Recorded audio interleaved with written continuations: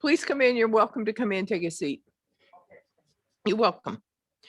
As Chair of Division 1 of the House Finance Committee, I find that due to the state of emergency declared by the governor as a result of the COVID-19 pandemic and in accordance with House Rule 67 and the governor's emergency order number 12, pursuant to Executive Order 2020-04, this public body is authorized to meet electronically. This is a work session pertaining to division budget matters. Please note that there is no physical location for members of the public to observe and listen contemporaneously to this meeting. However, in accordance with the emergency order, I am confirming that all members of the committee and select legislative staff have the ability to communicate contemporaneously during this meeting through the Zoom electronic meeting platform and in public.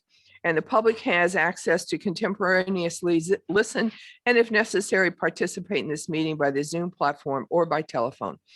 All necessary access information has been made available in the House calendar and through the electronic calendar on the General Court website.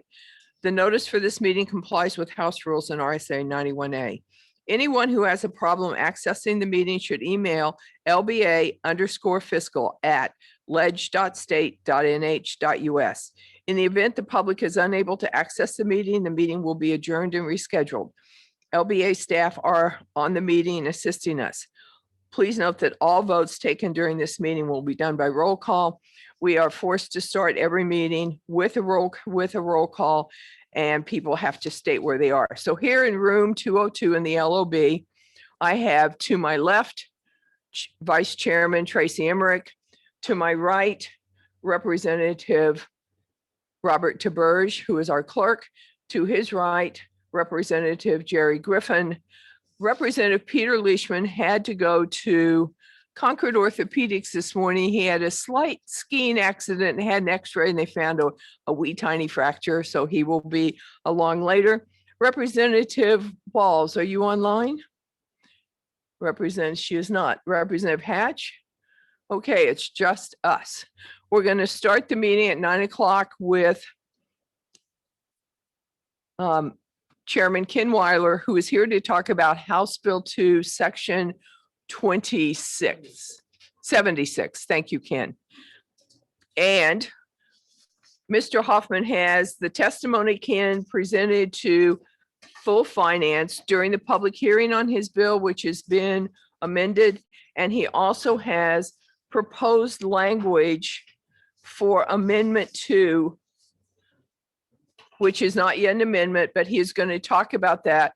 And then at 9:10, we will be starting with the Judicial Branch. Ken, welcome and thank you for joining us here. Please turn your microphone on and run us through your proposed amendment. Thank you. Good morning, Madam Chair, members of the committee. I'm Ken Weiler, representative for Rockingham 13.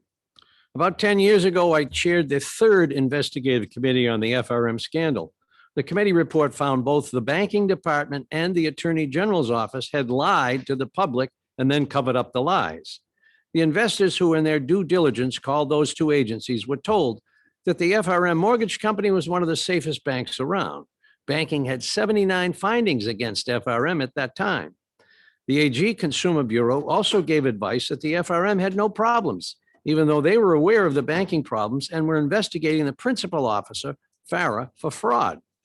It was disclosed that the banking commissioner's brothers were some of the first investors in FRM agency and were enjoying 15% returns on their money. The commissioner seemingly stalled until his family got their money out. When the evidence was too great to be ignored, the commissioner went into the FRM office and looked into a file and found one document that he claimed showed that the matter was under Securities Bureau. Then he walked out and left the door open.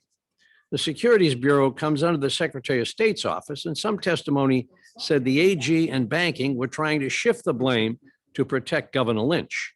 The Director of Securities, Mark Connolly, wrote a book titled Cover Up, explaining the scam and its aftermath. The second investigation, a lawyer, and he put all 200 interviewees under oath. When we compared the Assistant AG testimony under oath with what he said to my committee, it was entirely different. There have been previous attempts to right this wrong, as you can see from the legislation from 2013, but attempts to put the money in the bill always saw it later removed. Excuse me. These fund sources are not general funds and are restricted funds. The rest of the amendment enables the use. Please help see justice is done. Moving to my amendment, which hasn't been put in a formal thing yet. It starts with number 76, which reads appropriation. FRM Victims Contribution Recovery Fund for the purpose of awarding assistance to victims of the FRM fraud. There is hereby appropriated the sum of $5 million for the fiscal year ending June 30th, 2022, and the sum of $5 million for the fiscal year ending June 30th, 2023, to the FRM Victims Contribution Recovery Fund established in RSA 359P:2. Now, when I first looked at this in the first version, the draft version of HB2, it read 5 million. But then when I saw the later version, it was changed to like $500,000. And I had no extra explanation why, but I know that if you put 10 million in there, someone's going to grab it because they think it's coming out of general fund. So I've amended RSA 359P:2, as you can see, where this has been in law since 2013. And I've changed some of the language there. So at one point it said they would have to go out and recruit a lawyer that would work for 10% of the money raised, without naming an appropriation. This one says for the fiscal year ending June 30th, 2022, the fund shall draw on the Investors Education Fund in the Bureau of Securities Regulation, $1 million, plus from the Department of Justice Consumer Protection Escrow Account, $4 million. For the fiscal year ending June 30th, we draw from those same funds again. These withdrawals shall continue until the FRM Victims Contribution Recovery Fund achieves a balance of $10 million. In the event the funds are not available in any of the aforementioned fiscal years to achieve the $10 million, then the fund shall continue to draw from those sources until 10 million is achieved. The same sources shall be drawn on to fund the employees that the director shall appoint to serve on the attorney administrator in 359P:4, which have also changed the language a bit, so that'll work. It used to say the director shall hire/appoint. Now we delete /appoint a private and put an attorney or administrator who shall take out, collect gifts and contributions, and review applications for assistance submitted pursuant to this chapter, turn it over, make awards of assistance in accordance with the procedures of this chapter, and report annually to the director, commencing on February 1st, 2022, and each February 1st thereafter. The director shall negotiate the attorney or administrator's salary and benefit level in accordance with similar levels within the department. And then we move on to make some slight changes to RSA 7:6F. I have consulted with both Secretary of State Bill Gardner. These funds are not to be used except for investor education, but he approved them to be in this fund. And also I've talked with Gordon McDonald when he was the Attorney General. He said there's about 9 million a year comes in through this investor, or let's see what the title of it is. The Consumer Protection Escrow Account.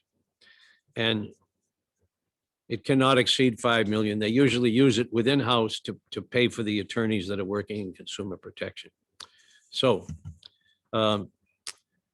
I changed that so that there won't be any question when the money comes out of that fund that it is able to be taken out. So this amendment involves a few sections of law, and I'm happy to answer any question. Ken, thank you very much for coming.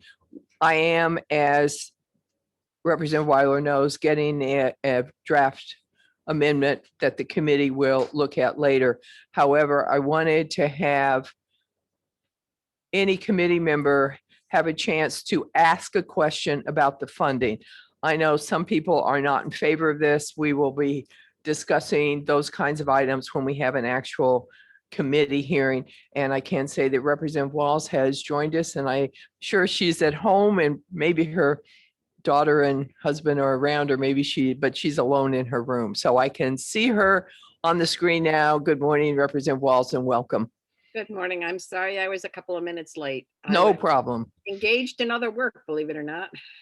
I can't believe it. Do you have any questions just about the funding mechanism? Because while Ken is here, he can explain that. I cannot very well, and we will have an amendment, as I said, to discuss the pros and cons of his proposal. I actually think he's done a good job of explaining the funding mechanism. I do understand it, and I thank him for his clarity. Okay. Chairman Weiler, I really appreciate you spending the first 10 minutes with us this morning. Thank you for coming. Thank you And for listening, and I look forward to having this amendment into HB2 because this has been a long time coming, and I've hoped to have found a way to take care of it. Thank you very much.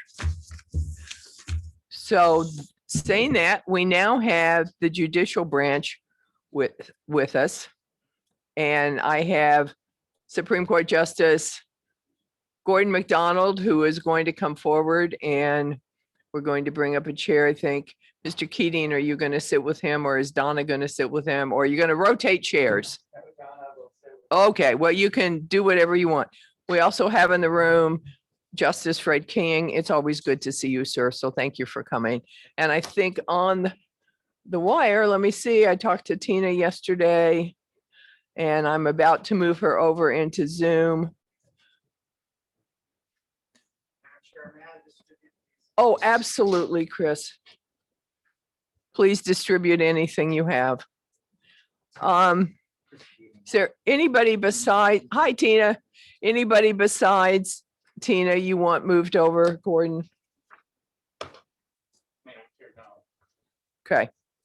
All right, so a few little ground rules. You're happily in a room where we have joined the herd via either vaccine, or Tracy's method was having COVID and recovering. So when we all moo, he has the deep moo because he took the hard route, and the rest of us kind of squeak and soprano. But it is good for us to start to be crossed into a situation where COVID is endemic and not pandemic. You are welcome. The microphone, you have to push it forward. You'll have a real little red light. We do have a little difficulty with people at home hearing. So I ask you to be kind of pull the mic close even here, and we try to make everybody be able to hear. So let me say, budget presentation is yours, and Jane Young is paying me with candy bars to ask you tough questions because you left her alone with the AG's budget. She did a great job, by the way. Well, good morning, Madam Chair, Good members of morning. Division One. I heard my own account of your session together. I heard something about lambs and slaughter, and I thought they did a good job. They needed to send us a crosswalk, which they did, and they found an errata sheet, which with budget errors, which we approved yesterday. So those have been fixed. So I didn't think they were slaughtered or lambs, but it was her first time. And she was like, couldn't he have waited another week? And I said, I will take that up with him. well, for better or worse, I'm appearing before you in a different role, and it is truly an honor to be before Division One, and an enormous honor to be here as the Chief Justice of the Supreme Court. And I thank division members for their time. With me, obviously, I'll state for the record, our Superior Court Chief Justice Tina Nato, Circuit Court Administrative Judge David King, and Donna Raymond, our fiscal manager, and Chris Keating, who is the director of the Administrative Office of the Courts. Every day, judges of our state work diligently to discharge their duties and meet the fundamental ideals set forth in our Bill of Rights, Part 1, Article 35. That is the right of every citizen to be tried by judges as impartial as the lot of humanity will permit. The function of the judicial branch is absolutely essential to our democracy, and it literally touches the lives of each one of our citizens and the people of New Hampshire. In one way or another, the work of the courts affects us all. From the well over 100,000 cases filed every year in our circuit courts dealing with immediate issues of great concern to the litigants involving family law, small claims, landlord-tenant issues, probate issues, to important questions of law which are decided by our Supreme Court and are binding and affect us all. In the very short time I've been Chief Justice, and Madam Chair, it has been less than a week, so Yeah, we heard about that from the DOJ. I've seen the work of our judges, and I've seen the incredible work by those who support them throughout the judicial branch. And we all benefit from very experienced leadership of both our trial courts, Justice Nato and Judge King. I did not participate in the development of the budget submission that's before Division One, but I am pleased to be here and support of it and to offer my perspectives and my viewpoint on it. The judicial branch is unique. RSA, excuse me, 9:4A provides that as a separate branch of government, the judicial branch submits its budget along with executive branch agency budgets. However, the governor may not change the budget submitted. He may give comments, and there were no comments associated with the judicial branch's submission this year. We have slides for division members. And Lovely. Madam Chair, I circulated a letter last night. We brought hard copies with us this morning, answering the division's questions and the chair's questions. Trust me, by last night, I didn't see it. I'm only getting a minor 2,000 to 3,000 emails a day about what we're doing in the budget. Don't cut this, cut them. No, don't cut me, cut them, back and forth. Well, I can appreciate that. So let me touch on a few highlights and give an overview of the judicial branch for the benefit of division members, and then turn it over to Donna for a more detailed discussion on our submission. If you have your slides, the slides before you, let me talk about two basic principles underlying the judicial branch budget. Slide 14.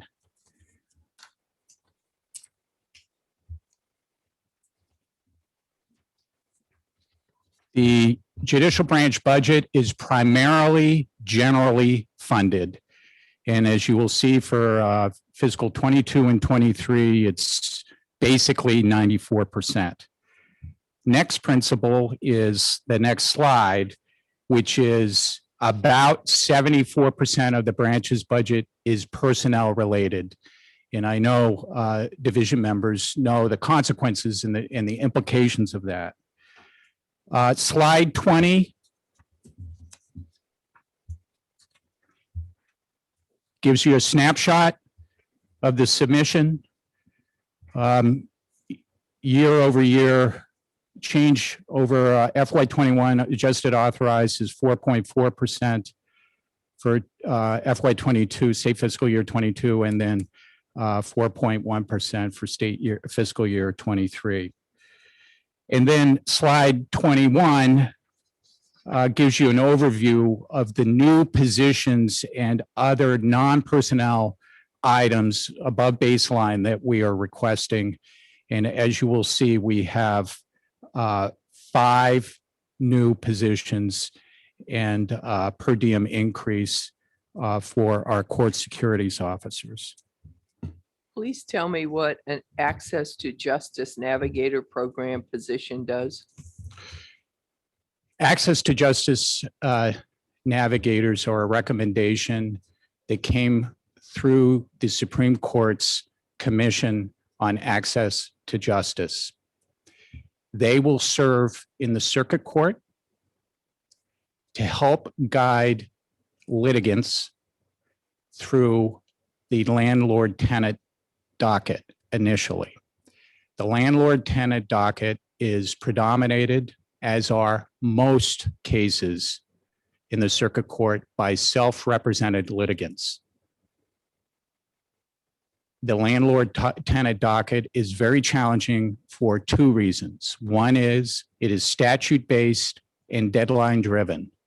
And the second is because of the pandemic, there will be a wave of landlord-tenant cases coming.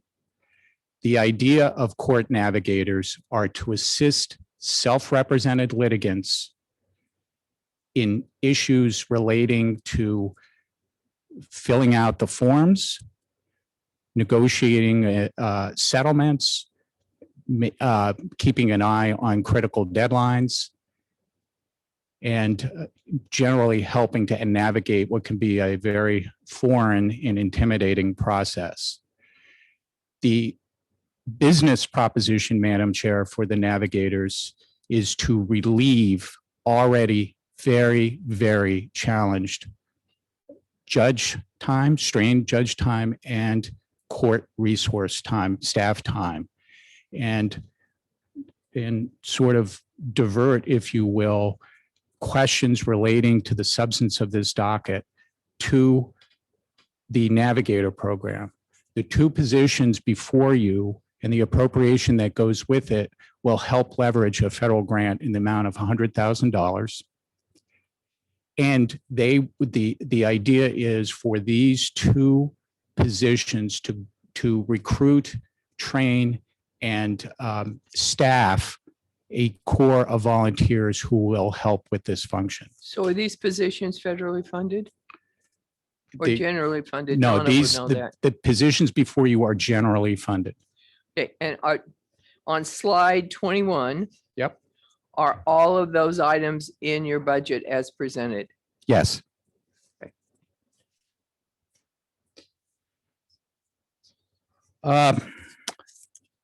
I'd now like to give a brief overview of the judicial branch. Slide, Sending us to what slide number? slide 3, please. Slide 3. Yep.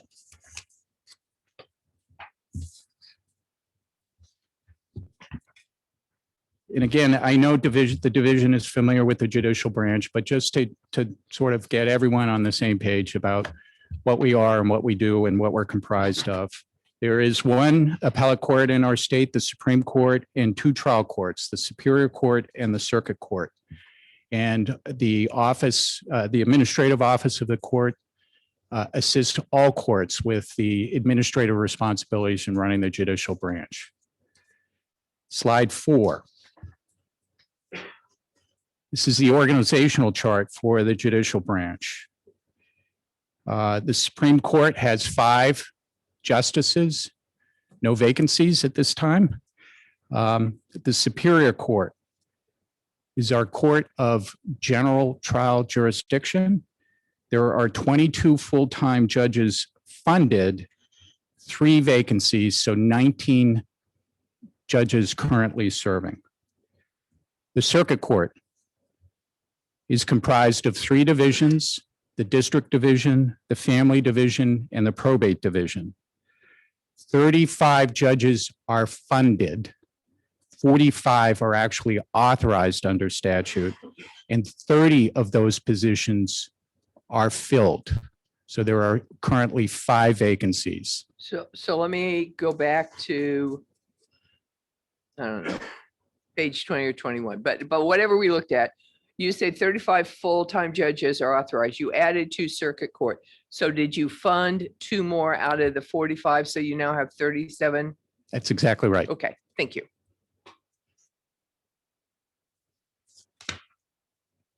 Slide 5, please. Little deeper dive on the Supreme Court. 5 justices. The Supreme Court hears appeals from all levels of court. Mandatory jurisdiction in most civil and criminal and juvenile cases, and discretionary jurisdiction with respect to appeals from administrative agencies. The Supreme Court issues advisory opinions requested by the legislative and executive branches, and it addresses questions certified by the federal court. Next slide.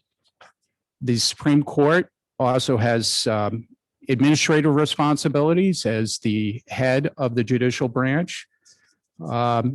The Chief Justice serves as the administrative head of all courts. We appoint administrative judges, and we receive recommendations from an administrative council, which is comprised of the leaders of those courts. We oversee the attorney discipline system. We oversee the judicial conduct system. There is an advisory committee on rules for judicial branch rules, and we oversee bar admissions. Next slide. The Superior Court, again, as I mentioned, 22 judges funded, 19 currently serving. There are also 2 senior active judges, and those judges are below the constitutional age of 70, and they are therefore permitted constitutionally to sit, and they are used to fill in gaps. The Superior Court conducts jury trials. It has a broad civil jurisdiction for basically any dispute over $1,500, and then criminal jurisdiction over all felonies. There are 11 courthouses statewide, 1 in every county, 2 in Hillsborough. And the Superior Court operates and conducts the drug court, which has locations in 10 locations statewide. Next slide. No, there aren't 10 drug courts, are there? There are Tina, I thought you said one county didn't want to have a drug court. 2 locations in Hillsborough, north and south. Oh, that's right. And then How could I forget? I live in Hillsborough. We have double the expense, 2 courthouses. Okay, more coffee. Thank you. Yes, Representative Everett. I'm just curious, how are the drug courts working out? Because it's. We're going to have a chance to ask Tina about that. She's got a proposal for us, in fact. So here, that'll come up. Thank you, Madam Chair. Slide 9, please. Again, the Circuit Court has 3 divisions. One is the District Division. It has jurisdiction over civil claims. Small claims mostly run through the District Division. Landlord tenant, as I discussed, Class A and B misdemeanors, violation and level offenses, traffic offenses, and then domestic violence jurisdiction that it shares with the Family Division. The Probate Division is the successor to the probate courts. It has jurisdiction established under RSA Chapter 547, and it handles everything from adoptions to wills and estates, trusts, involuntary admissions, and has equity jurisdiction. Next, the Family Division, the 3rd division of the Circuit Court, handles marital matters, custody and support, juvenile matters, adoptions, termination of parental rights, and guardianship issues. So that's an overview of the court system. And now, Madam Chair, if the division is amenable to it, I'd like to turn it over to Donna Raymond to give an overview of some of the budget details. We'll be happy to take it from Donna, but Donna, give me just a second. Mhm. Yesterday, Congress passed the COVID relief bill, and I fully expect that President Biden will sign it. I'm on the executive council. State reps take care of their county budgets as well. We didn't have enough to do. So I'm on the executive committee in Hillsborough County. Hillsborough County alone is projected to get, and this is online, so this is not news you can't read if you haven't been, they on the government website, they've got this.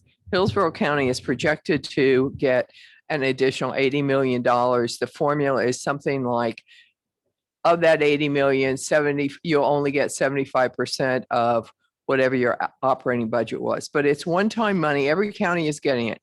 It's one-time money to be spent on infrastructure. So let me remind you, our courts are in our county systems. Do you have buildings that have some infrastructure needs that don't get budgeted? I highly advise you to work with all of the counties. The city of Manchester alone is expected to get $44 million. So I don't know, are there parking issues at one of your things someplace? Let me put that in your ear. You're going to pass here, but we've got this other thing coming up. According to what is online, you will be able to spend that money through 2024. So I've just been reading the federal website because obviously I don't have enough to do here. Clearly, I don't have enough to do with the budget. So, but you guys, this impacts you in every county. And I wanted to mention it to you this morning. So you start thinking about it, start working with your county delegations outside the budget. Donna, thank you for letting me have that short recess. Please continue with what we're really here to do.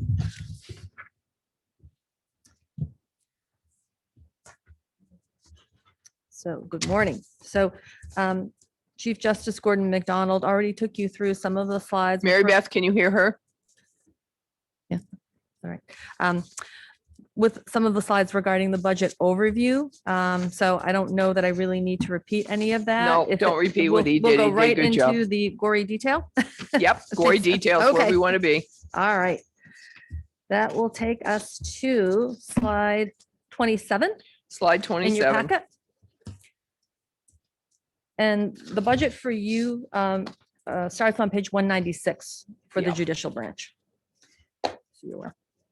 So I thought it would be helpful if I provided just an explanation of what is in some of our expense class lines, because they can be a little bit different sometimes in the executive branch agency. So hopefully this will be helpful to you after this meeting as you read through our budget again to understand what some of those class lines actually are. So now I will go line by line through the budget with an explanation of each class line. So we're starting with 1880, which is the Supreme, Superior, and the Administrative Office of the Court. They're all budgeted in this accounting unit. Class 10 is where our clerical staff are budgeted in for full-time. And the amounts that you see in 22 and 23, and I'm sure you've heard this so many times, fiscal year 23 has 27 The pay periods, 27th pay period, period. Oh, right. yeah. which you know probably in your sleep, but yes, that will be responsible for some of those increases. So what we see here is the increase is the net impact of position adjustments. So throughout the course of fiscal year 20 and 21, we have adjusted positions such that it netted out to 2 full-time positions. And we are also asking for a full-time Land One specialist in our IT department. Because of all the technology that is being used now in the courts, the IT department really feels that being able to support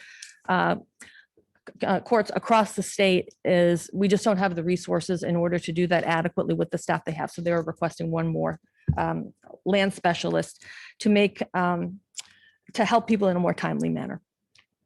Class 11, Personal Services Unclassified, is where the full-time judges in both the Supreme and the Superior Court are budgeted.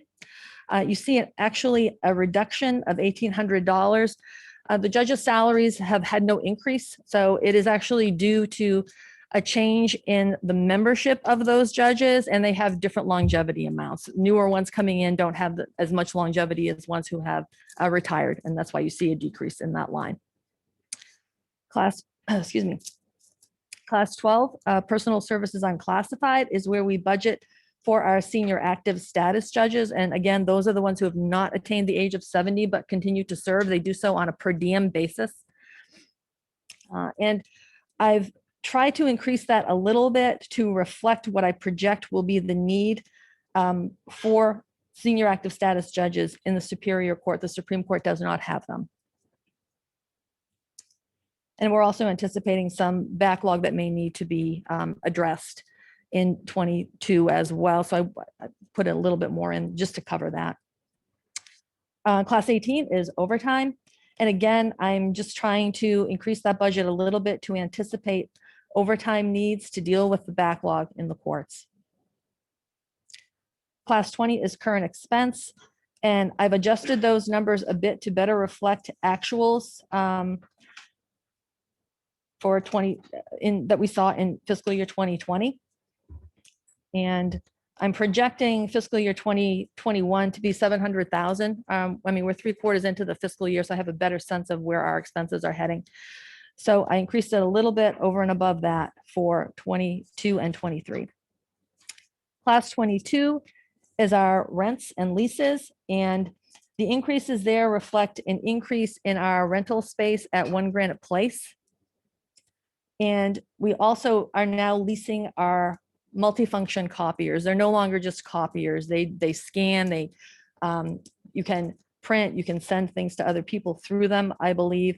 And we went to a model, instead of purchasing them, we now lease them because the technology keeps changing and we just cannot keep up with it. It doesn't make sense to actually purchase these things and deal with ever-changing technology. So we went to a leasing model, and what we've done in 22 is we've added 15 more leases to address other courts whose copiers are going to be at end of life. And then in fiscal year 23, we've added an additional 8 leases for those courts whose copiers are going to be at end of life. That should complete the leasing for all of our courts at that point. So I think we're going to be entering into a 3-year leasing contract fairly soon. Our leases are expiring. And so those numbers should stabilize. Class 24 is maintenance other than buildings and grounds.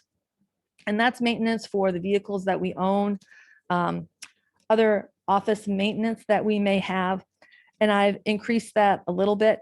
One of the problems with this is it can be a little unpredictable. When a part goes on a car, we need that vehicle in operation, so we have to fix it. So we also have a snow blower at the Supreme Court, those types of things. It's all these little things that will sometimes break down that we need to make sure we have the funding for to keep these things operational. Class 26 is organizational dues. Excuse me. The vast bulk of that is our dues payment to the National Center for State Courts. We have also added $7,000 in each of fiscal year 22 and 23 for a contract with the National Center for State Courts for a language access. And that is geared toward making non-English speaking people have more access to the court system. Class 27 is transfers to Department of Information Technology. That's probably going to go up a little bit, Donna. We discovered that DOIT failed to put cybersecurity insurance in their class 27, and instead they budgeted it straight in DAS, which was fine, but for 600,000 DAS had to cut several staff in order to cover that. Mhm. So that's now going to be distributed out across every agency. It's going to be minor, but you will see an errata sheet. And Okay. just so you know, when you get it, you won't have to come back. I just wanted to let you know. Okay, it may not impact us. You see the number is $80 now. I don't. Yeah, it won't impact you. on It's it- going to be a slight increase. So when you guys look Yeah. at your budget and think, what the heck happened? Oh, yeah. It's just being taken care of because everybody does need the cybersecurity insurance. I mean, we can't be Oh, without okay, it. yeah, we have our own cybersecurity yeah. program, but No, okay, you're actually covered by Gotcha. this insurance as well. You have your own program, but this insurance I understand. helps you clean up, protect you if you get sued after something, there is Yeah. a break, whatever. Every Right. agency is covered. So when Right. you see a little bit of an increase, I just want you to know why. Okay, thank you. Class 30 equipment. The increase there is in fiscal year 22, and that is, excuse me, to provide new furniture for Belknap Superior Court, and also a little bit for video conferencing equipment. Video conferencing equipment reaches end of life as well, and so we typically budget for one courthouse to have its video conferencing equipment renewed each fiscal year. Class 38, technology software. That is for the law library. It utilizes 2 software applications. It provides electronic access and cataloging services. And those are their contracts, and they go up every year. The law library has tried to mitigate those increases as much as it can by doing a longer term contract. So I think they try to negotiate 3-year contracts at this point. The rates get a little bit lower, but despite that, those rates are not fixed for those 3 years. They still continue to go up each year, built, in the contract itself. Class 39, excuse me, telecommunications. That right now, and we'll see what comes with additional funding, we are incurring approximately $12,000 a month in additional telecom for our open voice. So the circuit court primarily is conducting hearings remotely. So what's happening is people are calling in, and every person who calls in is charged the same amount. So it sounds like it's a really great rate, but when you have 10 or 12 people on that call, for every minute they're on there, it really racks up. So the baseline cost is about $9,500, but the tax on that has increased significantly. Yeah. It increases every quarter. It's now 31.8% of it. So that's why the cost itself is quite high. Prior to January 1, we were actually charging that to some CARES Act funding that we were able to receive from Gopher, but I was instructed that we could not use any surplus that we had in that funding after December 30. So I just anticipated. I think all the CARES funding had to be spent by that time or else. I thought the feds extended it, but no. Oh, all right. But anyways, And who knows what you're getting in the latest thing. I mean, Oh. just trying to read the latest bill that passed. Okay. Yeah, we won't talk about that. so hopefully that will not come to reality in terms of hitting our general fund budget, but the courts do need to continue to operate. And process the backflow of cases as well. So that's why we've put it in there. Indirect costs, again, that is just a calculation of where we will pay the indirect costs that are associated with any federal grants that we work on. The number is small. We don't have a lot of federal grants, but our accounting unit 1880 is where we have our administrative costs budgeted, and that's where we post that expense. Class 46 consultants. We've added a little bit of money, $70,000 for an IT consultant for software integration, $97,000 for a network security consultant, and $50,000 for mitigation of documents in the Supreme Court that are molding and need to be treated. What's new in there, the 70,000, is the net impact of hiring a network security consultant. Our IT team recognized that our network was vulnerable. And so we are really shoring that up. We hire a consultant who comes in and does audits, I think once a quarter. And we are continually improving to make sure that our data and our information on our networks is protected. Class 48, contractual maintenance, buildings and grounds. Donna, why don't you just hit the ones that have an increase? Okay. Or rather even a significant increase. I Okay, mean, class 49, that's Bureau of Court Facilities. yeah, That number comes from them, but that Yep. is what they estimated for our buildings. Let's see.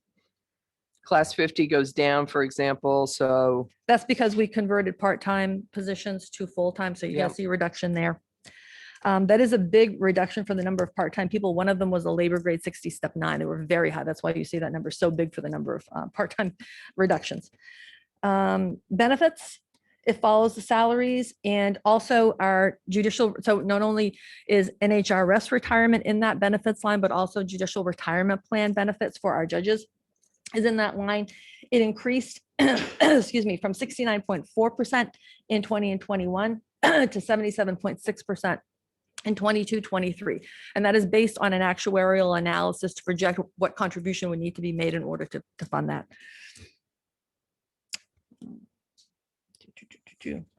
Does anyone have any other questions on accounting unit 1880? A lot of those other ones are reductions. You see a $200,000 reduction in class 73 grants. That is drug court. That is Sullivan County not participating in our drug court program. So we remove the funding for that. Any other questions on accounting unit 1880? Otherwise, I will I continue. don't see anybody has any questions at the moment, so we'll I will go on. flip the page. Okay. The next accounting unit, excuse me, is 1995 mediation and arbitration funds. And this program funds paid mediation and arbitration and supports operation of the program. We have one clerical staff, one full-time person, And this uses no general funds. no general funds at all. No, Yeah. right. It's, yeah, right. Okay, It's a surcharge from various filings that people do. but then we get to Judge King's area and now we're going to use general funds. Lots of them, he says. So moving on to accounting unit 8670 circuit court. Again, we see an impact from the position adjustments. I don't know if you've had a chance to read the letter, but the circuit court throughout fiscal year 20 and 21 has been carefully managing its positions, but changing some part-time positions to full-time positions. You have, Judge King, don't you have a section in HB2 on this? Am I? Wait a minute. Sometimes I have nightmares in the middle of the night. I'm like, I think you do. Section 16. Is that you? Section 16, which is on page 8.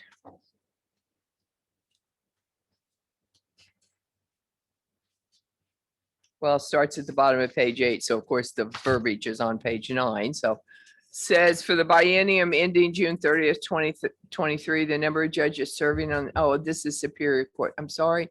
This is Tina's. Never mind.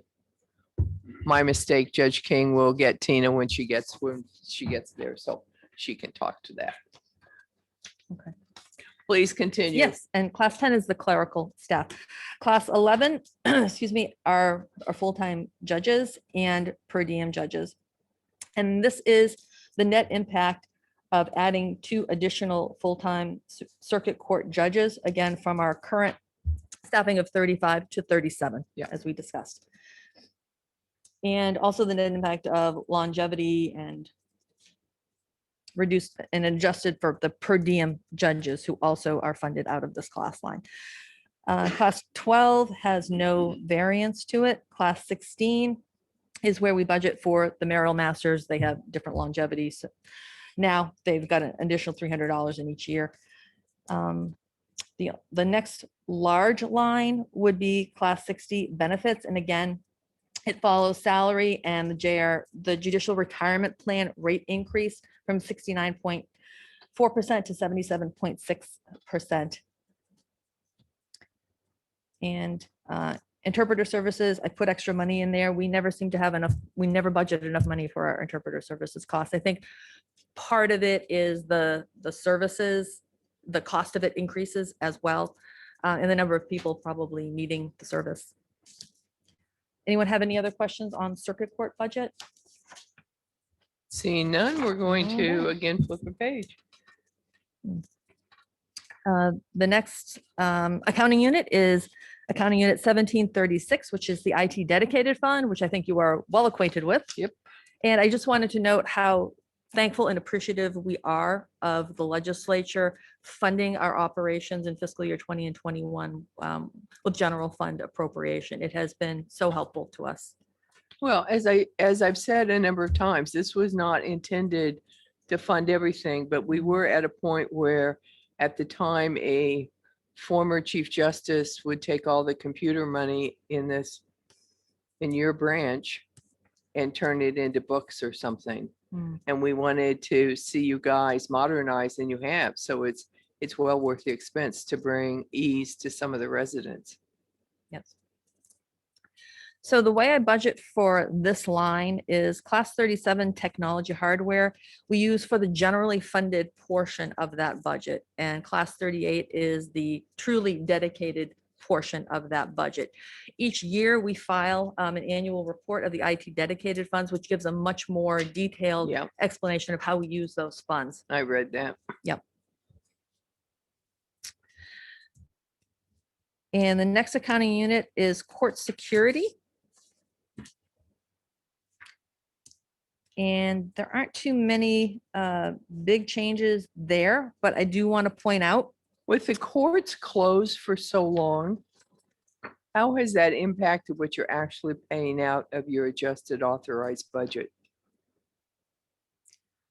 well, I'd like to say the courts were never really closed. We limited access by the public in person, but we continue to operate and obviously switching to remote methods to do that.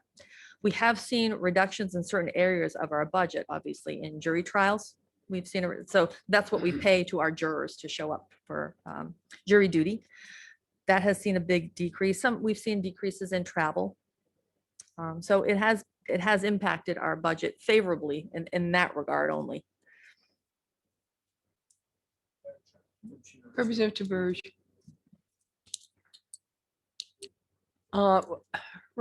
Mr. Keating, you can unfortunately not speak from there. You do not have a microphone. You can move up here and share the microphone. You can use Representative Leishman's microphone. You have to turn it on. Thank you. We aren't mic'd for every seat in the room. I apologize, but we've done the best we can.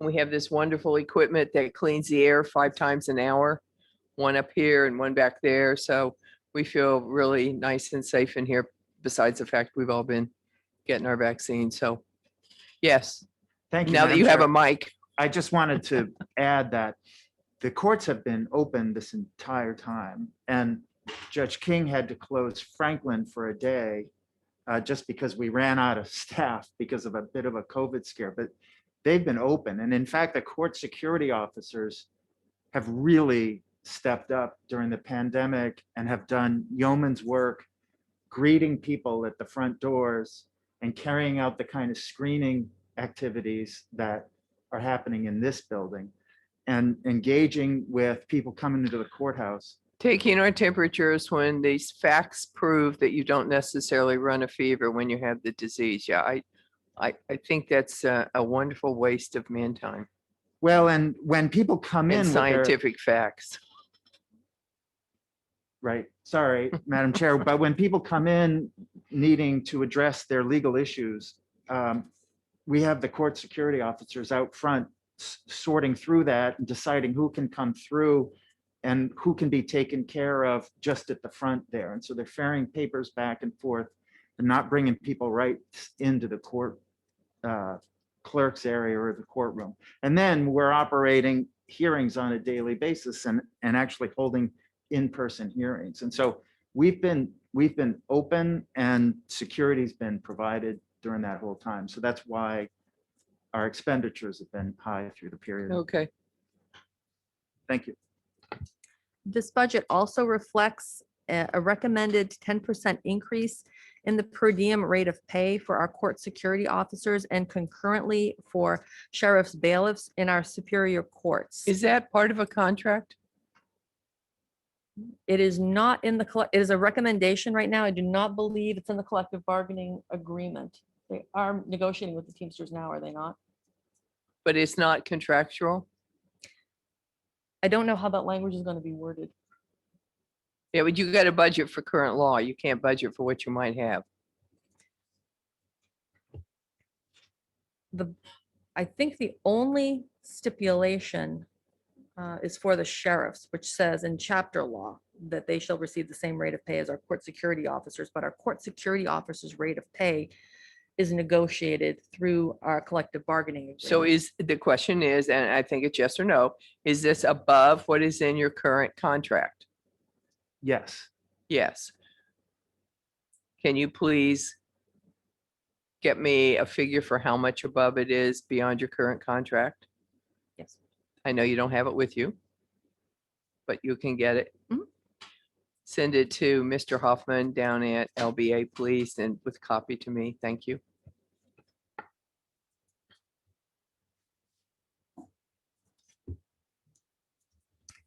And then the last line would be the sheriff's reimbursement, which we just talked about, which also reflects that 10% Yep. increase.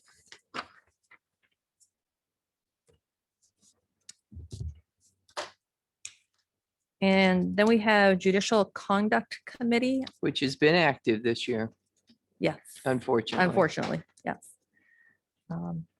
So I work with Bob Middleholzer, who is the Executive Secretary and General Counsel. It's pretty much flat funded.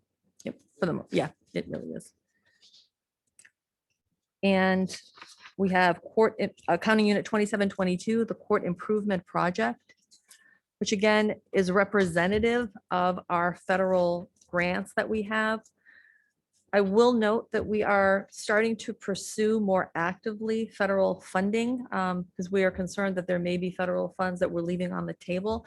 So we're having internal discussions about that and what it may take to operate more grant programs within the organization. That has not been our focus in the past. And we want to make sure that if we do proceed down this path, that we not only write good grants, but that we are also managing any funding that we do receive. There are lots of terms and conditions that you have to meet the requirements Yeah, of. I think that's a good idea.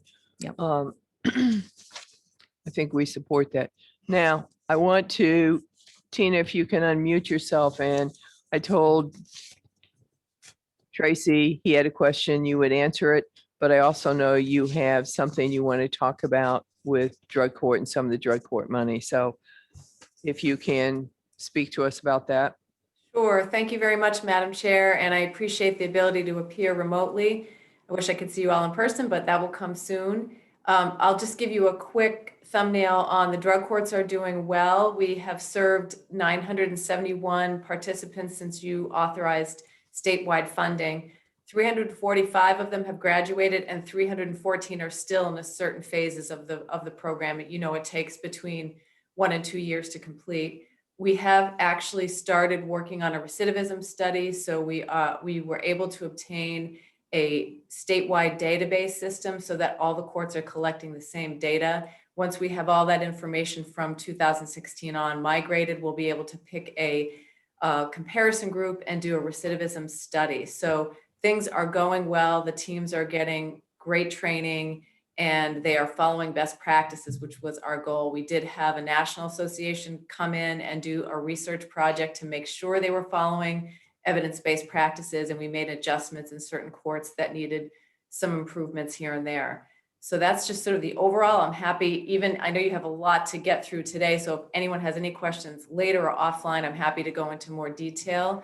The one issue that we discussed amongst ourselves, it was actually prompted by Chief Justice McDonald, got me thinking a little bit more about how we should take this step.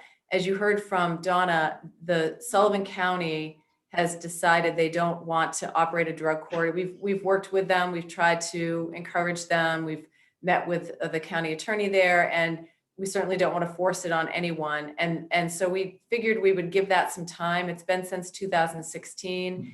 And we thought maybe one approach would be to use that money somehow. And I would want your input on that, Representative Ober, to either spread it out amongst the other counties or to focus that money on the smaller counties because they have a smaller amount of money, but somehow to improve the programming in other counties. We have not seen an increase in funding for the drug courts since you first authorized it, and not even a cost of living increase. So that was just one thought, but I'm happy to talk about other ideas you might have and happy to answer any questions.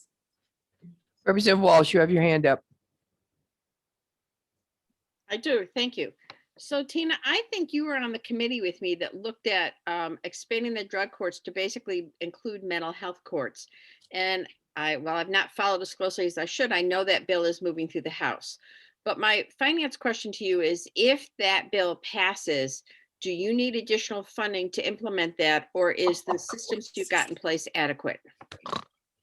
So the bill that is going through the House, I think there may be a recommendation for it to be inexpedient to legislate, was simply to have the Chief Justice of the Supreme Court provide a report that issues what kind of standards should we follow for mental health courts.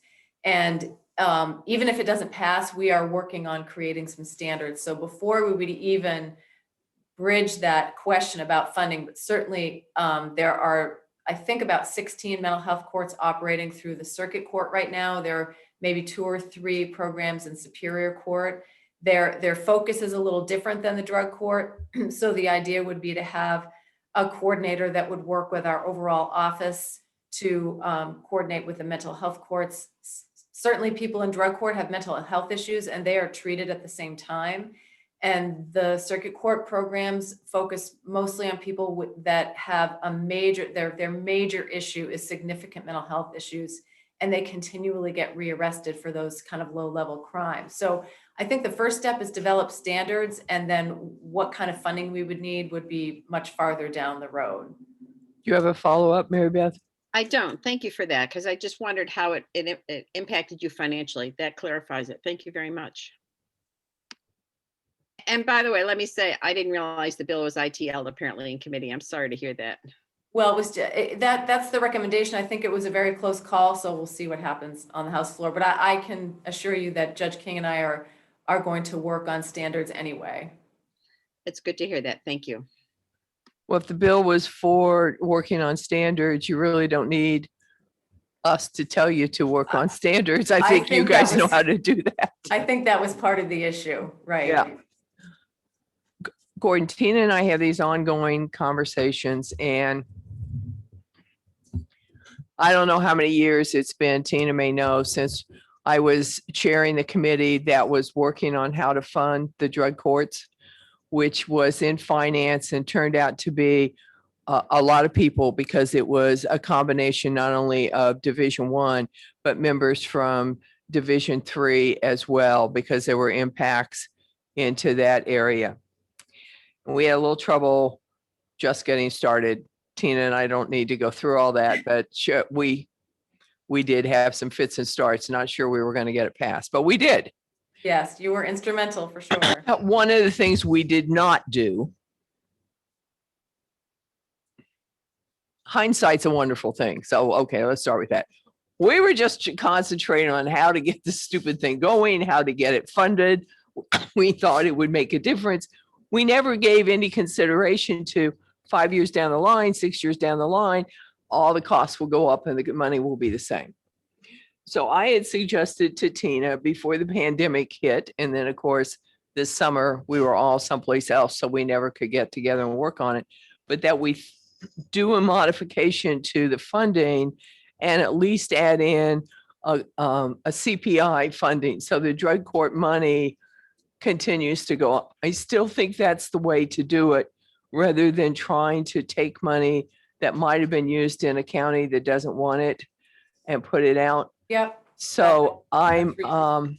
I would like to work with you and Tina and get that bill filed in the fall and make that happen rather than try to deal with that here. That would be my preference. Okay, that makes total sense. That said, House Ways and Means passes revenue estimates that tells us what we may spend in finance. So that's basically the first step of the budget that was voted on in the floor of the House when we met at the Bedford Sports Arena. And House Ways and Means voted unanimously. I respect them greatly. I don't know how to decide what revenues have, but clearly my role is spending the money. My husband sits on House Ways and Means. So you can imagine we have interesting dinner conversations about, I need more money. And he's like, cut. Yeah, okay. It's the same reason I don't drive a Ferrari, because he and I have those conversations at dinner and the money just never shows up. But we, the House, has to cut a minimum of $49 million if we use rainy day funds to manage whatever overspending we have for this year. We are clearly moving out of the pandemic. COVID is going to be endemic. The thing I'm looking forward to most is not being tested every 4 days by my employer. So yeah, I'm COVID free, but you know, I'm tired of being tested. That's hard. I am not going to cut your budget. I have worked out the Division I share of cutting the budget, and your budget is going to pass. I don't think I can add on the money Tina wants for the drug courts. I apologize, but you're basically going to get your budget through here without any additional cuts. And that's kind of where I am, but I would like to work on getting increased funding for drug courts. What we did is not sustainable year after year. I appreciate that, Madam Chair, and Justice Nato and I will engage with you and figure out a way to get it on a sustainable glide path going forward. Okay. Really important program, and I thank you for your work in getting it off the ground. Now you have to promise to tell Jane Young, we ripped you over the coals and you had to give up lots, and it was difficult because otherwise she's going to come after me. Madam Chair, I just want to say I'd like to co-sponsor that bill with you on the drug courts. I'd be happy to work with you on it. Okay, great. Thank you, Mary Beth. I appreciate that. Well, I heard lambs and slaughter. May I go back to that? Yeah. And knowing how discerning the chair and the other members of the division are, I can't believe you bought that for 1 minute. Yeah, no, she did start. She was so funny. She did a really good job. And she started here and she said, you know, we could have waited one more week. And I feel like I'm a lamb going to slaughter here. And but she did a good job. Yeah. They're getting all the positions you put in. I have had to push the start dates a little bit. We haven't seen those amendments yet, but you're going to get your position. So your budget basically is going to pass unscathed as well from where you left. That is Your a budget I former, did yeah. build. That is the budget you did build. Yeah. I know. Well, I thank you, Madam Chair, and I thank members of the division, and we do have our letter. And if there are any questions at all, you know how to Okay, find. Let me ask Tina about this section. Tina, section 36. Section 16, Superior Court. The number of judges serving on the Superior Court shall not exceed 22, and the number of full-time judges shall not exceed 35. Yeah. But then it says, relative to conversion of the position of marital masters to full-time judicial positions, this is hereby suspended. Do you need that? So here, That is That's a Judge circuit. King. that's Judge Okay. King. Yes, Judge King. So that's been in the last several. I budget know, I'm cycles. trying to find out if you need it. We have it again. We have to approve or disapprove all these Right, I would sections. respectfully ask you to take it out because my interpretation of that is if one of our remaining two marital masters retires, we can't replace them with a judge, which we would need to do. So Take it out. that would be my preference. Okay, I can do that. Then Donna, is you transfer among classes? We have not approved that either. That is helpful language. I Do- do try to be respectful, though, of salary and benefit appropriation versus other appropriation, even though that language would give me the ability to transfer wherever, from wherever to wherever. And I think it also increases the limit to $100,000. I believe in statute it still remains at I did $75,000. pass a bill that I failed to put judicial branch in to increase the limit. So that was my fault. But yes, that bill passed. Oh, Representative Leishman has joined us with his broken wrist. Welcome back. Okay, so you need that. Yes. Section 18, before you guys go, I'm sorry, Gordon, do you have a question on 17 before I leave it? No, but I want to address section 16. Okay, address section 16, please. The number in section 16 with respect to the circuit court is 35. It needs to be increased to 37. But if I delete that, as Judge King said, you have funded 37. Do I need that in there? Or now this is a question. Are you authorized 45 positions, but some of them are unfunded? Yes. So if I delete this section, you're 37. Oh, I misunderstood. You're going to delete the entire Well, section. that's what is that what I heard you'd ask me to do? What I was asking you is the section that refers to marital masters would be such that if a marital master retired, that current language would prevent us from filling it with a judge. And that was done a few years ago and it's been carried over just as a cost saving measure, but we would like to take that out so that if one of our two remaining marital masters retired, we would be able to ask that position to be filled with a judge. But we do need 37 cap in House Bill Okay. 2. But wait a minute. I have a very simple brain. Bear with me. Gordon, you told me you have authorization for 45 circuit court positions. 35 were funded, but you added funding for 2 more. So you're still authorized for 45 positions with 37 funded, are you not? We are authorized for 45, but there's been a cap in HB2 But if every, I take this section completely out, then we would be fine. then you would be fine. So my plan was to get an amendment to delete section 16 in its entirety. That works. That works. I misunderstood your colloquy. I thought we were just talking about the marital master language, Okay, but no, getting rid of the whole. I read ahead the all of, and then I got. And Mr. Hoffman, you hear that we need an amendment to delete section 16 in HB2. Okay, now let us move to the last section you guys have here that I know of. Section 18, the Judicial Branch, reimbursement of Sheriff's Office for court security for the biennium ending June 30th, 2023. The state shall reimburse the Sheriff's Office for court security at the rates provided in the collective bargaining agreement applicable to per diem court security officers. That sounded fine to me. We haven't approved it yet. But that's okay. Excellent. I think we have it. Okay, so now you really are done. Oh, I'm sorry, Representative Emmerich I'm sorry, you're not done. Representative Emmerich is going to get out. These are not budgetary questions. These are issues we're dealing with here. One of the issues has to do with the affiliation of the parole board. Right. The parole board is currently married to the Department of Corrections. Is it in the right place?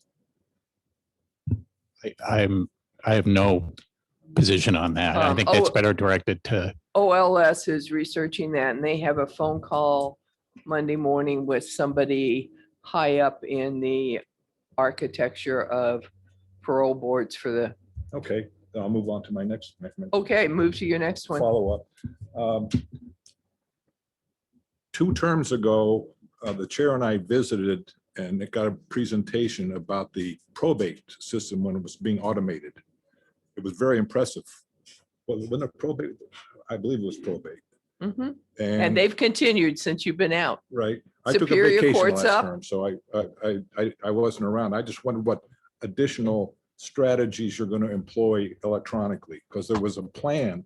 It seemed like we were doing it in chunks, big chunks, and I just wondered what's the next big chunk, or what are you working on now? I think Very Superior, impressive, very impressive. Superior by the way. Court is up. Aren't you guys up electronically now with the e-court? Chief, is it okay if I answer this or? Yes, go ahead. Or when I don't see you? Yes, the Superior Court is fully electronic in civil and in criminal case types, which ironically helped us in the pandemic. We are now working on a project to bring digital evidence management to the courtroom so that the lawyers, when we first rolled out e-court, were wondering, well, what about my paper documents and my photographs and my videos? What do I do with that? So our next project in the e-court project is to roll out a digital evidence management product. Circuit Court did a whole bunch of the sort of lead work with small claims and wills and trusts, and worked out a lot of the kinks for us. So it helped us get civil and criminal up and running. We have a smaller operation, so it was easier. So the next piece is to complete that by bringing on digital evidence management. That's the next step. Thank you. One more. One more. There's another issue that we're dealing with called sheriffs and transportation of inmates. And right now, that budget line is in the Department of Administrative Services. They come before us and we say, what about this budget line? And they say, we're unfair to everybody, but we don't know how to manage this. We don't know how to take care of it. And so we're struggling right now with how the reimbursements to sheriffs. You seem to do a lot with sheriffs. What I'm trying to do is get you to take this. I can tell you former Supreme Court Justice before Bob Lynn, I tried to do that. I was 6 feet tall at the time. I'm now 5'6", so it was not well received. And this was not even at the request of administrative services. It just, when we got to that point of the budget, they said, all we do is write checks. I mean, they really have no authority. They have no involvement. They're just an administrative check writer, and they don't have enough money. So they make disbursements until the money runs out. And they would like you to take it over, and Tracy would like you to take it over. And we've asked before, and I think you guys have told us, I Pound know you sand. guys have told us no. I think it was called pound sand. Yeah, something like pound sand. If I might, oh. Go ahead. Go ahead. Sorry, we kind of have the same problem because they are not our employees. We have the same problem of making sure we're keeping track of their time. So the court system pays for their security in the courtroom, and DAS pays for their transportation services. Unlike our court security officers, which are court judicial branch employees, the sheriff's deputies who provide security in the Superior Court are sheriff employees, and then we reimburse them for the time they're there. So we have kind of a similar challenge. We've worked really well with them because of your insistence, Rep, over the past budget cycle to get them and us on the same page about what are the actual costs. So we've had to work very closely with them. Donna went around and met with every single sheriff's department to figure out, all right, let's make sure we tighten up this budget. So we kind of had the same problem, but Donna is incredibly on top of it from our end, at least.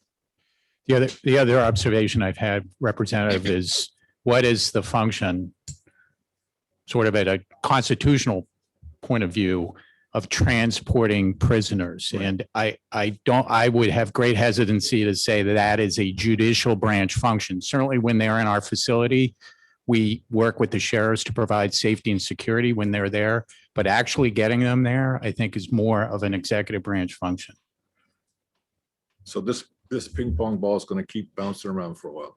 It seems like the sheriff's is an archipelago of unmanaged.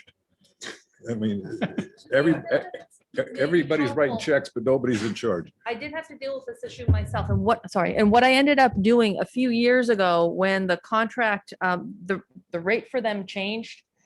What used to happen is they would send to the judicial branch the invoice for both courtroom security as well as custody and control. And then we would send the custody and control piece over to Bureau of Court Facilities for them to pay. I don't know why we got that piece of it because we didn't pay it. But when and it used to be just a very high overview of what they were billing us for. You couldn't tell how many hours they were working. I the remember individuals. that. So I completely overhauled our invoice portion. I had no control over what Bureau of Court Facilities did, but I created a spreadsheet where I could then see how many people were working, what days, how many full days, the hours, how many full days, how many half days.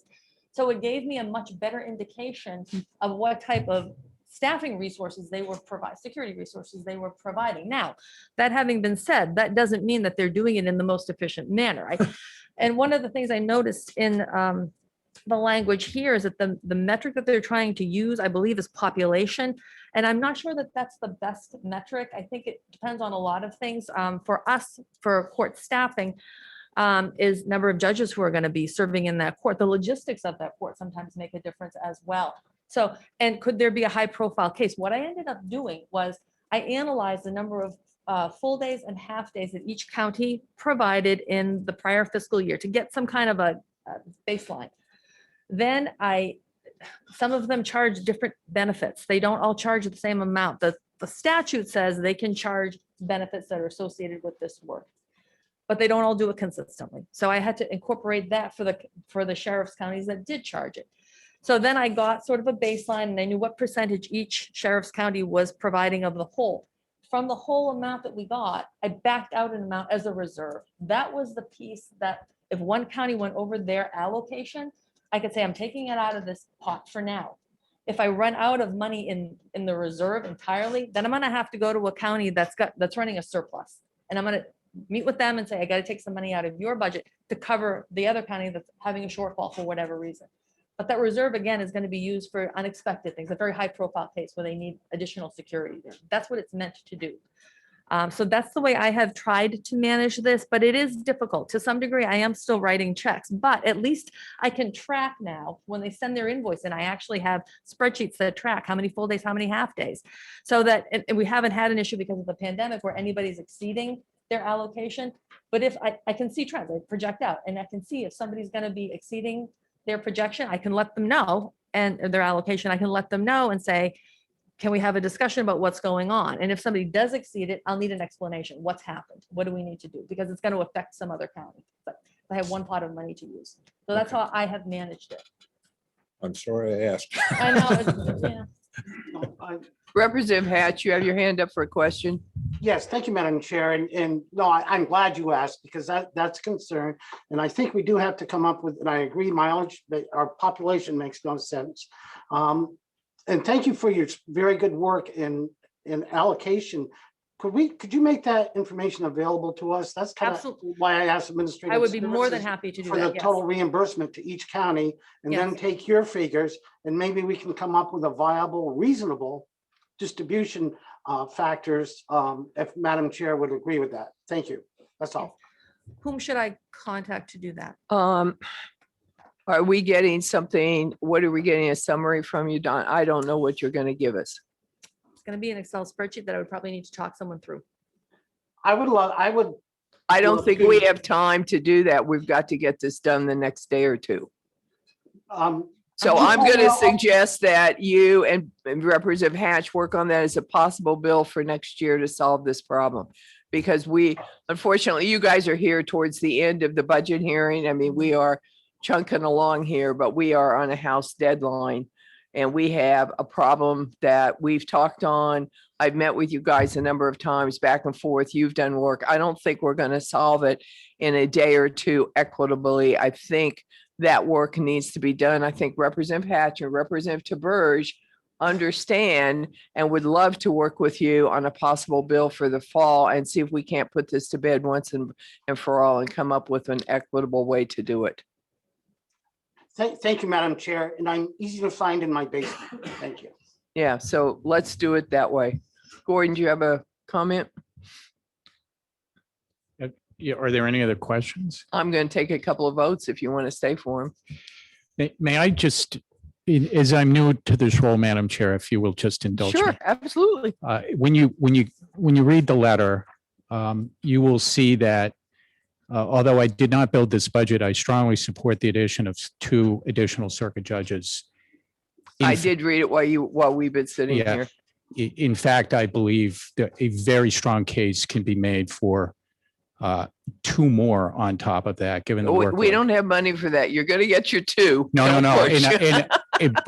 And I recognize that, Madam Chair, but I do hope that we could engage in an ongoing dialogue about appropriate levels of staffing for our judicial officers in the circuit I'll court. be happy to do that. Thank you. I'm kind of at a point where, as I said, I've managed to cut the amount we have to cut without you guys coming in. You're so lucky. So we're taking care of you. Believe me, I'm not. I just want to start, as I'm starting out, I want to be able to have Yeah. that Oh, dialogue no. with. You and I have worked together before, so absolutely. Thank you, Madam Chair. All right, so guys, section 17, page 9 is the judicial branch transfer among accounts and classes. Do I have a motion to approve that as presented? Representative Emmerich moves to approve that as presented. Representative Griffin seconds. Is there any discussion on the motion? Seeing none, would the clerk please call the roll? If you're in favor of approving section 17, you will say aye when your name is called. If you are not in favor, say nay. Okay, Madam Chairman, Aye. Representative Emmerich, the clerk votes yes. Representative Griffin, Representative Leishman, Representative Hatch, Yeah, Representative Walls. Yes. Okay, 7-0. It's unanimous, Madam Chairman. Section 18 in House Bill 2, also found on page 9, is the reimbursement of Sheriff's Office, which ensures that they are reimbursed at the collective bargaining amount. Do I have a motion to approve? Representative Emmerich moves to approve. Representative Griffin seconds. If you are in favor of the motion to approve, when your name is called, please say aye. If you're opposed, please say nay. Okay, Madam Chairman, Aye. Vice Chairman. The clerk votes yes. Representative Griffin, Representative Leishman, Representative Hatch, yes. Representative Walls. Yes. Madam Chairman, the vote is 7-0. It's unanimous. Vote is unanimous. I would like to have a motion to approve the judicial branch budget as presented. Representative Emmerich moves, Representative Griffin seconds on the motion to approve the judicial branch budget. When the clerk is ready, because we go faster than any human can write and we're not automated here, he will call the roll. If you're in favor, you will say aye. Wait a minute, Mr. Hoffman, you have your hand up. Why do you have your hand up? I'm sorry to interrupt, Madam Chair. On section 16, do you need a vote to delete that section? I don't have an amendment, but yes, I Okay. will. When you get me an amendment, I will delete it, but I need amendment number to put in the motion. Okay, So I'm depending on you to do that later, and they're going to trust me that I get that done. I'm all set if you're set. On the motion to approve the judicial branch budget, if you're in favor, when your name is called, please say aye. If you're opposed, please say nay. Okay, Madam Chairman, Aye. Vice Chairman, the clerk votes yes. Representative Griffin, Representative Leishman, Representative Hatch, Aye. Representative Walls. Yes. Vote 7-0. It's unanimous. Motion, your budget is approved 7-0. So Gordon, you and I are going to work with Tina on trying to come up with some scheme for funding the drug Drug court. courts with an extra money every year. And then I'll be happy to work with you on staffing as well and whatever else comes up. But trust me, I will get section 16. I can't end budget hearings till I take care of every pesky section HB2. So I have to do something, but I'm deleting it. We'll get an amendment. Thank you very much, Madam Chair and members of the division. You're welcome. Good to see you all. Tina, bye. Bye, everyone. Okay. Thank you. You're welcome. Okay, where's?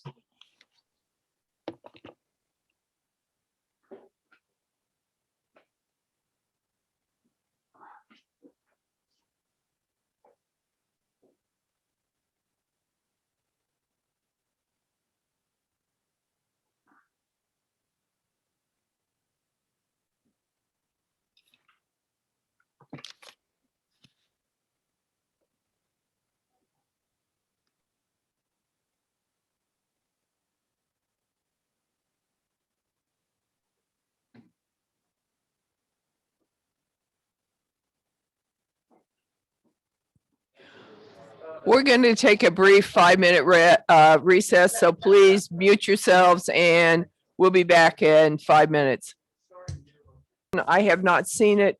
He has a copy. Mr. Hoffman, he wants to ask you a question before he passes it out. So Representative Leishman, take it away. Thanks, Madam Chair.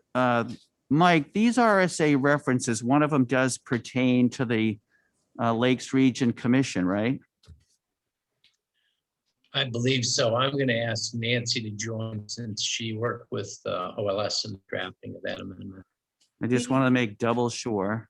Yeah, this draft amendment was based on a language from the 2015 budget, and it does not reference the commission because the commission formed after the this budget passed. That was a subsequent entity, the Lakeshore Redevelopment Planning Commission, which was to identify development alternatives.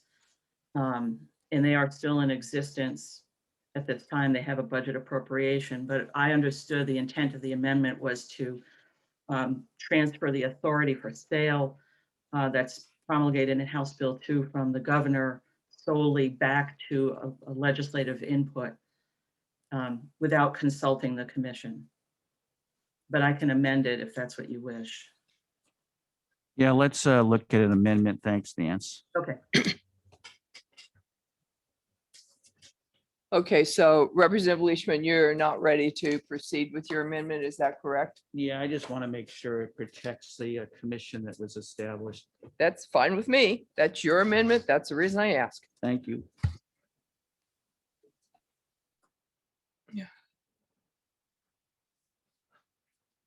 We're going to look at, and I haven't seen these yet, but the technical correction to the Liquor Commission, I have an HB1 amendment that was just handed to me. If we can get that up on the screen, and if LBA would walk us through that.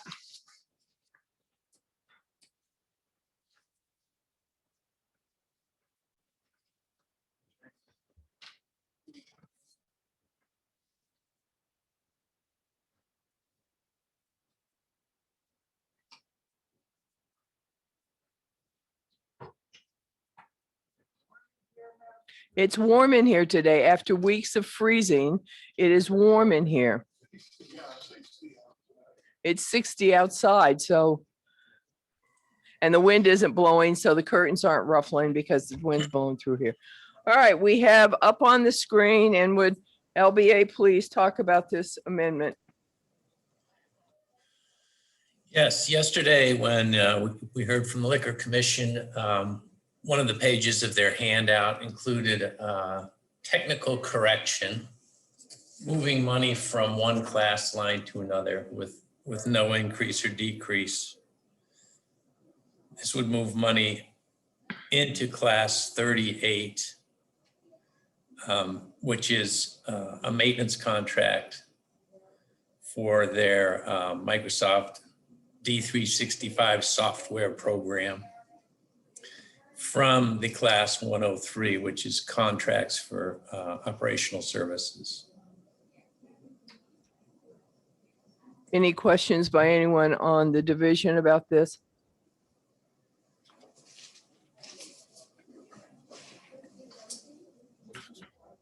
This is an HB1 amendment. It's an errata sheet.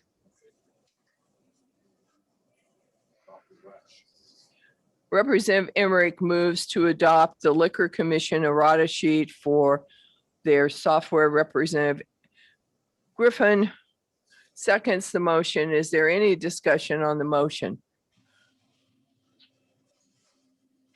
If not, if you're in favor of the motion to adopt the errata sheet for the Liquor Commission, when your name is called, please say yes. If you are in favor, if you're opposed, please say no. Madam Chairman, Yes. the Vice Chairman? Yes. The clerk votes yes. Representative Griffin? Yes. Representative Leishman? Yes. Representative Hatch? Yes. Representative Walls? Yes. It's 7-0. It's unanimous, Madam Chairman. Motion passed 7-0.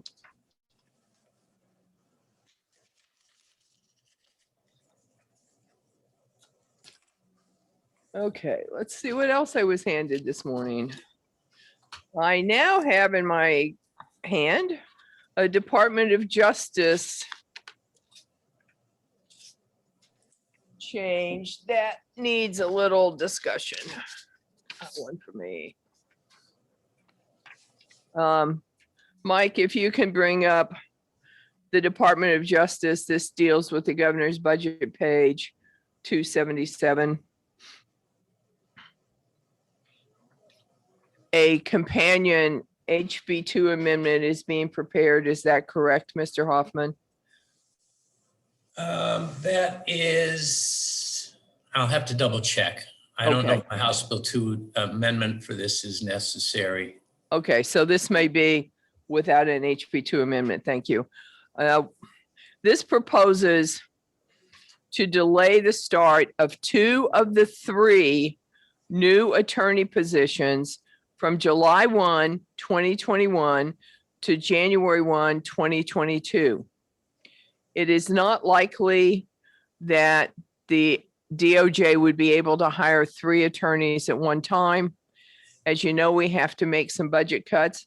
This actually provides a savings of almost $178,000, but still allows them to have the staff members they have asked for. Just a 6-month delay for 2 of the staff members. Discussion of the proposal. Madam Chair, Yes, Mr. Hoffman. sorry to interrupt. Happy to have the interruption. The savings are in FY '22 in the amount of 44,000. Oh, I misread the line. Thank you. I looked at the wrong column. Yes. Representative Emmerich moves to adopt the delay start of 2 of the 3 new attorney positions. Representative Griffin seconds. If you're in favor of the motion, when your name is called, please say yes. If you're opposed, please say no. Madam Chairman, Yes. Vice Chairman, Yes.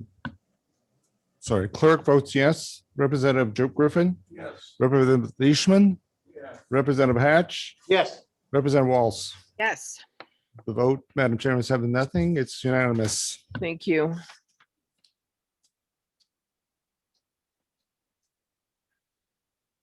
Mr. Hoffman, let me ask you a question. Do we have anything outstanding on the Justice Department budget, or have we handled everything for them that is in HB1? I know we have, they've asked to have 3 sections deleted in HB2, and that amendment is coming. But just from an HB1 perspective, are we at a point where we could approve that budget? Yes, I believe we've dealt with everything in House Bill 1.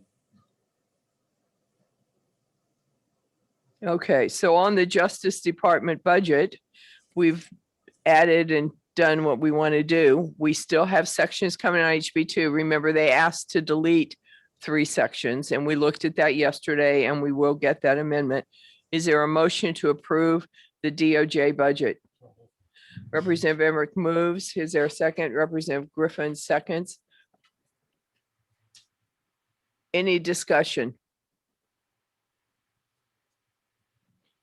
Okay. Seeing none, if you're in favor of the motion to approve the DOJ budget, you'll say yes when your name is called. If you are not, you'll say no, and the clerk is ready to call the roll. Madam Chairman, Yes. Vice Chairman, Yes. the clerk votes yes. Representative Griffin, Yes. Representative Leishman, Yeah. Representative Hatch, Yes. Representative Walls. Yes. The vote is 7-0. Madam Chairman, it's unanimous.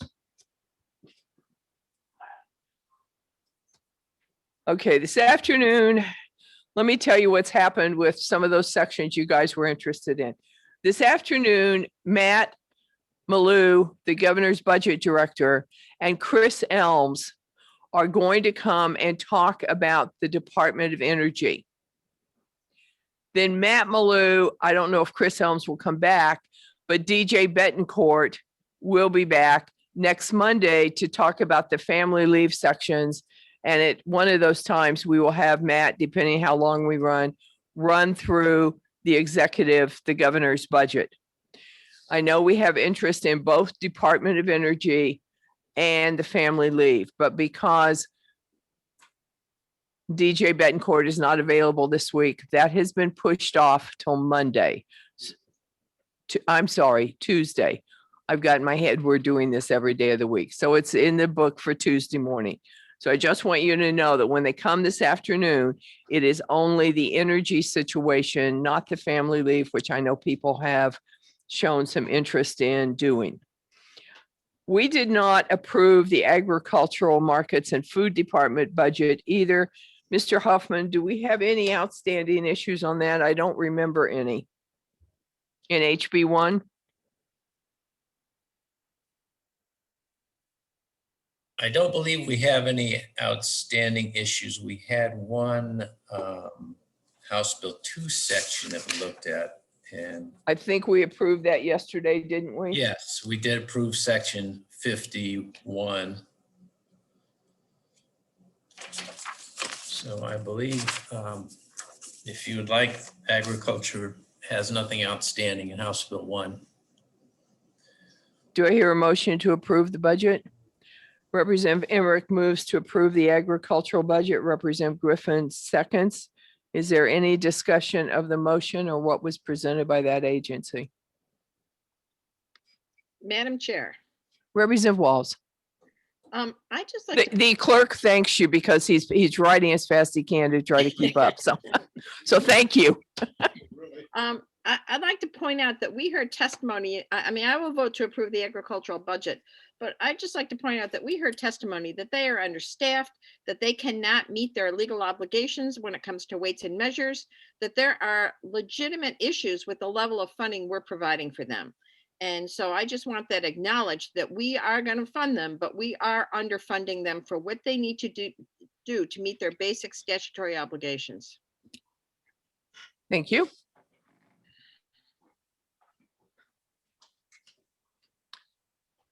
I think we're ready. I see no other hands.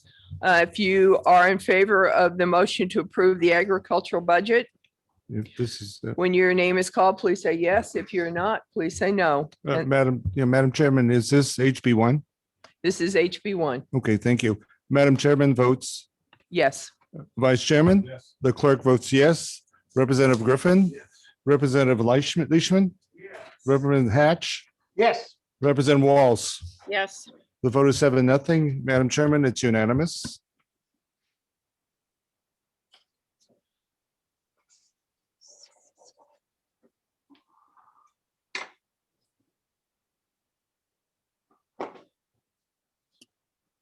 Okay, I would like to talk a little bit about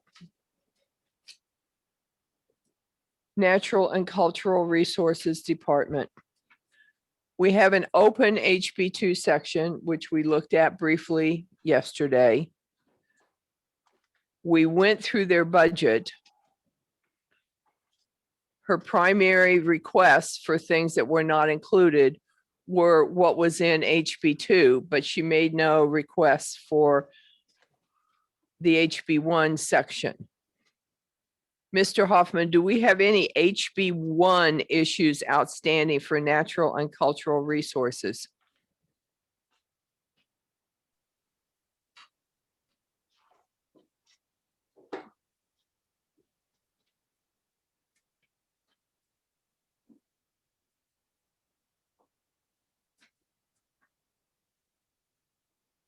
Madam Chair, Yes.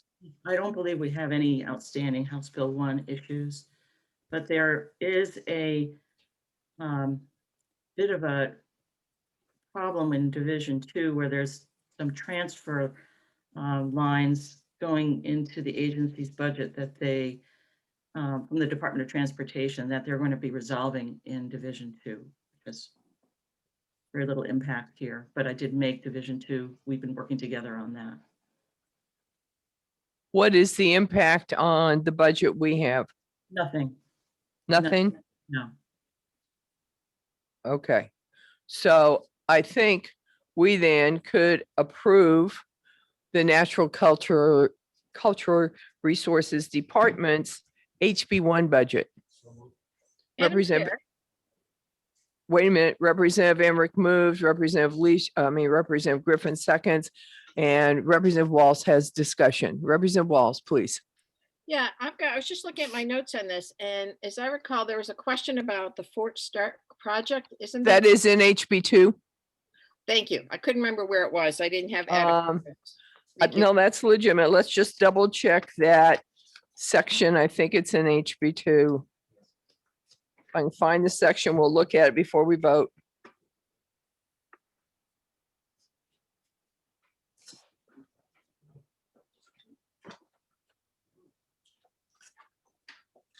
Nancy, do you know off the top of your head what that section is?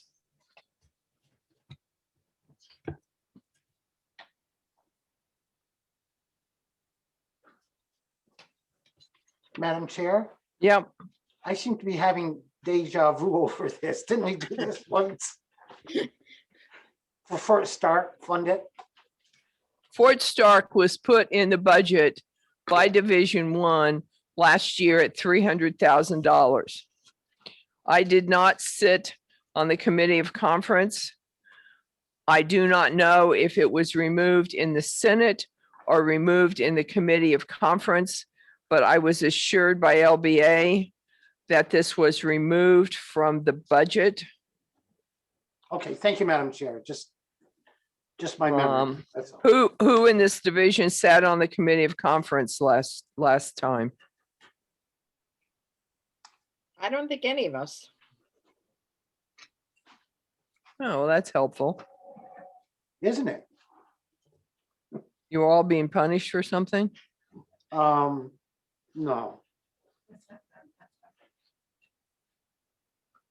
Why can I not find that section?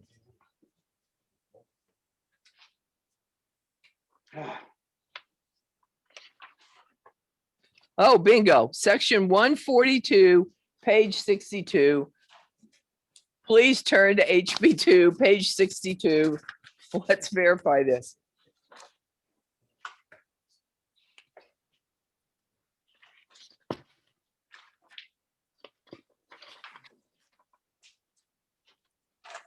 That's it. That's what I was referencing.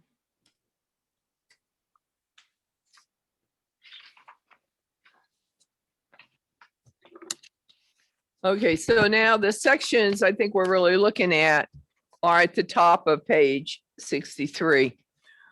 Fort Stark has grown by 50% to $615,000.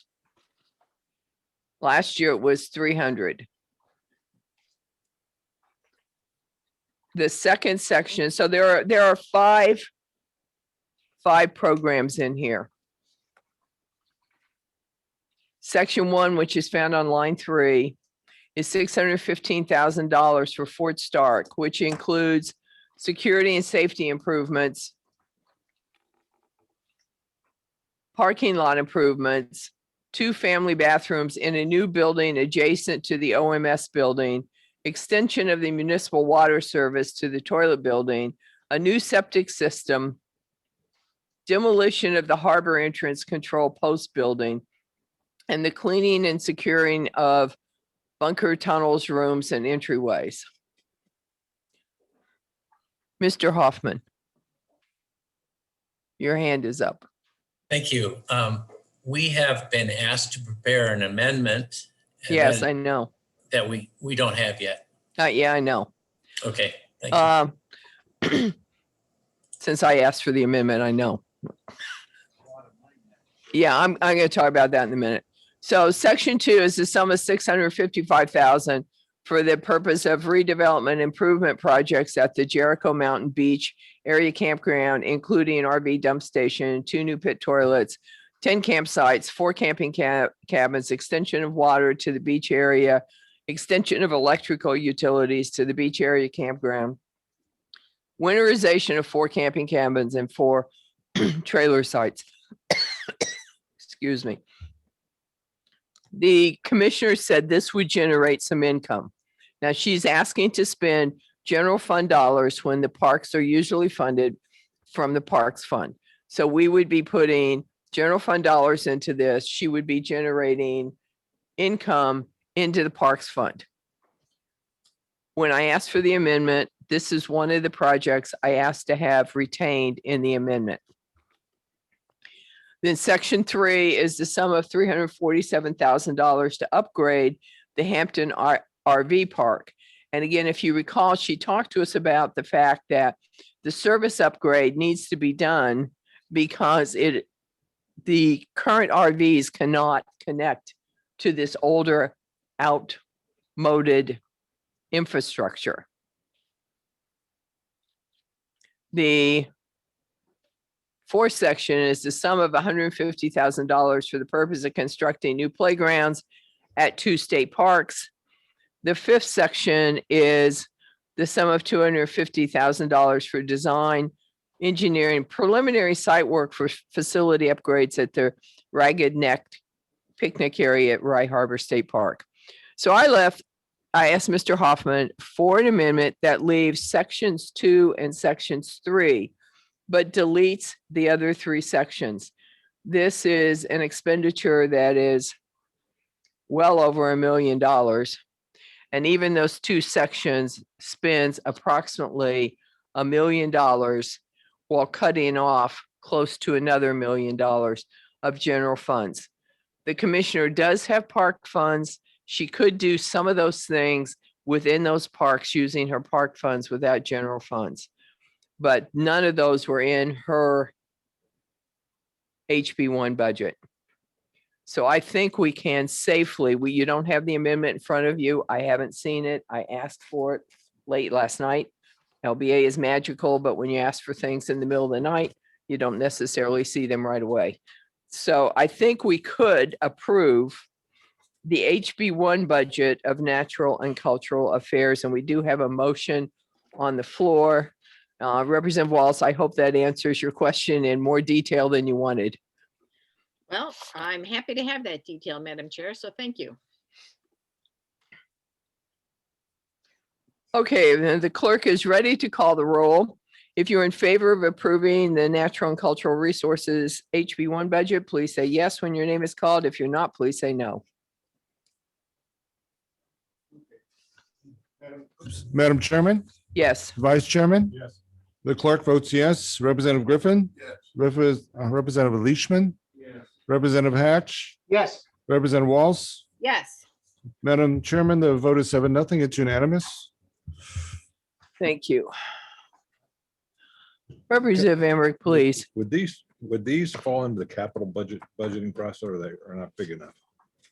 I think they're too small, and that's why they come to us for operational money, because capital budgets get bonded and then you pay interest over 5 to 10 to 15 years. It doesn't seem to me like it makes sense to pay interest on $600,000, but it just seems to me, I mean, to have that Fort Stark project double in cost is kind of not explainable. And why can't she clean and secure bunker tunnels, rooms, and entryways from the park fund, for example? We've seen that's operational. I mean, that's operational, and that's what that fund is for. And we just don't have enough funding. She could also build 1 playground. Madam Chairman, Yes, we just voted on what? I mean, HB1, her HB1. budget in HB1. Okay, got it. And then Representative Emmerich jumped to HB2. Okay, I just want to make sure that we covered both. Thank you.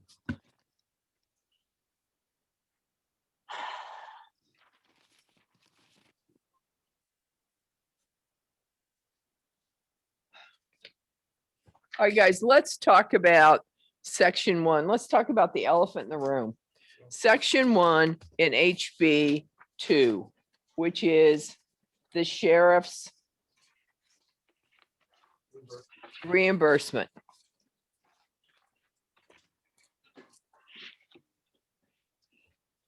It's clear there is interest in working on a better process.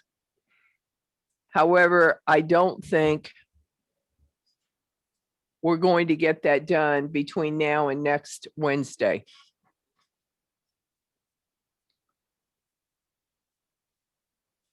So in the interim, we need to at least approve this section. Representative Emmerich moves to approve section 1 reimbursement of Sharon's Sheriff's Office. Representative Griffin seconds. Discussion, Representative DeBurge, please. Yes, I mean, I will vote yes in the affirmative with reservations, but because I did the math, if you look at the cost, the population of cost, roughly 31,000 divided by 1.5 million in the state, we're lucky if we get 2%, but I just wanted that for the record. Okay, Madam Chairman, thank you. That's fair. I mean, this is going to be a difficult situation. Hillsborough County, as Representative Leishman, I know, ends up paying for 2 court facilities, which no other county does. So in order for us to transport prisoners for the court, you guys have 1 van for your counties. My county has to purchase, maintain 2 vans. So you got prisoners going one way in 1 van, prisoners going the one way in another van. You guys have got maybe 3 sheriffs with your van. We've got 6 out. So it's just, there's just no real easy way of doing that. I would love for Representative Hatch and Representative DeBurge to really dig into this with Donna Raymond and the Judicial Branch and see what they can come up with. But there is no 100% solution I think we're going to find between now and next Wednesday. And that's just a week away. Thank you, Madam Chair, and I do agree with that sentiment. Okay, so on the motion to approve HB section 1, if you're in favor, you will say yes. If you are opposed, you will say no when the clerk calls the roll. Madam Chairman votes Yes. Vice Chairman. The clerk votes yes. Representative Griffin. Representative Leishman. Representative Hatch. Yes. Representative Walls. Yes. The vote is 7-0. Madam Chairman, it's unanimous. Okay, so on page 1 of my index for HB2, I have still open section 16. Mr. Hoffman is getting a amendment to delete that section. Section 19, which is Representative Leishman's amendment, and he is just asked for a correction to the amendment he's got. So I'm going to flip the page. We're going to hear, we have section 40, but we'll hear that budget next week. That brings us to section 42 and section 43 on page 21.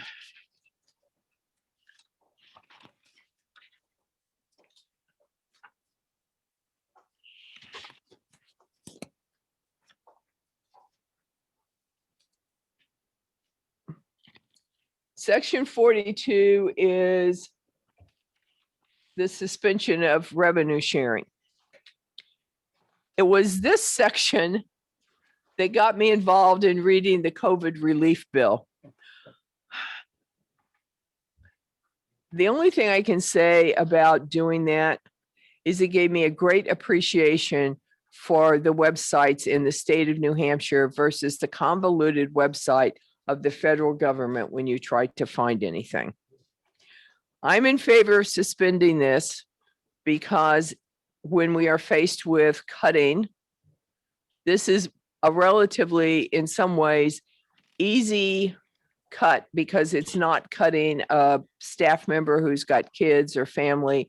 It's not cutting programs for disabled or programs for elderly or cutting the courts so that they can't process their legal obligations in a timely manner. However, on the other side, being a member of a town, as each of you are, I know that that means that the town is not going to have some revenue. However, the bill that was just passed by the federal government, and I believe President Biden will sign into law, if you look on their website, there is a grant, a large grant made to each and every town and city. I talked to the governor's budget director about how that might be distributed. And I was told that that would be a direct pass-through grant. The money would come to the state. The state would immediately pass it through to every town and city. So there's some good and bad things about that. My town gets some money, your town gets some money. It's very clear that if you happen to have a representative in Congress or in the National Senate, that your town got a whole bag full of money. Because I looked at the town of the city of Manchester, where Chris Pappas lives. They're going to get $44+ million in one lump sum. They will be able to spend it between now, when it comes in the spring, and 2024.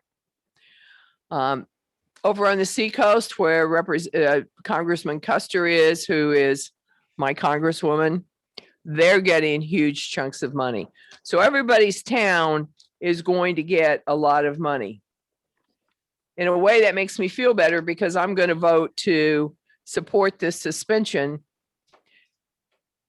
But I know the towns are going to get some money.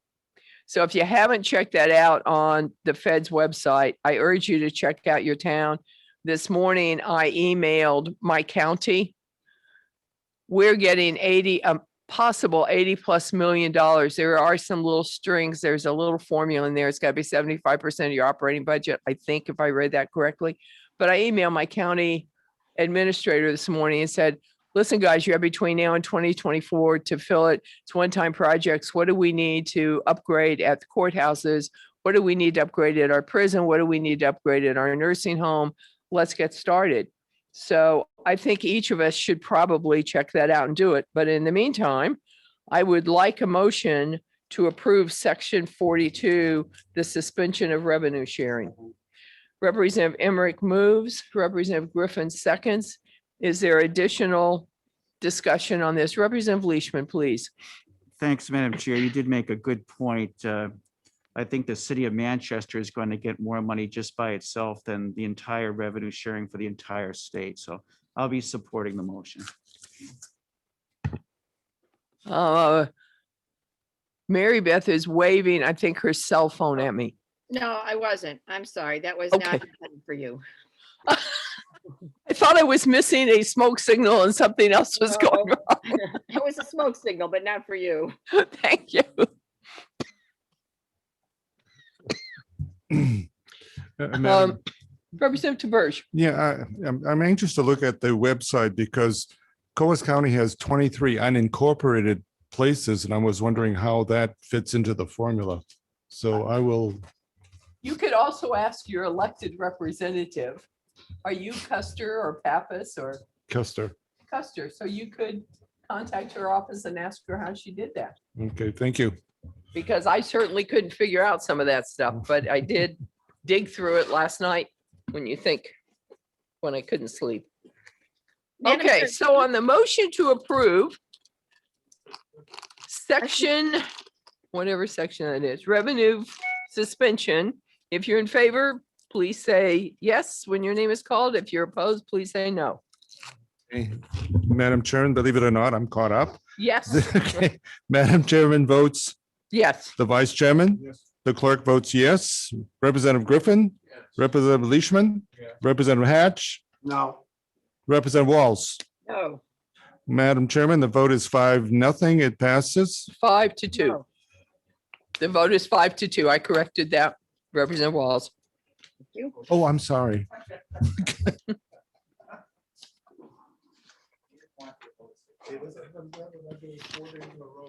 Oh, no, 4 days in a row would kill us all. Could LBA help us with section 43, which is the Liquor Commission processing of merchant cards? I believe this is a necessary section, but if we could just walk through it, we haven't talked it. They glossed over it quickly yesterday, but if we can go section by section, I'd appreciate that. Who's up for that? I am, Madam Chair. It's Mike. Okay, Mike. As I understand it, I think one of the other, might have been a Ways and Means Committee also asked about this section. And the response was that they need this language in the event that there's some sort of disaster that might jeopardize their credit card business. So they need to be able to act quickly to maintain their processing of credit cards. Because least percent of their business is either credit or debit purchases. I think the interesting thing in section 1, and Representative Leishman and Representative Emmerich sitting on fiscal, section 1 says, implement necessary business strategies in the event of a disaster or loss of services. Okay, that sounds great. But then when at the end of line 29, the commissioner shall report to the fiscal committee of the general court within 30 days of any instances where it would need to implement such business strategies, including any cost and loss of revenue associated with the disaster or loss of services. Mike, has this been in HB2 over and over? Yes, I believe it started in 2015. That's what I thought. Does anybody remember them coming to fiscal committee? And this is supposed to allow them to process when they can't process credit cards. There must have been a time since then when there was no electricity and they couldn't process credit cards. I cannot think of a time when they reported to us. I don't recall seeing a report either.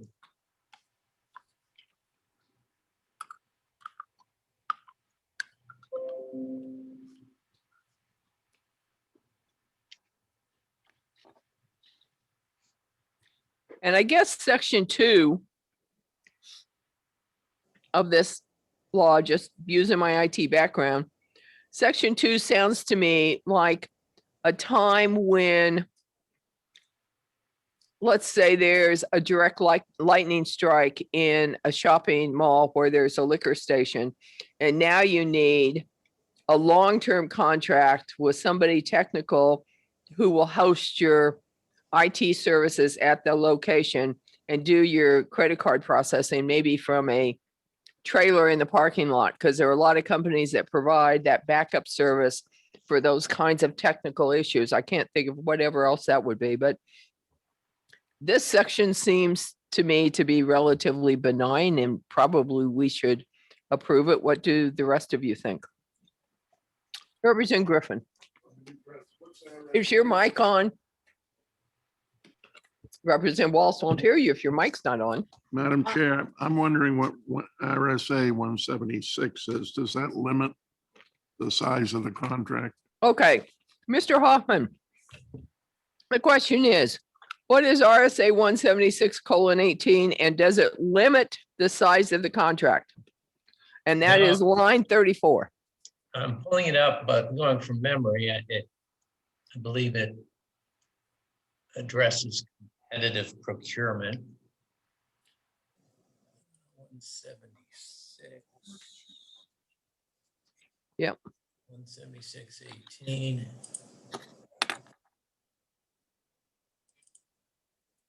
The title of that section is Contracts Entered Into by the Liquor Commission. It says contracts in excess of $10,000 made or entered into by the commission, including but not limited to warehousing, transportation, advertising, shall be competitively billed, reviewed by the Attorney General and approved by the Governor and Council before becoming effective. Okay, so Representative Griffin gives us a very silent thumbs up, and I know people at home can't hear his thumbs going up and down, but that's what he did. Representative Burge. Yeah, thank you, Madam Chairman. I'm not an IT specialist, but I know that there are internet providers, servers that, do this for us. I mean, I don't know, is it an overlap here? Or am I missing something? I think what they're talking about, in case of a disaster, they would have the ability to go out immediately and do that without coming and asking somebody permission. Okay, thank you for that clarification. Because they do have a lot of IT support from DOIT. But say there was a lightning strike close to them, it could fritz a lot of electrical components, and it might not be a case of bringing up a store, but having the electrical company out to do transformer replacements, whatever, that can take a while. So Representative Griffin, would you like to move this section to be approved, and Representative Emmerich can second it for you? So moved, madam. Oh, okay.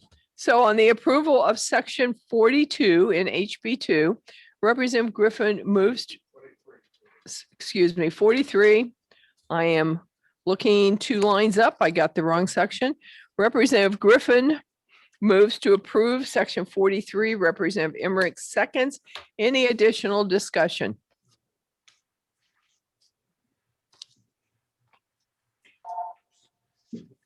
Thank you, Madam Chairman. I'm in the same boat you were. I was looking at section 42. This is section 43. If you're in favor, you vote Yes. yes. Okay, Madam Chairman, yes. Okay. Yes. Vice Chairman? The clerk votes yes. Representative Griffin? Representative Leishman? Representative Hatch? Yes. Representative Walls? Yes. And the vote is 7-0. Madam Chairman, it's unanimous. All right. You can't go through a session without something that resembles a horse that goes out after dark.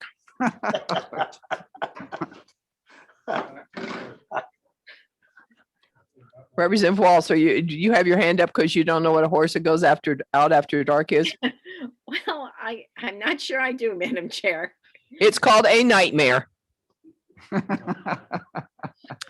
We have a wee tiny nightmare, and Representative Emmerich is going to move, and I am going to second to rescind our vote on adding the DAS positions yesterday. LBA has found a kind of significant issue with that. Work is being done on it, but that amendment needs to be backed out so that work can continue. And this is our nightmare of the session, which is easily repaired. We hadn't gotten to the end. So on the motion to rescind our vote on the DAS positions from yesterday, if you're in favor, you will say yes. Mr. Hoffman, you have your hand up. Would you like to vote or would you like to speak? Well, don't want to vote, but I do. Are you sure? I do want to apologize because I was a bit hasty bringing those amendments over yesterday. It happens. It's done. It's a nightmare. We're going to rescind it. And I know that work is ongoing, so it is what it is. Thank you. Yeah, the bundle. So we're moving forward with dealing with our little horse that goes out after dark right now. So if Mr. Clerk, if you're in favor of voting yes on the rescinding the motion so that we can get our little horse that goes out after dark back into the barn, please say yes. If you're opposed, please say no. Madam Chairman? Yes. Vice Chairman? The clerk votes yes. Representative Griffin? Representative Leishman? Representative Hatch? Yes. Representative Walls? Yes. The vote is 7-0, unanimous, Madam Chairman. Thank you. Oh, yes, please. Madam Chair, could I ask Mr. Hoffman a quick question on revenue sharing? I just I want to would be, love for you to ask Mr. Hoffman a quick question while I try to figure out what I'm going to do next. it looked like a good time to ask. Mike, could you remind us again that the maximum amount for revenue sharing, is it like 12 million or what? The maximum amount that if we didn't suspend it? Going to ask Nancy, she did some work on that, looking into the background, so. No, it's not huge dollars, but significant in a way, but 12 million a year or something? It is 25 million per year. 25 million, okay. So Manchester is going to get 44 million out of this, and that 25 million went everywhere. Right, that was my thought when I said what I did, because the significance of the federal money will far surpass what the state would ever hand out under revenue sharing. Yeah. Okay, thanks. Thanks, Mike. All right, we have starting on page 45, it's sections 100 and 101, and we haven't talked about those. If LBA could walk us through those two sections. One of them is just an effective date, but section 100 has some new language.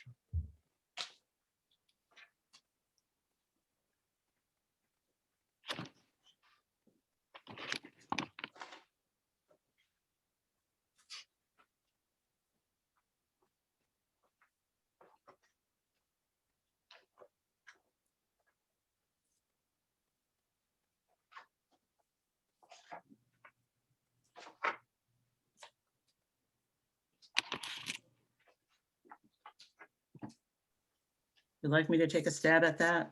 Oh, I would like somebody to take a stab at that because I'm not.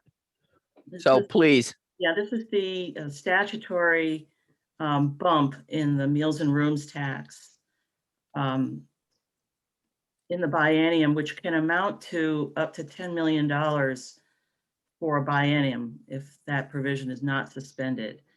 And so I believe this section caps that amount from the prior year so that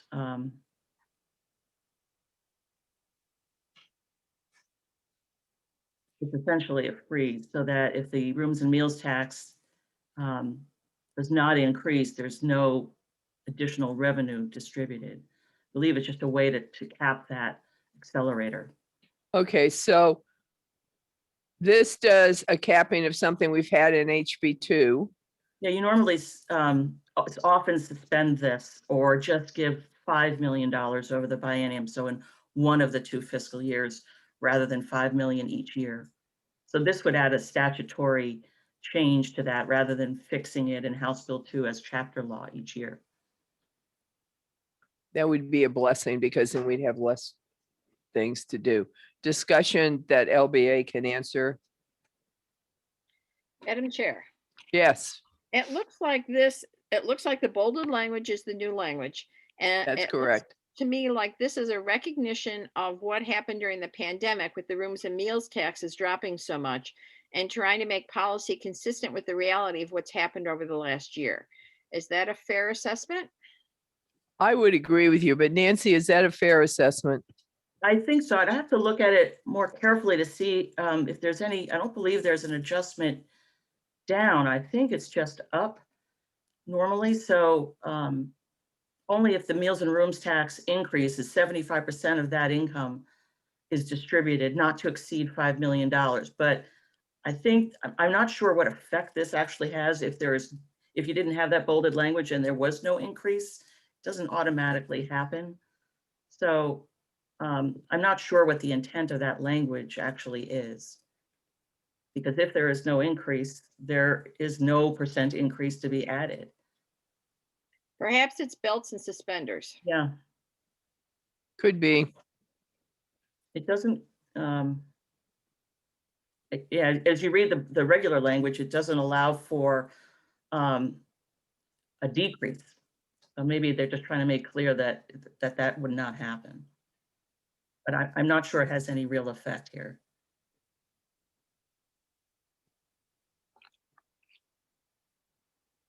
All right, seeing that, can I have a motion to approve sections 100 and 101 since they're tied together? So move. Representative Hatch moves, Representative Griffin seconds. On the motion to approve sections 100 and 101, if you're in favor, you will say yes when your name is called. If you are opposed, you will say no, and the clerk will call the roll. Madam Chairman, Yes. Vice Chairman, the clerk votes yes.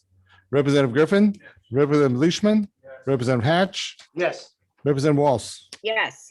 Madam Chairman, the vote 7-0. It's unanimous.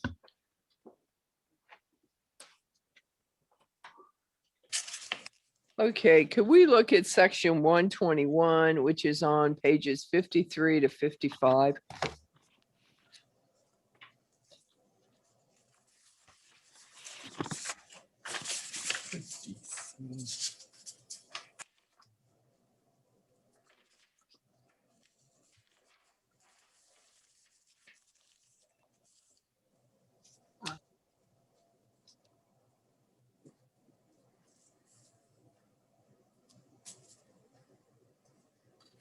All right, section 121, it says it's on page 53. It doesn't go anywhere else.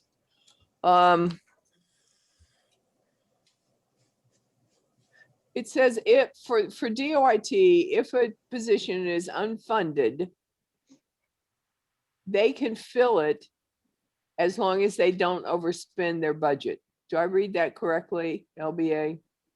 Yes, that is correct. Their budget for positions, Yes, biennium. right? It doesn't say class 10, I mean, 10 or 11 though. It does say personnel services. Does that include moving benefits money around? Yes, Yes, salary and benefits for personnel services. yeah. This language has been used for other agencies as well. Yes, We did look at fiscal committee language, and there was a concern that because the Department of Health and Human Services has special dispensation, that this might somehow be not possible, but we did discuss it in the office and we didn't see any issue with this language applying to this department as well. it would be benefits and whatever there. And the reason they need that is there is a state law that prohibits them from transferring any money out of their benefits line or their personnel line. So he couldn't, without that, he couldn't move the benefits around to help it to do what he wanted to do. All right, Representative Emmerich moves to approve section 121. Representative Griffin seconds. Is there discussion on that? Seeing none, if you're in favor of the motion to approve section 121, you'll say yay when your name is called. If not, you'll say nay. Madam Chairman, Yes. the Vice Chairman, Yes. the clerk votes yes. Representative Griffin, Representative Leishman, Representative Hatch, Yes. Representative Walls. Yes. Madam Chairman, the vote 7-0. It's unanimous. Okay.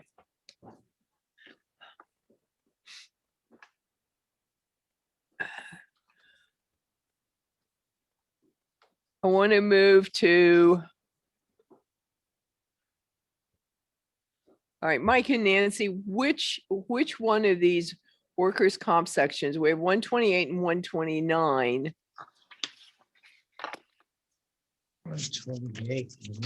One of those, Mr. Merrifield is still working with a drafting attorney on language, is my understanding. I've lost track of which one.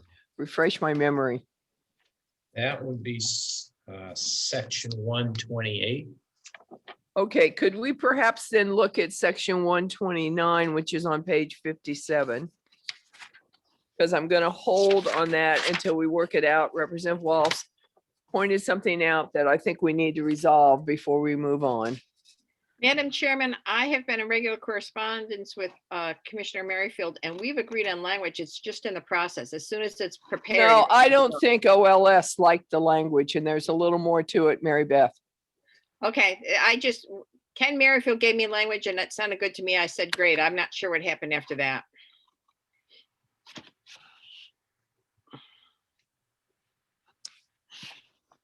I may have, Seeing we have no amendment, I'd say something is going on. So we'll move to section 129 and we'll leave that one open. yes, Madam Chair, I think that was one of the later emails to OLS last night, so.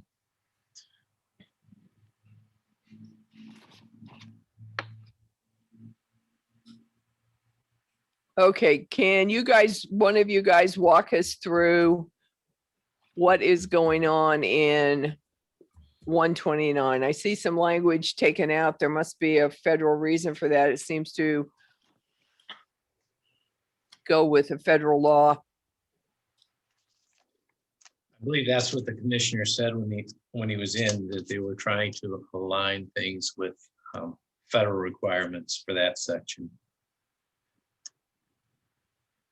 So apparently the council no longer needs to meet quarterly. If you look down at line 31, it just needs to meet as often as necessary. And we're encouraging standards, but we're taking away some other stuff.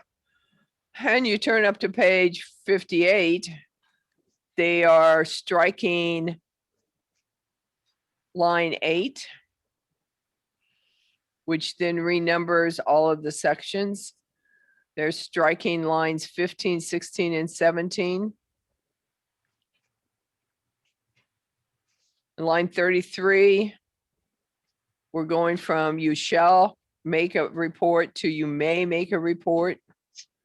So we know nobody will make a report, right? Do we even need to think about that?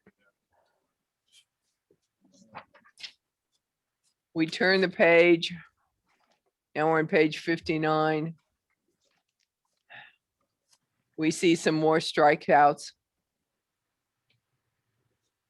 And again, we're striking out some of the standards, no more minimum standards.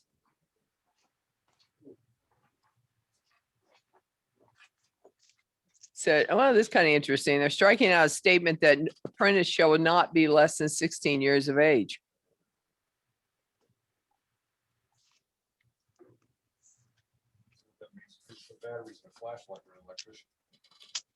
Ah.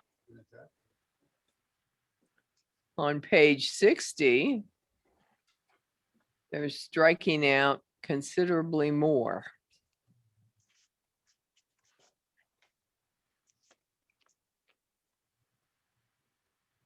Madam Chairman, do we know, is all of this required by federal law, or is some of this just policy that Department of Labor is trying to implement?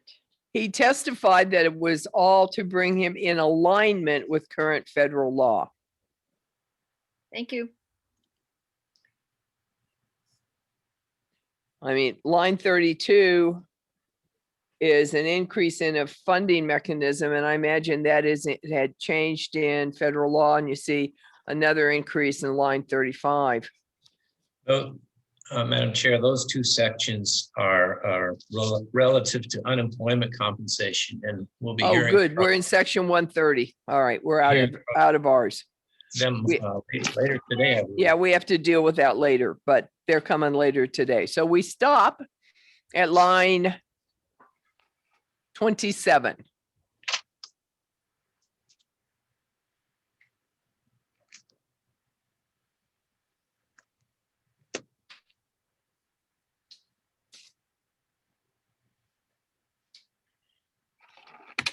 Madam Chairman, I'd like to say some of this looks questionable, but I don't want to fight the commissioner if he's just trying to comply with federal law. It still seems questionable to me.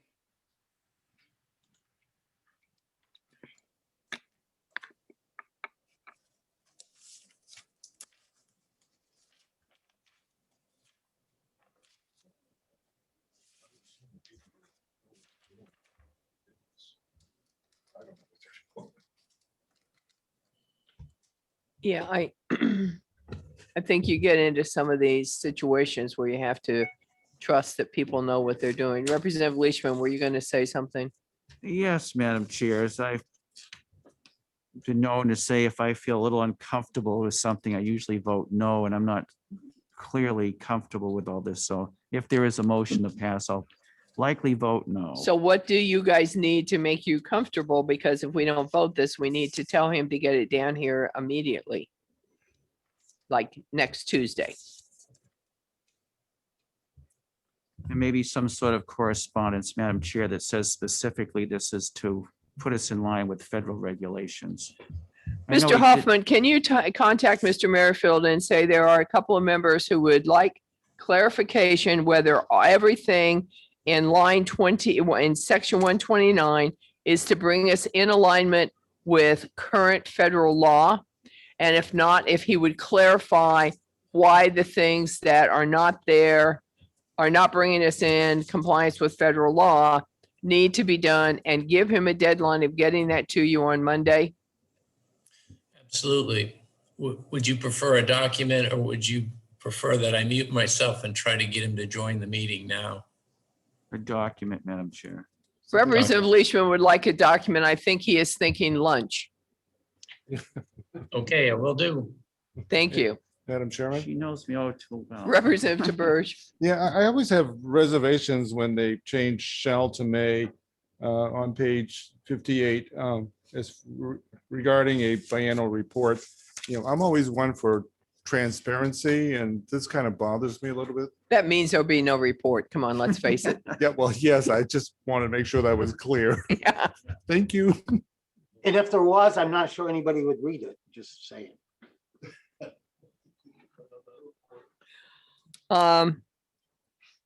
Let's talk about the Department of Corrections and HB1. We have been able to fund their vocational training. Given what we have to cut and what we would have to do, I see no way for this division to do anything with their transitional housing. The reality always is for the budget. The budget, I think of the budget as a football game with 4 quarters. The trouble is the quarters aren't the equal 15 minutes. So the governor's had his phase. We're quarter 2, the House. We have to have the budget out of finance. I believe that Chairman Weiler will have an exec session on the budget on Thursday, March 25th, because the House deadline is to have everything out by April 1st, which wraps around to the beginning of the next week, and you have to write the blurb. So he needs to have that done. So that will be the end of the second quarter. We will not have March revenues yet. We will not have April revenues when we know the business taxes come in. And if we are getting out of this pandemic and we see the improvement, the business tax revenues will go up.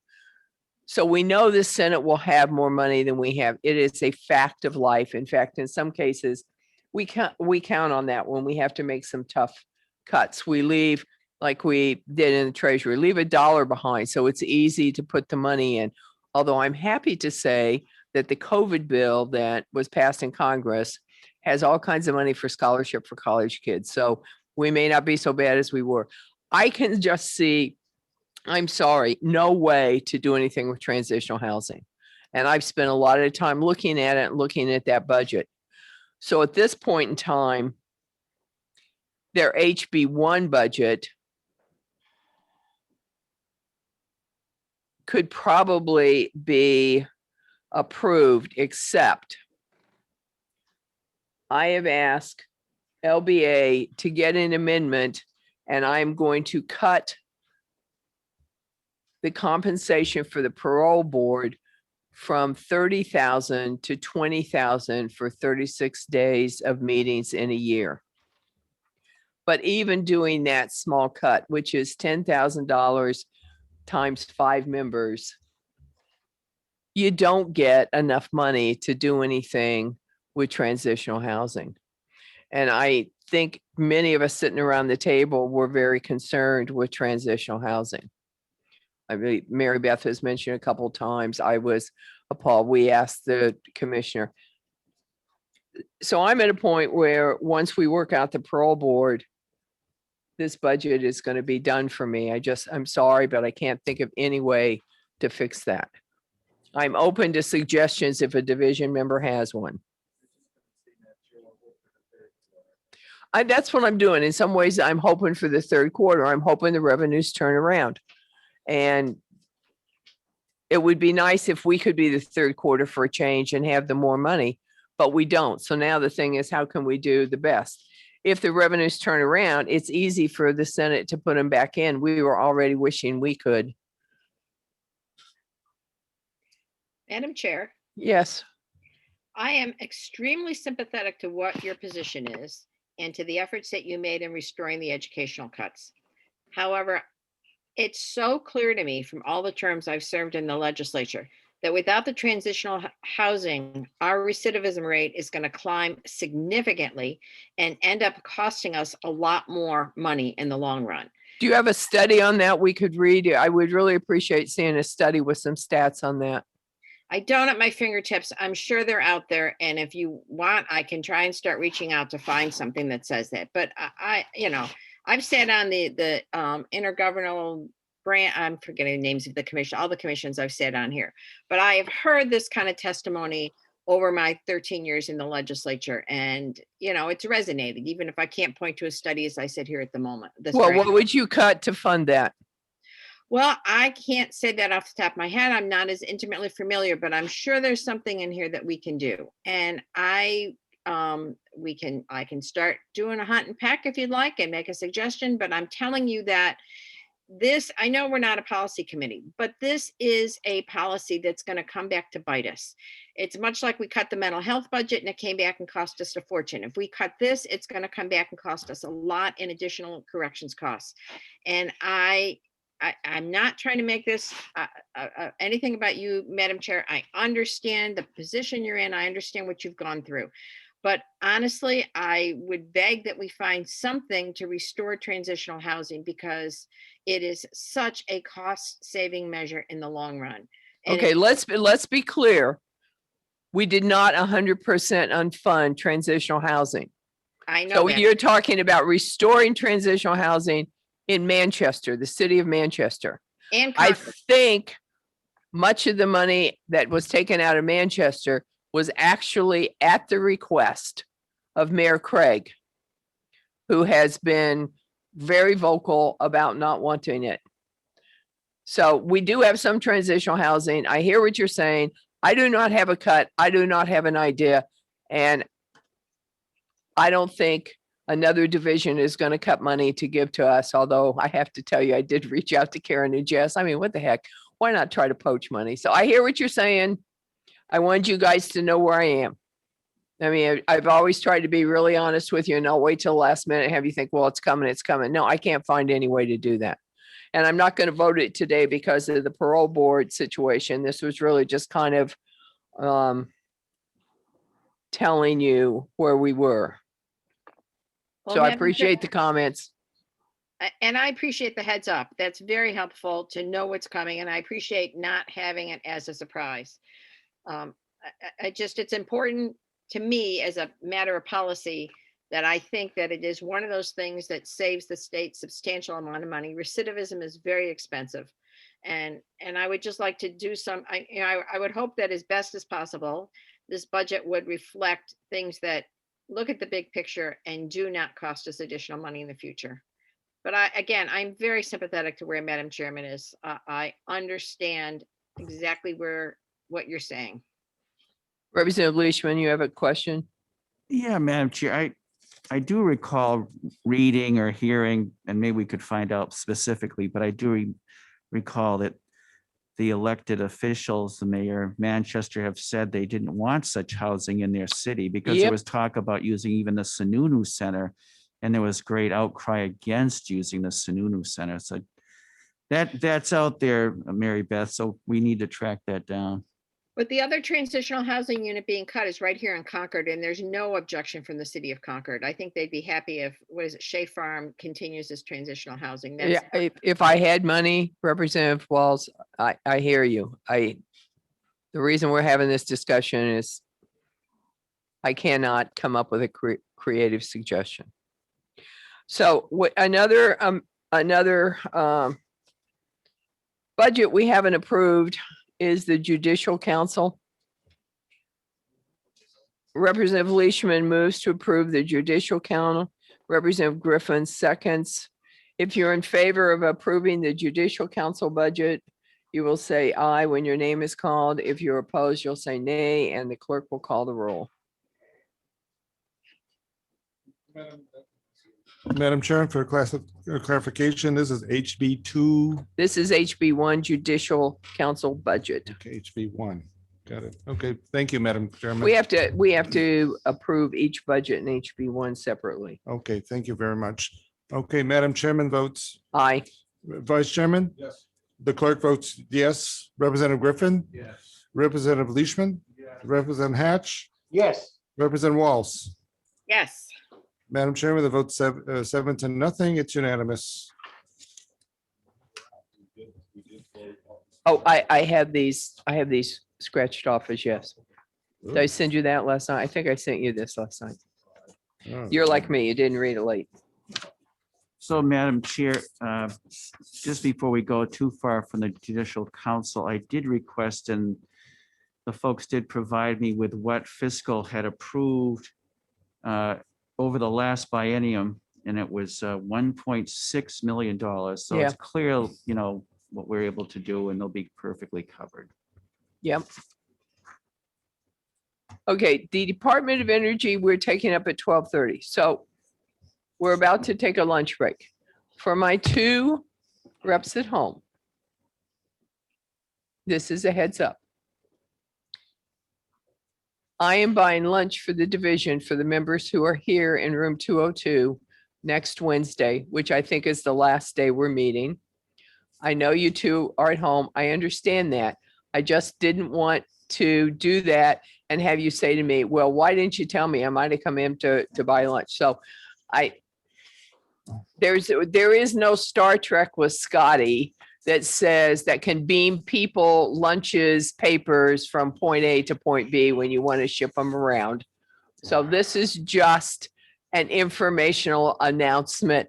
If you want to join us in the room 202 on Wednesday, I need to know by Tuesday so we can get your lunch order. Otherwise, we will be taking lunch and having it here. You guys will be taking lunch at home as normal.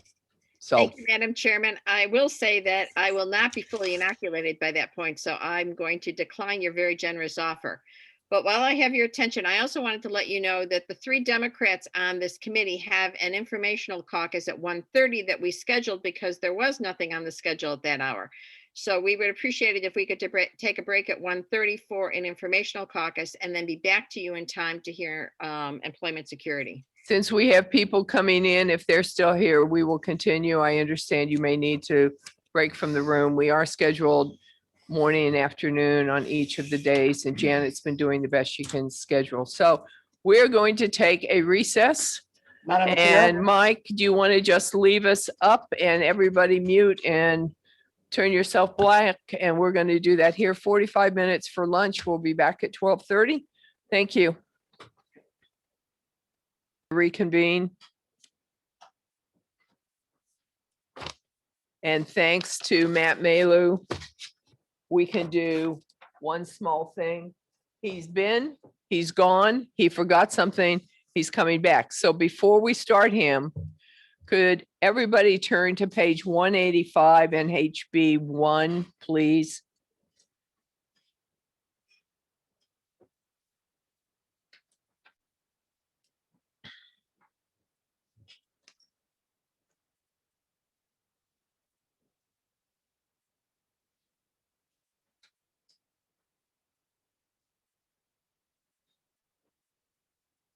Okay, I think people have quit shuffling through their books, so I think we've gotten there. Page 185 is the Executive Council, which is 100% general funded. Their adjusted authorized for 2021 was $261,331. This is basically the benefits, workers' comp, in-state travel. At the bottom of the previous page on 184, when you open up, you get both pages. You see the salaries for their assistant, the stipends that the executive council members get, et cetera. So they are not only flat funded, but for 2022, they are slightly less at $256,336. And then, of course, in 2023, we have that infamous 27th pay period. So the general fund spending goes up ever slightly to $268,847. They are basically a flat funded, this is stipends for the executive council members and support for their one-time assistant who works for them. Can I have a motion to approve this budget as presented? Representative Emmerich moves to approve the budget as presented. Representative Griffin votes to second. Is there any discussion on the motion? Seeing none on the motion to approve the executive council budget as presented. If you're in favor, when your name is called, please say yes. If you're opposed, please say no. Will the clerk please call the roll? Madam Chairman? Yes. Vice Chairman? Yes. The clerk votes yes. Representative Griffin? Yes. Representative Leishman? Yes. Representative Hatch? Yes. Representative Walsh? Yes. Madam Chairman, the vote 7-0. It's unanimous. Thank you very much. I now would like to welcome two people. Matt Malu, I hope I pronounced that last name right, the executive's budget director for the governor's budget director, and Chris Elms, who is the senior policy leader to the governor. Do I have your title right, Chris? Legislative director, but I'll take. Okay, he's legislative director. I don't think I promoted you, so I want to give you a legislative director, correct? You guys are here to talk to us in depth about the Department of Energy, which is a reorganization. And as I understand what is done, we have taken Office of Strategic Information, OSI, the Public Utilities Commission, PUC. We have combined them into a committee, but we cut out and sent the planners to BEA, which Taylor Caswell talked to us about, and we sent 2 positions to DAS. So we kind of have a little mixture here, and you guys are going to walk us through. How do you want to start? Do you want to go through HB2 first? You want to, I mean, HB2, those sections. Do you want to go through your handouts first? That I haven't looked at these. I just got them. So Sure. let me open them up. I think we would prefer to start with the presentation, which was sent out earlier this morning. Okay. From there, go line by line through HB1 and then save HB2 for the end. Okay. And I think We're amenable to that. okay, excellent. So you should see 3 different items in your handout. One of them is a letter from Chairwoman Diane Martin of the Public Utilities Commission, which is an explanation to the methodology they used for one of the line items. We'll cover that in more depth later, but just so you know what it is. The second 3 sheets are responses to questions that have been asked of other presenters. Yes, they're just kind of the standard that go out to Yes. every agency for Yes. Division 1. We erred on the side of caution and answered those for you as well. Oh, I'm glad you did because we may need them. Okay. Thank you. So we can definitely talk to those as well. And the last chunk is the PowerPoint presentation, which is about 23 slides. Okay. And I think from there, we'll jump right into it.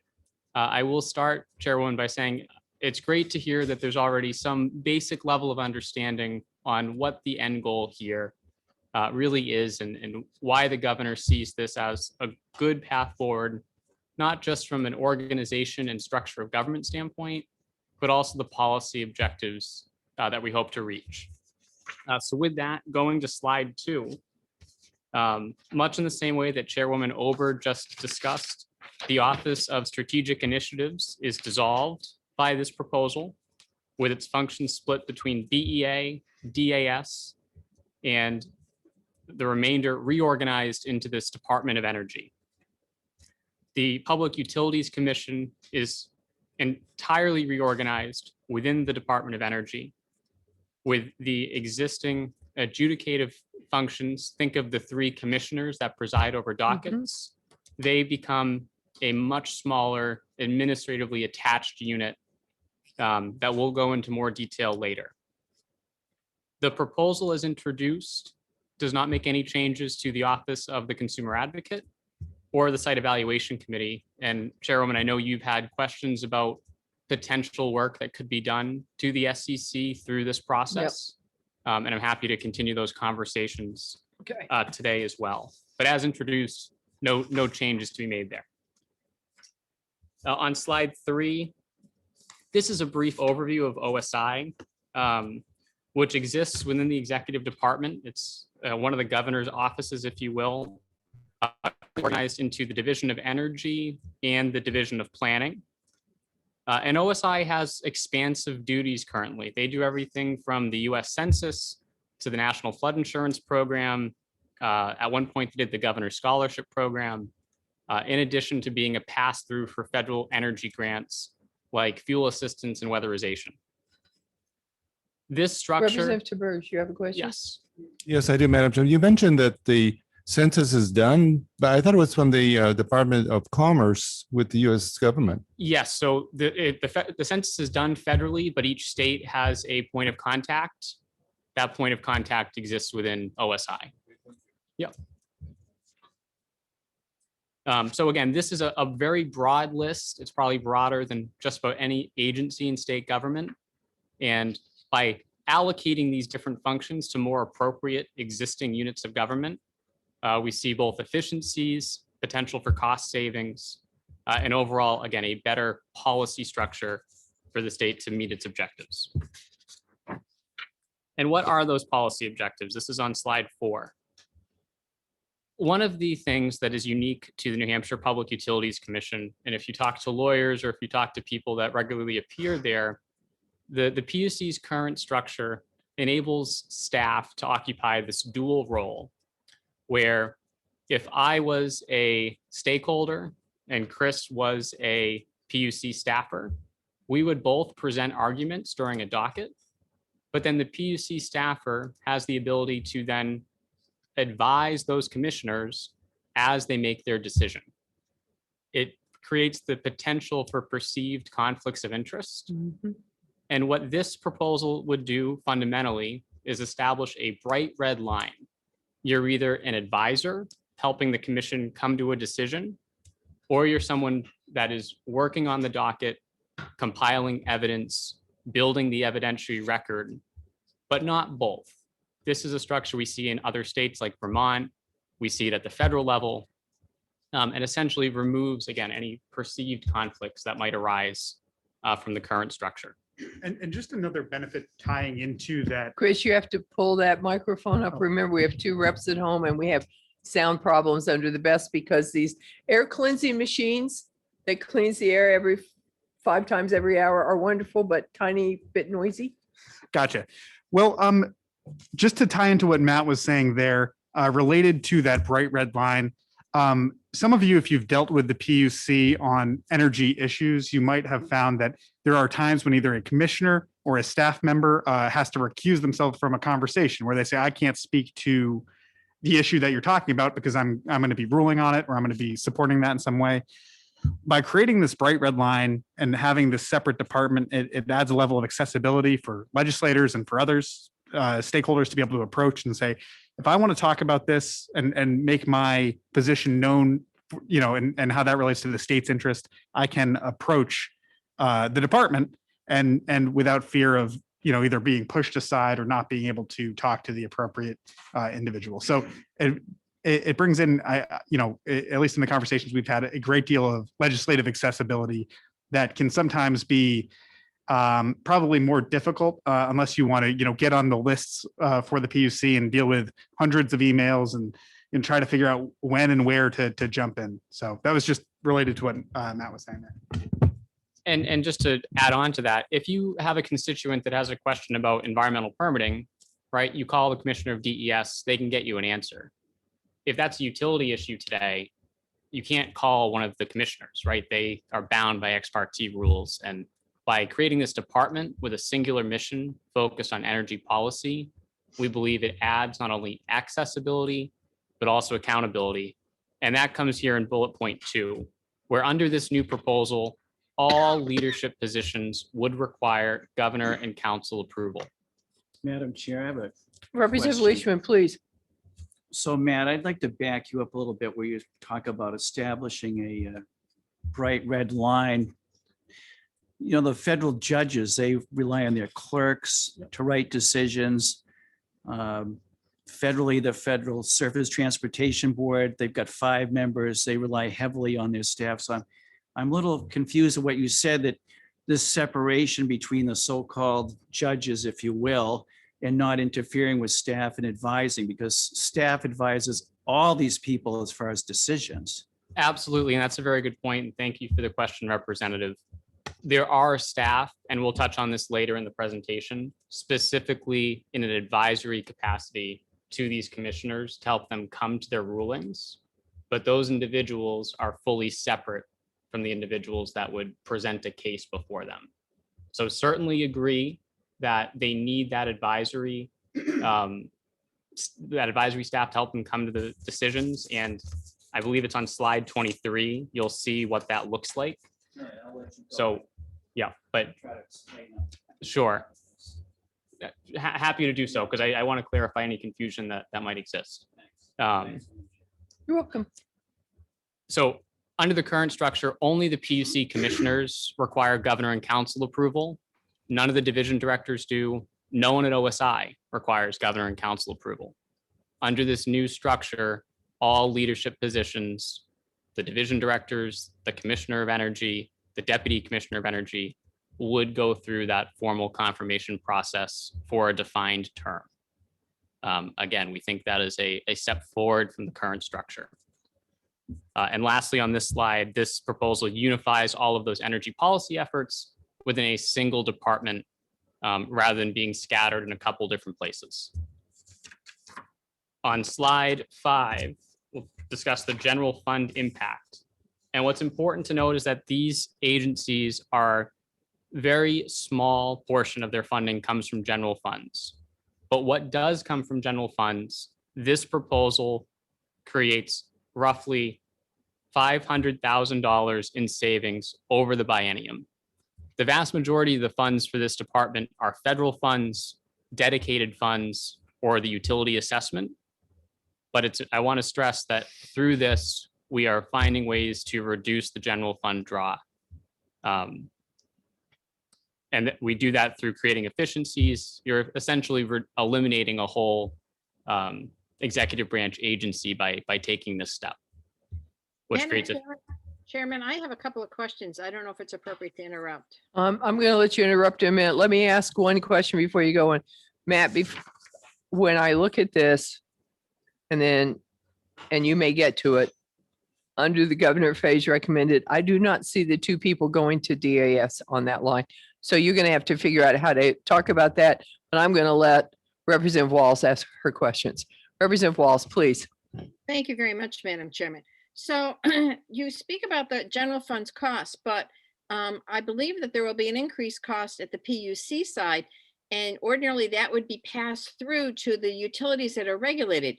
Is there going to have to be an increase in the cost, in the pass through to the regulated utilities? Because I noticed that this creation of this actually creates a bunch of new positions.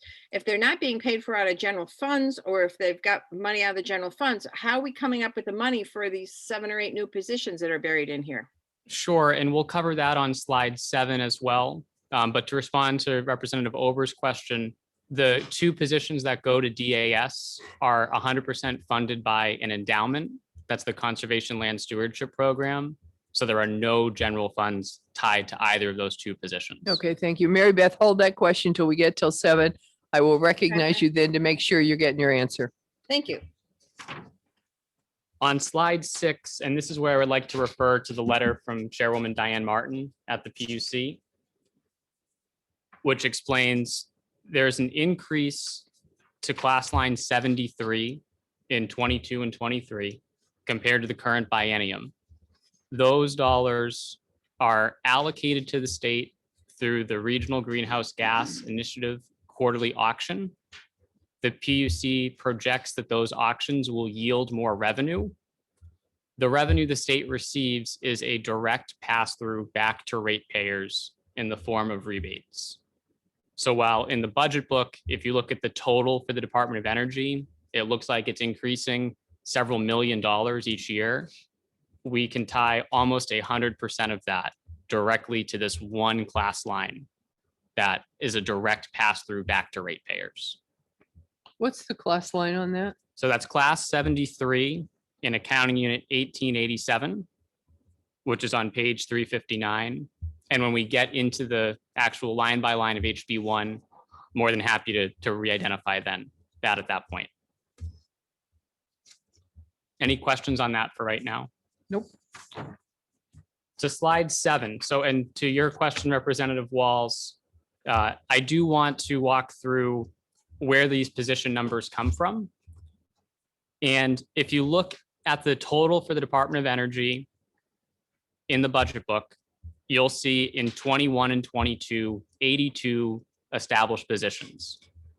If you look in years 22 and 23, you see 105 and 104. Part of that increase is a misnomer because of the way the state accounts for positions. 12 positions of that increase are currently existing at OSI, but most of OSI's positions exist in a non-classified status. Essentially, they serve at the pleasure of the governor. But are they in class 11 when they're budgeted? Yes. So their salaries are accounted for, but through this transition, they're now either becoming classified or unclassified employees, at which point their position gets added to the budget system. And we don't show the people in class 11 in the position total at the bottom of the page. Isn't that correct? That's correct. Mary Beth, does that answer your question? I think you're muted. No, okay. I said no. I'm sorry, just a little slow to unmute. So I'm not following it. And I was just going back to the budget book, but my question still remains. Will there be an increased assessment against the utilities to pay for any of these new positions? I think that's what Matt is saying. The budget book doesn't count all the positions. We get no count on people in class 50, which is part-time. We really get no count on people who are non-classified in class 11. So these people have been there and have been paid, but the budget book, the way this system works, they never count. So now they're being put into class lines where they will be counted. So it's the same number of people, but now you're seeing the total count accurately.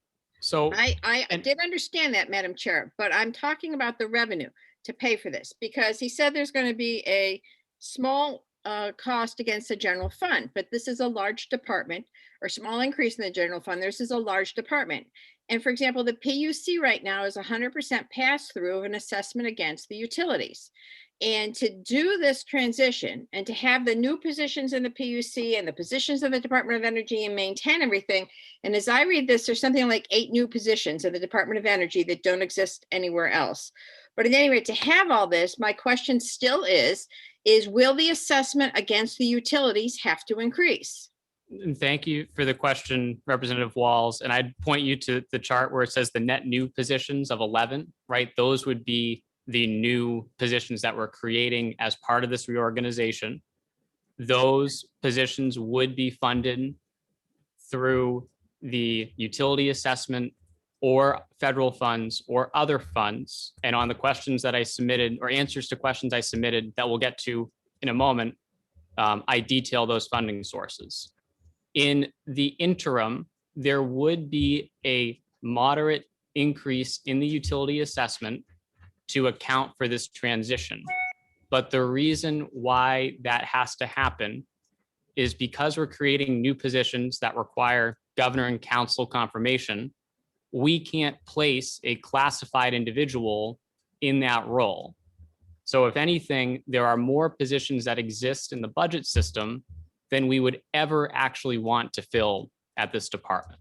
Define modest increase. Is that Roughly 10,000, 50,000, a million? What's modest to you? So that's roughly 1.5 million during this transitional period of the utility assessment.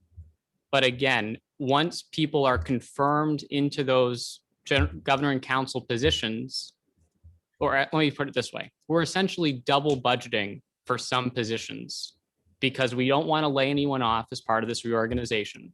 So we need to keep them in their current role. We know that some people in the department will raise their hand to be a division director or to be a deputy director for the department. But we can't not budget for their current role. And we know that they would never occupy both. So it is an accounting function. The glide path that we are on is once you are through this transition, our intention is not to increase the draw on the utility fund. It is not to increase headcount. We see this as a way to get to efficiencies, but rather than trying to ram something through or potentially jeopardize people's positions based on a timeline, we didn't eliminate those positions prior to them becoming vacant. Okay, I guess I'm going to be devil's advocate here, and you're going to hate that. You had no problem unfunding vocational training and Department of Corrections, even though those positions were filled and now they had no money. You had no problem unfunding and laying off people in DOIT who were doing help desk work. So those weren't empty positions, but those were positions laying in them. And now you tell me you have a problem doing it here. I don't understand how that tracks. And do you see where I'm coming from? I do see where you're coming from, Representative. It's a very fair point.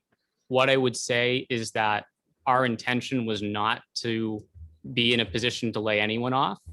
Ultimately, because of general fund constraints, we didn't have that flexibility at those other departments that you mentioned.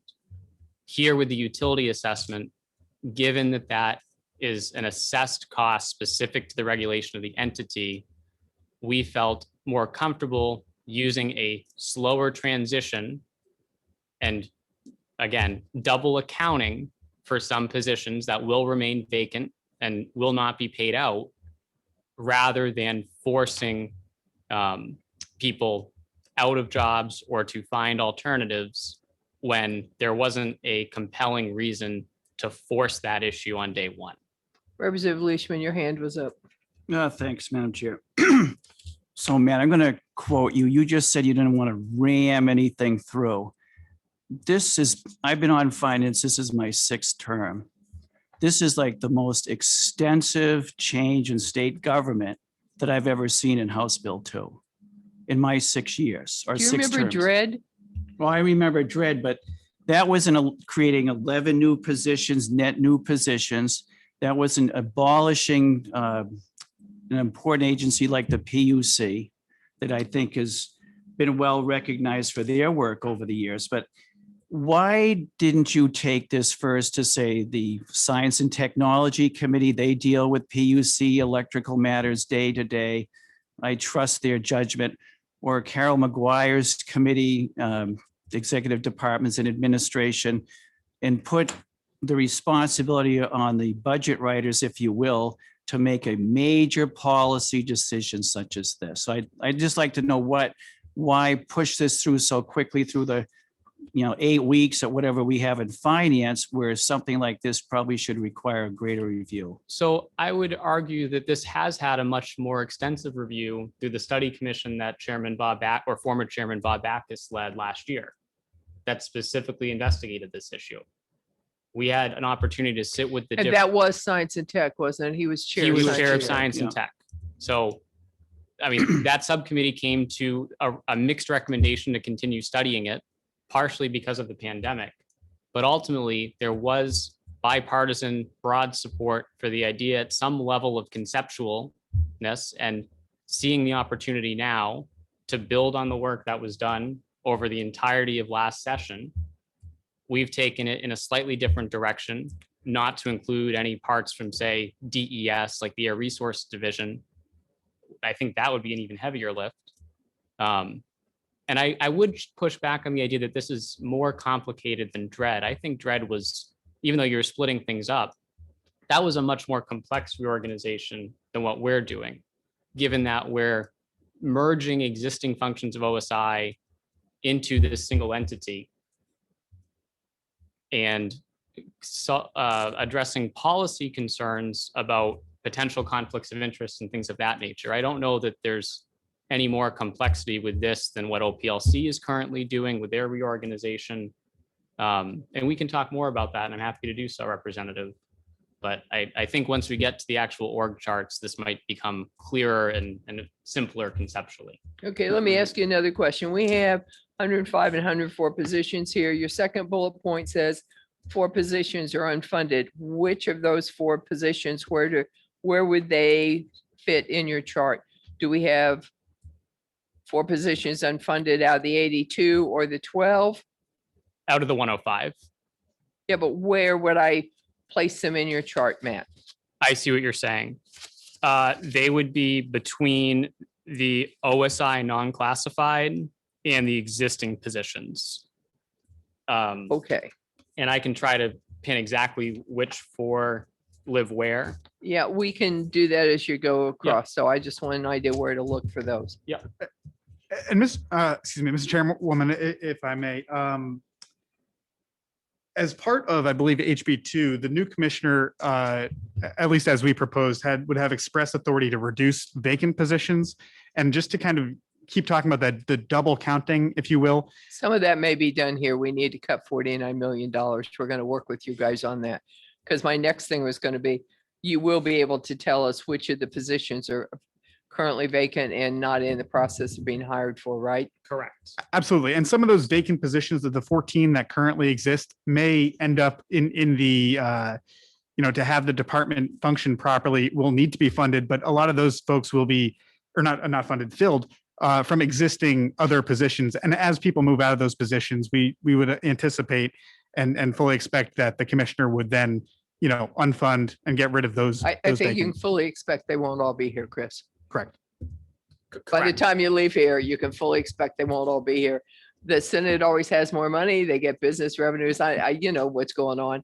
This is a process that's fluid, but we got to meet our deadlines with our things, and Yeah. you guys want to get what you want. We're going to try to do the best we can, but we have some financial constraints. Absolutely. And again, I don't think we would ever plan for this department to be over 100 people. Like, no matter how many quote unquote positions exist in the budget system, I don't know that we would ever come remotely close to staffing a department like this at Yeah. that level. So that's slide 7. On slide 8, in addition to the questions that we responded to, there are just some technical amendments between which positions exist in which accounting units, as well as the potential to unfund additional positions. We've identified some of those proactively. And the other thing that I wanted to mention for the committee before we get into HB1 and go line by line, the class 27 DOIT expenses, we're engaging Commissioner Goulet and his team to identify the best way to cost allocate those. So the DOIT expenses as currently in the budget are correct, just a matter of which accounting units pay for them. So we're working through, DOIT is very excited to be consulted as part of this process. And we would just want to bring forward a technical expense neutral amendment. You've got 2 days. Make Okay. it happen. Okay. 2 days. I will talk with Commissioner Goulet right after this. Yeah. All right. And now to get into the position charts. And I- if you don't make it happen here, it's going to the Senate. But Okay, if you want it here, 2 days. we'll confer. All right. Now to get into the position charts, and I think this might make it easier for the committee to understand exactly what's happening. On slide 11, you see the additions to BEA. This is page 595 of the budget book. You see the 6 positions that currently do planning functions at OSI. When Commissioner Caswell was here earlier in the week, he mentioned this accounting 2 position. It was previously proposed to go to the Department of Energy. Given the bandwidth constraints of adding 6 more staff for Commissioner Caswell's shop, we would support the request to move that to BEA. And I know he has previously talked to the committee. We can figure out the exact details depending on what the committee views on his I part think of the the only request. thing we're waiting for in BEA right now, Matt, is the small business situation, which you and I have conversed about. So we haven't gone forward with his budget, but I have an amendment coming on that. The other thing we did was we pushed the start time of his empty position. It gives us some money. But other than that, we're pretty set. Okay. On slide 13, you see conservation land stewardship. This would be page 192 in the budget book. This is 100% funded with dedicated It funds. says page 129. I'm sorry. Yes, page 129. Okay, I'm paying attention. Chris, are you paying attention? You should have caught me first. These 2 positions, one of them currently vacant, would be administratively attached to Department of Administrative Services. Slide 15 is the division level organization for the department. I'll start on the top left, the Office of the Consumer Advocate. Again, there are no changes there. It's administratively attached. The same would go for the adjudicative commissioners. So those would be the 3 that rule on dockets. We'll touch on their staffing needs a little bit later. You see the Office of the Commissioner with 4 divisions below them. And then you see the Site Evaluation Committee, which would be administratively attached as well. Slide 16 shows the Commissioner's Office. This is page 358 of the budget book.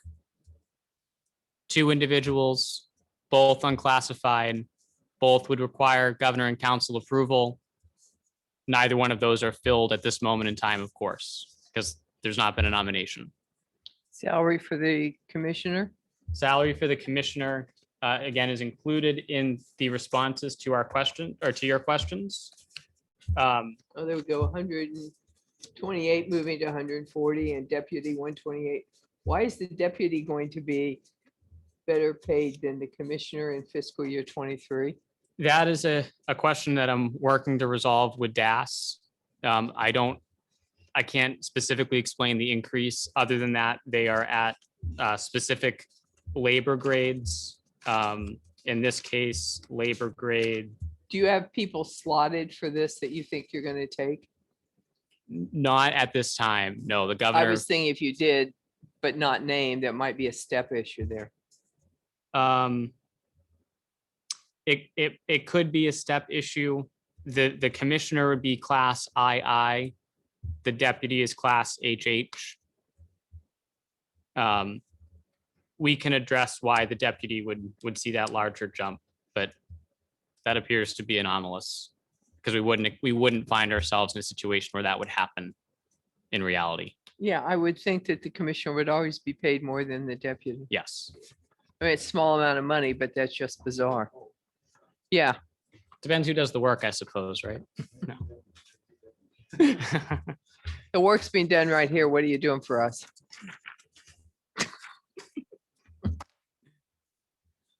Okay, Slide 17. yes, Representative Burge. Yeah, I have a question. Where's your microphone? Oh, there it is. It's been a long day. It's been a long All time. right. Director Mayu, it's a French name, sorry, I'm French. Okay, on slide 15, with the positions for division level organization, you have 3 positions that are autonomous from that of the commissioner? So these would be agency levels. But there's no, well, when you do an organogram, there are lines connecting and there's nothing connecting here. So they report to themselves or? Correct. And that's the current structure with the Office of the Consumer Advocate and the Site Evaluation Committee. They're administratively attached, but they are autonomous. Okay, thank you for that clarification. Thank you. You recall DAS talked about that as well, and they have some of those people. Yep. On slide 17, this is the Division of Policy and Programs, page 359 of the budget book. You see here, it would be led by an unclassified division director. And then you see the different staff. So I'll go through this at the first level of detail. The weatherization program currently exists at OSI, would become a part of this division. The Sustainable Energy Division at the PUC would become part of this division. The Offshore Wind Industry Director currently exists at BEA. It has been created but has never been funded. That would exist in this Division of Policy and Programs as well. The Fuel Assistance Program at OSI, 100% federal, would exist here. The NESCO manager deals with regional utility issues in ISO New England, currently at the PUC, would become here. The Consumer Division at the PUC becomes here, and a program planner from OSI that deals with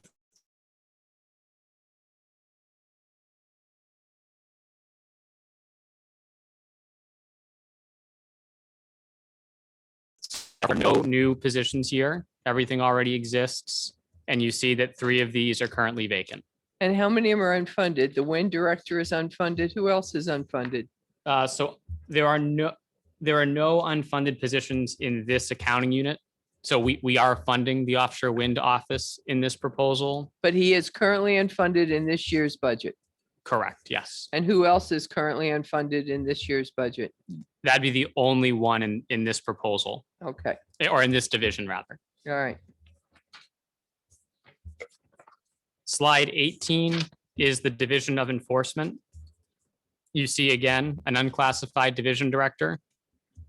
The existing audit division at the PUC would exist here. The safety division at the PUC would exist here. And the investigations director would exist here. All of these positions currently exist at the PUC. And what I would note, this is an example where as people move into jobs in this new department, there may be room to reduce the level of middle management. Essentially here, because we aren't looking to force anyone out, you have a division director, a safety director, and an assistant safety director. That's a lot of leadership for what that division would need to do. So as vacancies either become available or as someone potentially would be confirmed as a division director, this is an area we would want a future commissioner to identify for cost savings. Yeah, I would think since you unfunded in other agencies that you would have unfunded some of those and just bitten the bullet and said, sorry, that job's going away. I mean, you did it in other agencies. So in this case with the safety director, this is 100% federal funds. We chose not to send back the federal money. And what's the assistant safety director? Federal funds.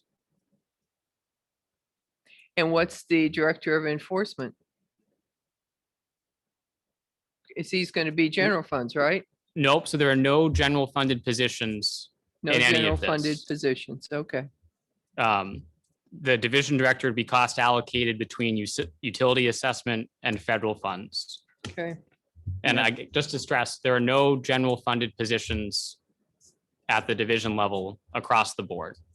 The only thing that has general funds would be the site evaluation committee.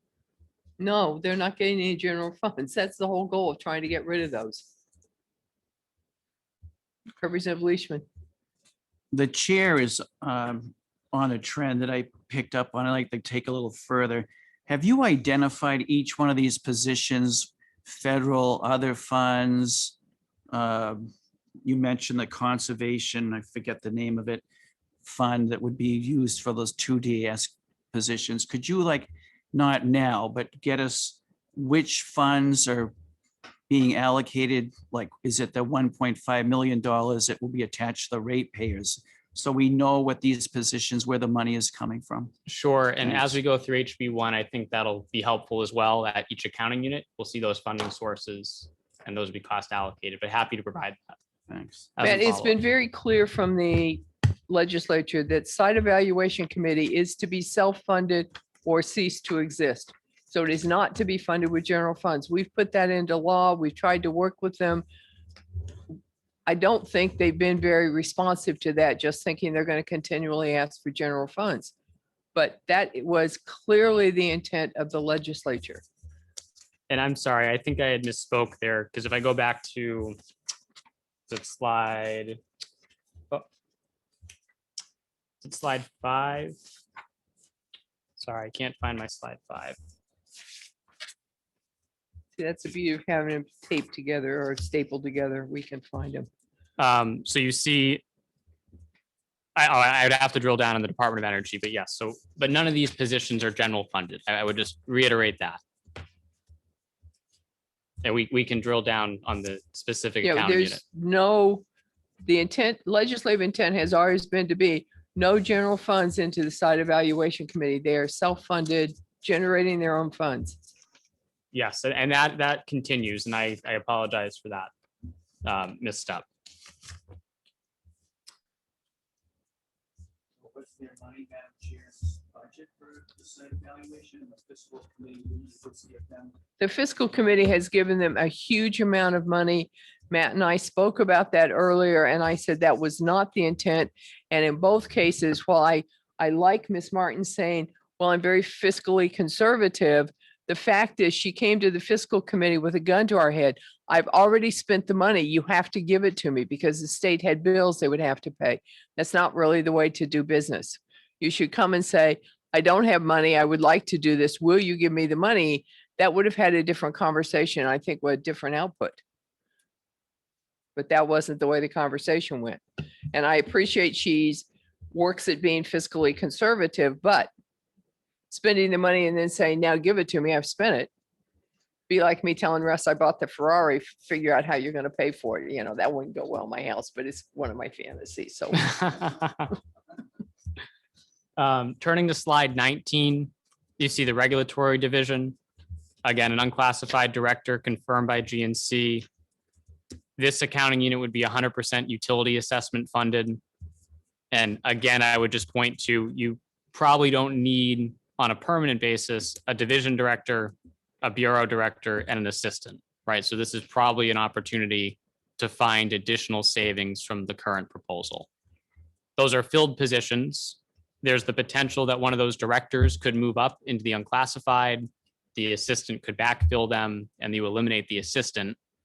But because it's a governor and council confirmed position, I can't sit here today and require that to happen. It's okay, we can just unfund one for you and then they can work it out. It could certainly be one option. There we go. We won't put that burden on you. In the support division, and this division is designed to be the back office functions, right? So you see a division director unclassified. At the very top row, you see the existing executive director position and the existing general counsel position at the PUC. Those two individuals serve terms at the pleasure of the commission.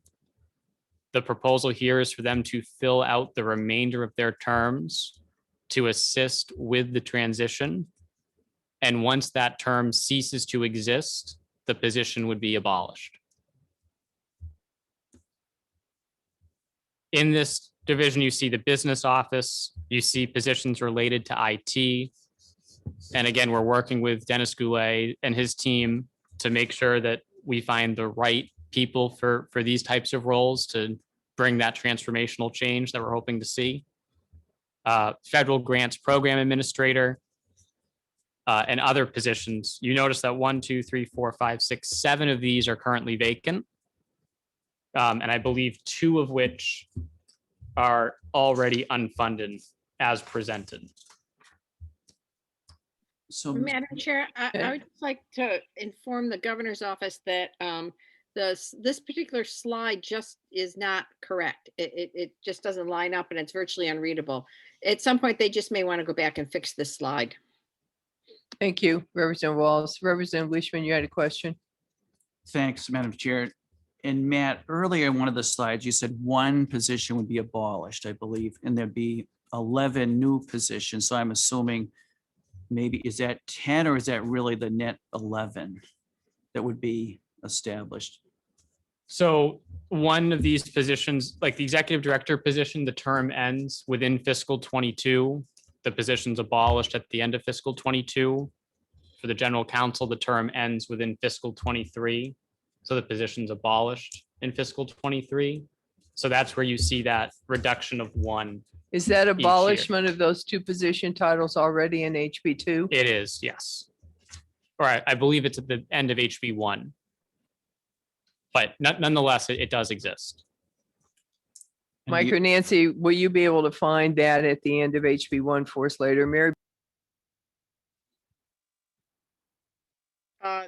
If you're talking to me, your sound just went out.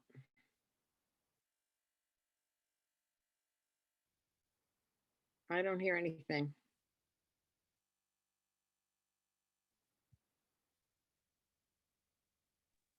Can you hear me, Mary Beth? Yes, I can hear you, Bill. I just can't hear the room. Can you?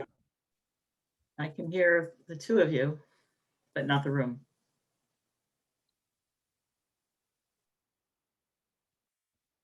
Well, I'm muted because that's my computer. Is that better, Representative Walls? Yes, now you're back. Thank you. So the question I had was, are you telling me that you're eliminating the general counsel's position from the PUC? Is that what I'm to understand? The current position that is a termed position at the PUC would no longer exist because the PUC as an entity would no longer exist. There would be lawyers that support the Department of Energy. Then those would continue. But there would be no lawyer to support the PUC. Is that what I'm to understand? I wouldn't interpret it that way. Obviously, the PUC will, or the adjudicative commissioners will need legal support for drafting, for research, to review their orders before they're published. Those positions exist within the support division under the legal director.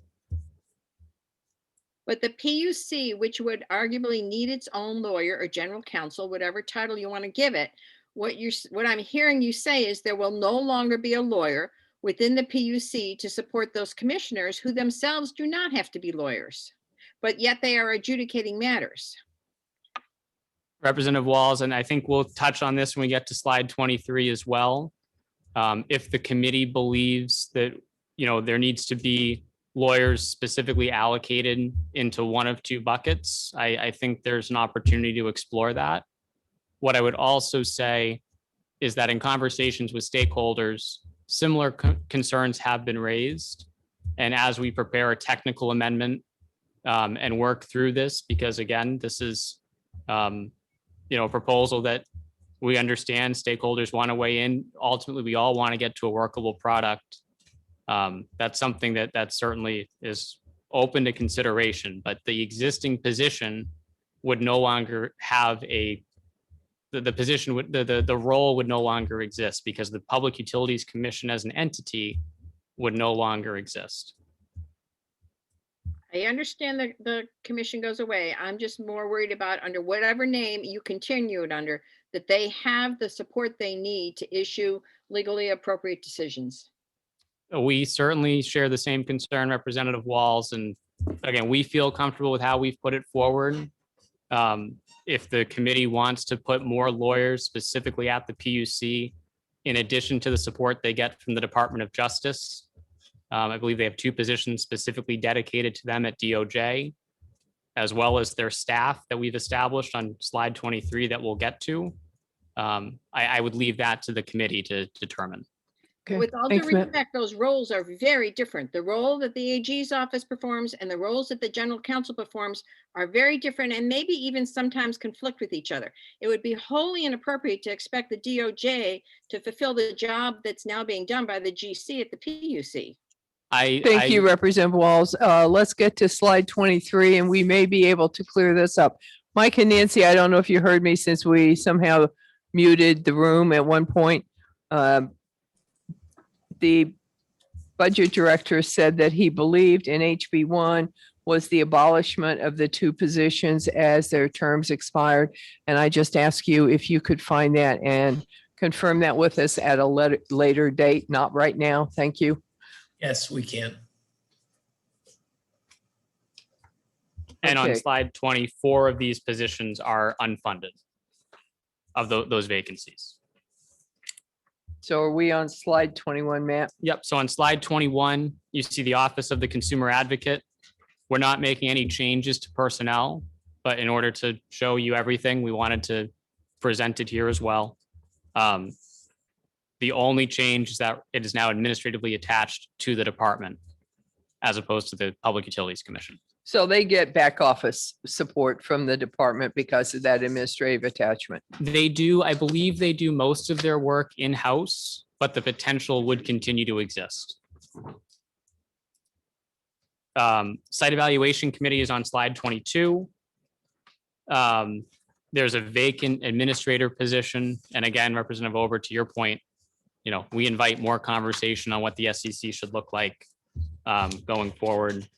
Might be best done outside of the budget, but happy to entertain those I'd conversations. be happy to unfund it here and then you guys can come up with a way to do it. I don't know if I would go that far, given If that. it's general funds, I'm going to. We've spoken about that before. Okay, we can connect on that. And then lastly, the adjudicative commissioners. So, and Representative Walls, I think this might allay some of your concerns. You see the three adjudicative commissioners at the top. You see 5 classified staffers, including a utility analyst 4 that's currently vacant, unfunded. This position's erroneous. We, in a technical amendment, would propose to abolish this position. Which position is that? The utility, the vacant, unfunded position. Okay. Thank you. They do have legal research assistants. They do have an attorney, and they have 6 staff that fill that advisory capacity. Representative Leishman, to your point, that help them decide and rule and write their orders. But these individuals do not appear in the hearing room, right? So they're on the commissioner's side of the table. They're never appearing before the commission to present facts or establish the record. their role is strictly support and not advocacy. And that's, the advocacy is left to the Division of Regulatory Support. Well, but I do want to be clear, though, that we want to establish a bright red line where you don't have someone that is appearing in a hearing room to present a case, then also be able to advise that commission how they should rule, right? And to your point, looking at either federal boards or the courts, you don't see a defense attorney present a case and then get to walk out back with the judge and help him write his opinion. Do you have a follow-up, Representative Leishman? Yeah, Madam Chair. I've been before federal boards and courts before, and that's just not true. But defense attorneys do, in fact, not to be argumentative, do go back and sit with the judge where the public's not present. So that's not quite true. I think we'd both agree it would be better to have a scenario where that doesn't happen, given ex parte rules and also just a fundamental fairness issue, especially with these matters. Representative Walsh, you have another question? I do. Thank you, Madam Chair. I'm concerned by the size of the staff that's being allocated to the Adjudicative Commissioners Division. And it seems to me that that's effectively a much smaller level of support than the current commissioners get. And I'm concerned that this is really not enough staff for them to do their jobs as they are currently able to do it. And I'm very concerned about what we're doing here in terms of pulling so much out of the PUC and separating them from these people. I think there's perhaps more interaction than we think. So I guess I'm wondering, how the assessment was done as to how small the staff would be at the Adjudicative Commissioners Division compared to the kind of support they have now. Like, who did that assessment? So our office, worked through the study commission that was done last year to identify what those roles would look like. We've had conversations to identify potential areas. If it's the commission's prerogative to move more staff into this accounting unit and out of the support division or out of the regulatory division, I think we're open to working with the committee to figure out what those numbers are. But again, these positions are purely designed to help advise the commissioners on their ruling. These are not people that are compiling evidence or building the record. So for what this role and function would be, and given that the commissioners are no longer an agency head, right? You have a Department of Energy, they're not overseeing the day-to-day operations. They're cordoned off, allowed to sit in that adjudicative capacity. We felt that this was an appropriate staff, given what their new function would be at the end of this transition. Their current role is much larger.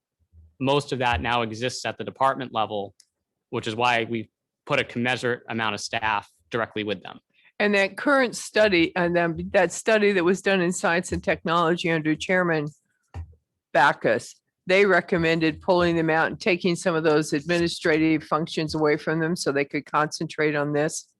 There were a number of proposals, and the committee never endorsed a specific plan, but we did look at other states, right? So Connecticut, for example, has their DES and their Public Utilities Commission essentially combined. That was one option that we explored. We determined it was not the best path forward for the state of New Hampshire.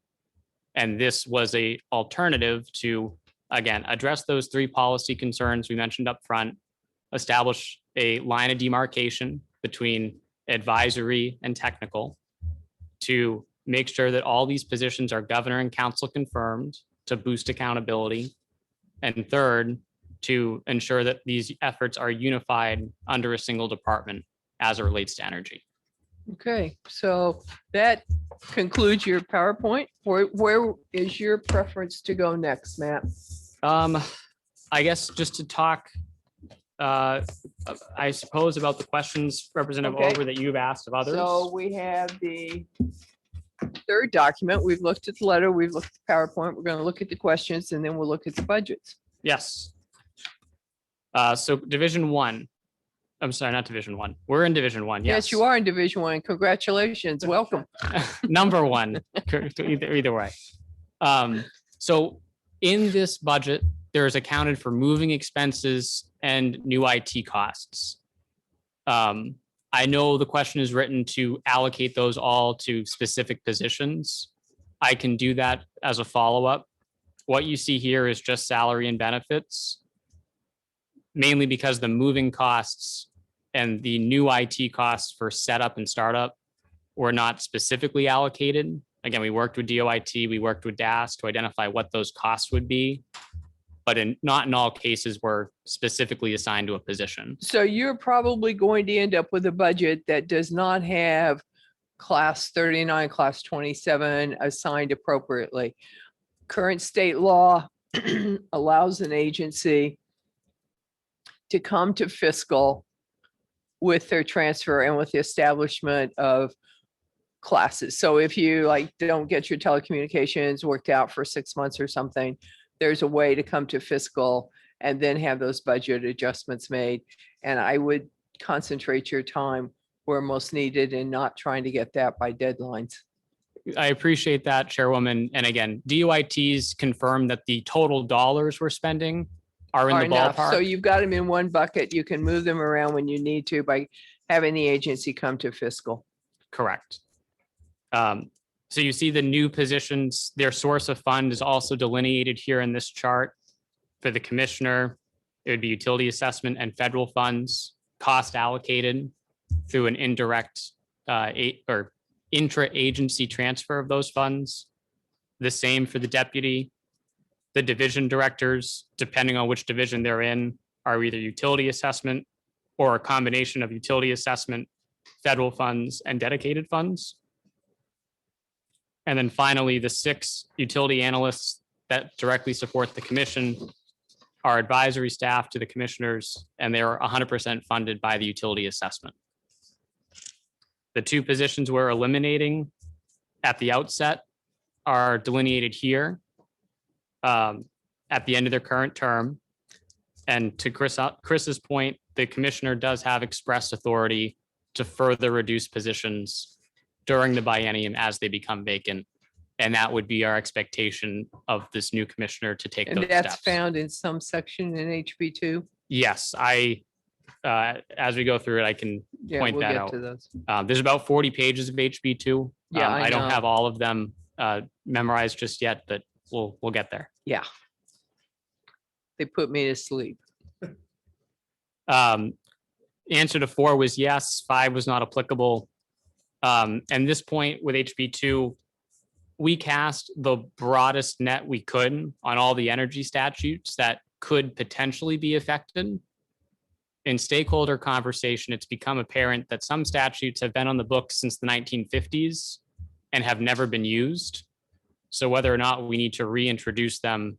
Or repeal them. Exactly. So there may be additional amendments to HB2 as we work with stakeholders. Probably not something that'll be done in 2 days, but certainly during the Senate phase. Yeah. None of that will move the numbers in HB1 at all. No, and if you find those reasons, can you just keep me on the mailing list, even though it's come out? Because it does come back to a committee conference. It helps if we understand what's going on. I'm going to try to get to the Senate as much as I can, but we'll have some House business too. Understandable. And then the remainder of this document is just, again, the class 27 conversation that we've engaged DOIT with. And then a series of position changes, either abolishing positions that are currently in HB1 or moving positions between accounting units, either for a technical reason or in one instance, a position moved in one fiscal year, but not the next. We would just want to align that for both fiscal years.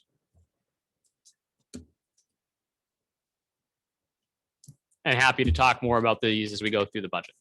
Okay, where do you want to go next? All right, so I would say to HB1, if we want to do that. What's the page number? 1 second here, I have it marked. Of course you do. 358. I'm surprised you hadn't memorized that, Matt. Well, I would actually start on 129, which is in the Department of Administrative Services. We did that one. You're good. Okay. You're good. which brings us to 359. Yep. Is it 358? I'm sorry, yes, 358 actually is where it begins. So in the office of the commissioner, you'll notice that these are the expenses for 2 positions, including class 39. So we have accounted for some of that. All of the funds in this accounting unit are from agency indirect cost recoveries. The idea is to leverage each funding source in a proportional way. So a federal grant would pay a proportional share of the commissioner's salary, similar to the way it's done at HHS, similar to the way that it's done at other departments that have a variety of funding streams. You notice here that because this is a new division, there was no budget tied directly to this for 20 and 21. Yeah, I'm actually trying to figure out how you're going to pay these people 1st of July. What do you mean, Representative Ober? This won't exist. So the commission the reorganization is effective September 1st. So you have OSI money in the budget? So this is going to be a technical conversation on how the transition occurs. There may need to be 1/6 of a year allocated to the existing structure while individuals are confirmed for GNC. Because obviously this new department couldn't be stood up on July 1st. That's just what I said. Yeah. I was wondering how you were going to pay these people. That is something that has also come up during our stakeholder conversations. Yeah. You wouldn't see a net increase in funds. You would just see you would see OSI and the PUC continue to exist for those 2 transitional months is what we would need to do via an amendment to HB1. Alternatively, and this wouldn't be our preference, you could have this take effect in fiscal year 23 only and fund the existing structure for a full year.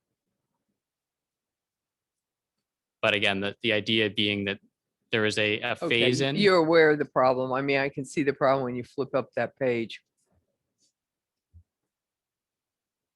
So again, this won't be an increase in funding. You won't have that requirements. fixed in two days either. So just keep me on the mailing list for what you do. So when it comes back for the committee of the conference, we have some idea of what's in the Division 1, what's been going on. Thank you.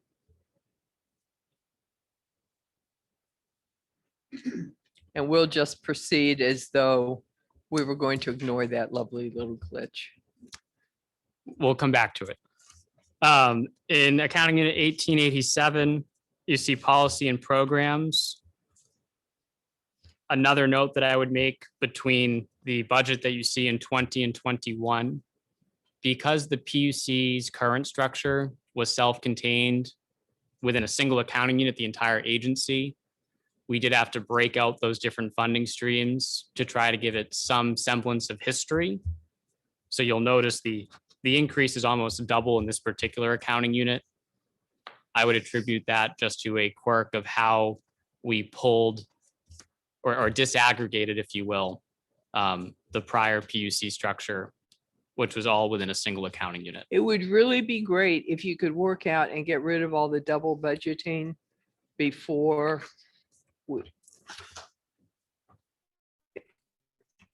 it inflates the budget in a way shouldn't be inflated. And when you inflate the budget in a way that shouldn't be inflated, then it's easy to say the next budget year, well, the budget only went up 2%. And people forget that, yeah, but 4% of that budget was double counted. It should have been backed out. So anything you can do to get rid of that would be very helpful. Absolutely. And we can certainly explore ways with DAS to maybe have a position that we Yeah, I expect to think they become. can help you. They have to Yeah. do some of that with DOIT now. So Yeah. thank you.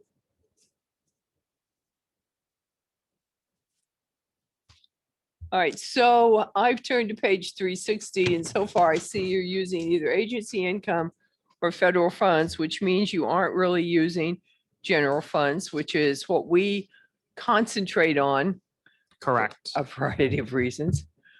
362 is agency income, as is 363. And while we are here, actually, the issue I was pointing out with the Reggie dollars, the increase in auction proceeds, you see that, and I apologize that I missed this. This is on page 359, class line 73, and I apologize to go back, Madam Chairwoman. It's okay. You'll notice it's appropriated at 20.8 million in each year. Yep. You notice there's nothing in 20 and 21. The 20 and 21 appropriation is found on page 361, class line 73, just the same, at 16.5 and 12.7 million. Okay. And again, this is just a matter of history trying to translate Yep. across different accounting units. So Matt, where's the first page that we see general fund usage in this new agency? Would be page 367.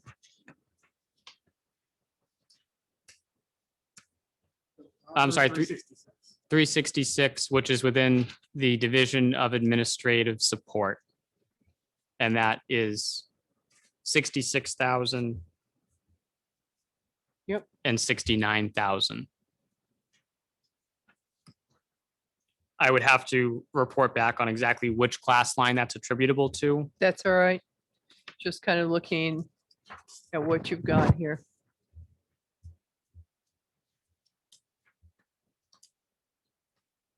Okay, 369 starts the site evaluation committee, but they have general fund dollars and that's not what we want for them. So you see the current 20 and 21 at 254 and 286. Their general fund dollars have been reduced. Yeah, and they've But got not- a million more. As I said, she works very hard to keep it a fiscally conservative, but when you come and you say, well, you got to pay these because I spent the money, you leave the state in a hole. And even if we don't like the way she spent the money, we don't have an opportunity to say, no, that's not something we want done. And Madam Chair, you'll see the footnote allowing them to come to fiscal to get more funds. Yeah, no, that's going away. And we'll just need to think about how those assessment dollars for the applicants, that they would be able to fund the operation They can sufficiently. fund those. They can't come to fiscal and ask Yep. for more money. That would not be coming to fiscal to ask for more money. What Representative Leishman is talking about is what has happened.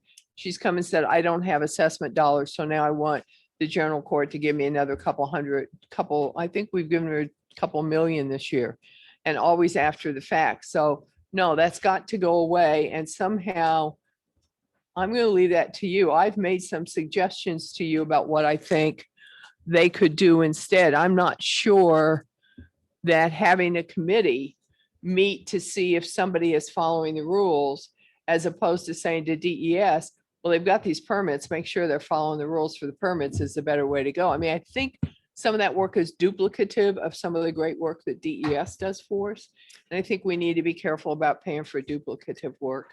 And I appreciated those conversations, Chairwoman. Is Chairwoman Martin from the PUC on by chance? I don't know. It doesn't matter. What's happened has happened. This Okay. is not going to continue to happen. That's where we're going, is going forward. I'm not faulting her for what she did. I'm saying going forward, that's not going to happen. And just what I would say is the alternative would be to increase those filing fees for new projects. Well, then you guys have to work that out. Okay, I would just say that that's the only other source of money. Well, that she didn't use the filing fees for projects. She needed the money because she was having hearings after the fact to see if they were complying with what the SEC had already ruled and the permits they had gotten. So she'd already spent the money of the filing fees and was doing that. And then she said, well, I have some other things where we can review and track. Those are the items you need to think about. That's not necessarily a filing fee. That's a monitoring fee. And if DES has got and is doing monitoring of all the permits that go out and the wastewater and all that other, they already have a staff to do that we're paying for. We shouldn't be having a committee duplicate that. I agree with you. I just want to identify, and I believe there's a 'Cause bill. we're going to get rid of this footnote. And I believe there's a bill that is currently in finance. It might even be this division, or it might be on the Senate side, that's proposing to reduce these fees in some instances. That, I don't think we have that, and that would be in Ways and Means. They deal with fees. So I believe it is already gone out of the first committee, but I'd have to report back on that. It may be Ways and Means. I Yeah. do have my bill numbers here. I have all the bills here that we have in finance. And I don't think we have one of those. It most We've likely got is death Ways and Means. benefits. We've got repaying fines, right to know, ombudsman, payment of bail commissioners, and more death benefits. Madam Chairman, I believe the bill is in Ways and Means. You were correct. Yeah, My apologies. we spend, they collect. That's Tell what them to my collect husband's more. doing. That's why he always tells me, just cut your spending. I'm like, "Mm." What do you mean you need more money for the budget? Just cut your spending. I'm like, all right, So we'll address that, Chairwoman. On page 371, you see the adjudicative commissioners. Again, here, a utility assessment would be their funding source. Which brings us down to 372, which is the end. And again, just want to stress that the totals on this page, especially when it comes to the position count, the big change that OSI non-classified positions are now, they now appear in this line because we've reclassified them. And then the total increase in other funds is by and large tied to the Regional Greenhouse Gas Initiative auction, which is projected to yield more money for ratepayer rebates. And that explains the jump along with the increase in federal funds that we're projecting to receive for 22 and 23. The intention is not to increase the headcount of this department. The intention is not to create permanent increases in the utility assessment. And again, there are just some transitional pains that would go through something like this. But we do believe that coming out on the other side, once that transition occurs, we'll have better outcomes for ratepayers, a more efficient department, and also resolve some of those longstanding policy concerns that several people have raised on a bipartisan basis.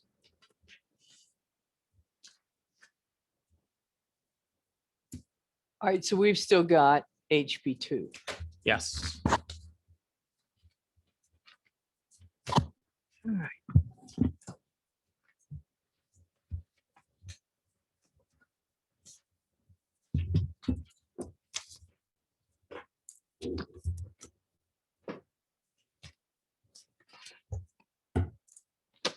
Oh, no. On HB2, and these sections begin on page 85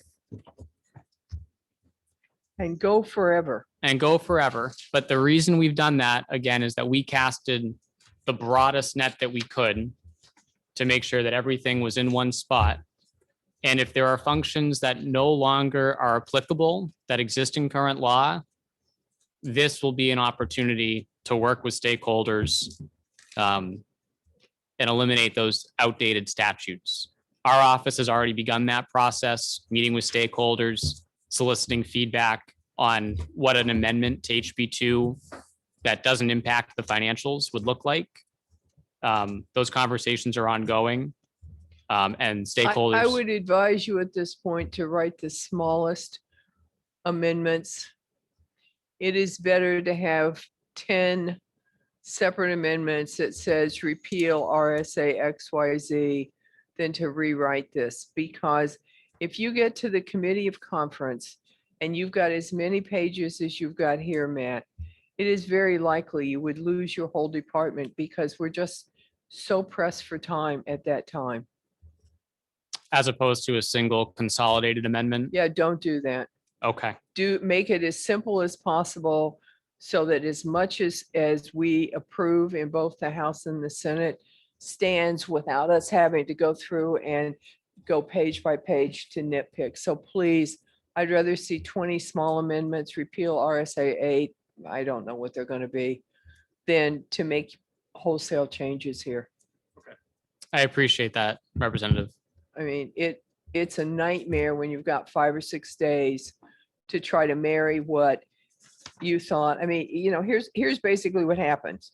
The House is going to vote this amendment. It's like sending a kid to college. And then the kid comes back from college 2 years later with purple hair.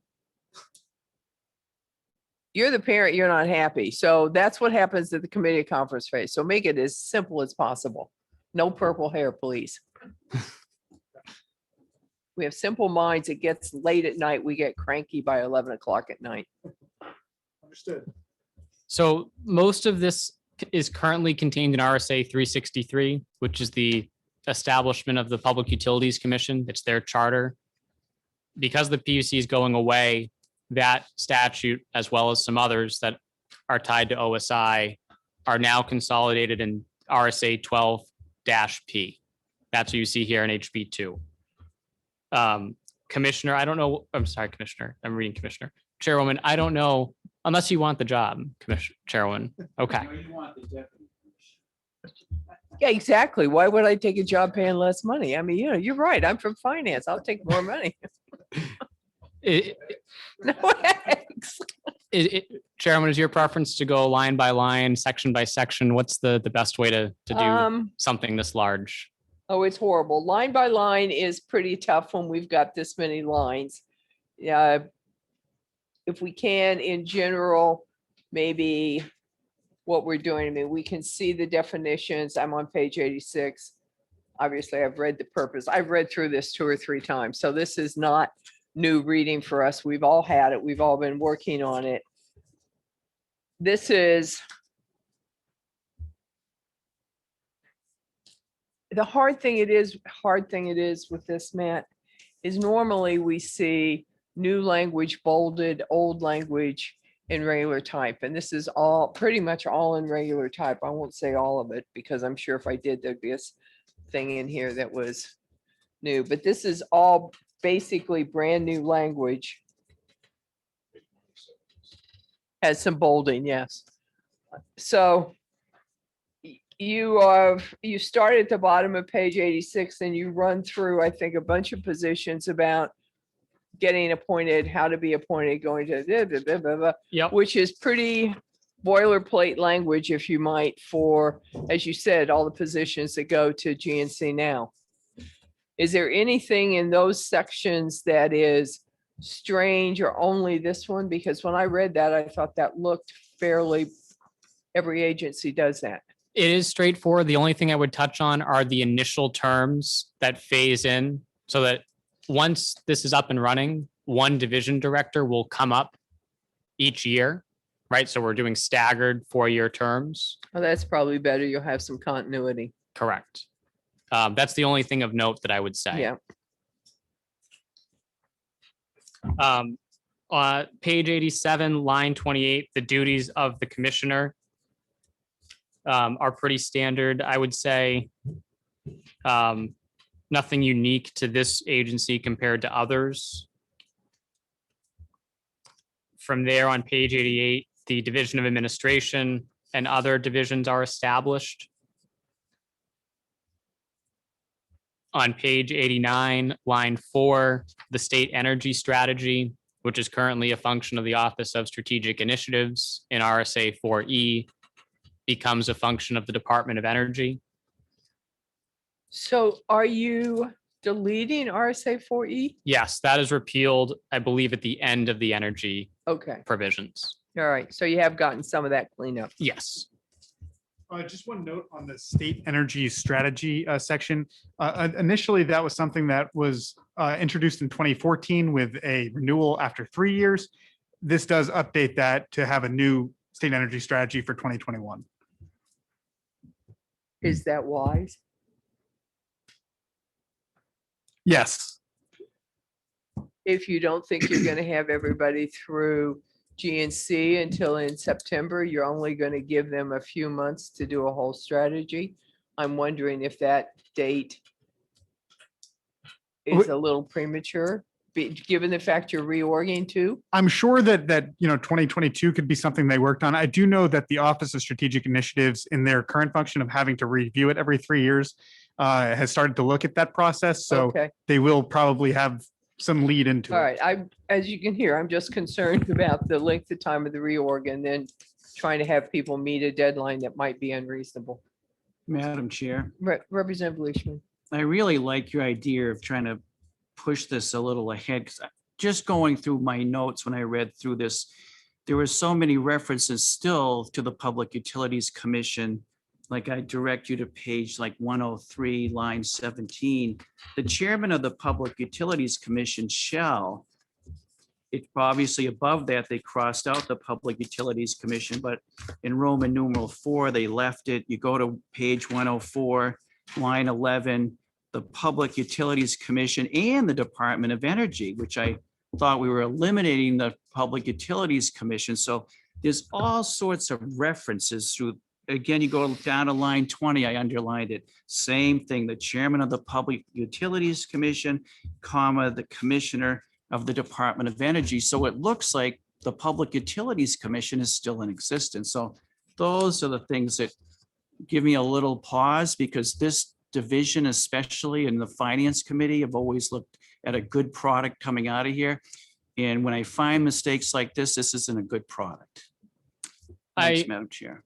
I appreciate that, Representative Leishman, and I agree there are some technical drafting changes that need to be made. You know, those are on my list as well. In 2 days. I apologize, we didn't catch those during the governor's phase We working. shouldn't have to catch them. And we've caught them ourselves as well, so we'll.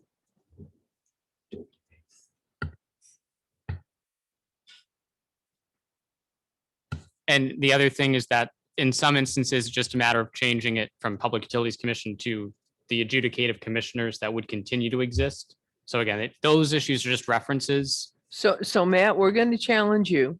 You were coming back Tuesday morning with DJ Yes, to go over family leave.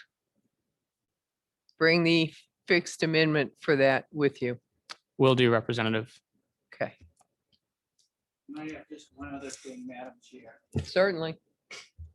Because this, to me, it looks like a growth in government, which has never been a big fan of mine as far as growing government. But could you give us a comparison between the expense or cost of the PUC and the expense and cost of the OSI? So we could see the comparison. You've got new positions, but it costs us so much for these two agencies now. What is the Department of Energy going to cost? Because I'm seeing numbers here, quickly reviewing it. This is going to cost us a little more money, maybe not all in general funds, as you pointed out, but somebody is going to have to pay for these costs. I agree, and it's on the very last page of the budget that we just reviewed that And that's- pertains to this. And that's $10 million And- over. And the explanation I gave just a few minutes ago was that 8 million each year is tied to the regional greenhouse gas emissions or inventory auction that is projected to yield more money. That is a direct pass through to ratepayers. So it's an increase in grants, but that's not anything that the state has control of. It's something we get for participating in the program, and we rebate back to ratepayers. And That's it fluctuates a lot. It does, but our expenses are directly proportional to our revenues. So that's the vast majority of any increase you see in the budget book. The other thing that you see is an increase in federal funding for weatherization and LIHEAP as a result of recent federal bills and the Consolidated Appropriations Act that we saw pass in December. And there is as I mentioned before, a $1.5 million increase in the utility assessment that is mainly driven by double accounting for some positions as part of the transition. Our intention is not to increase headcount. It is not to increase the draw on the utility assessment. And I would just use those three things to explain why it looks like there's a much larger increase than we would ever support if those were ongoing fixed costs for a new department.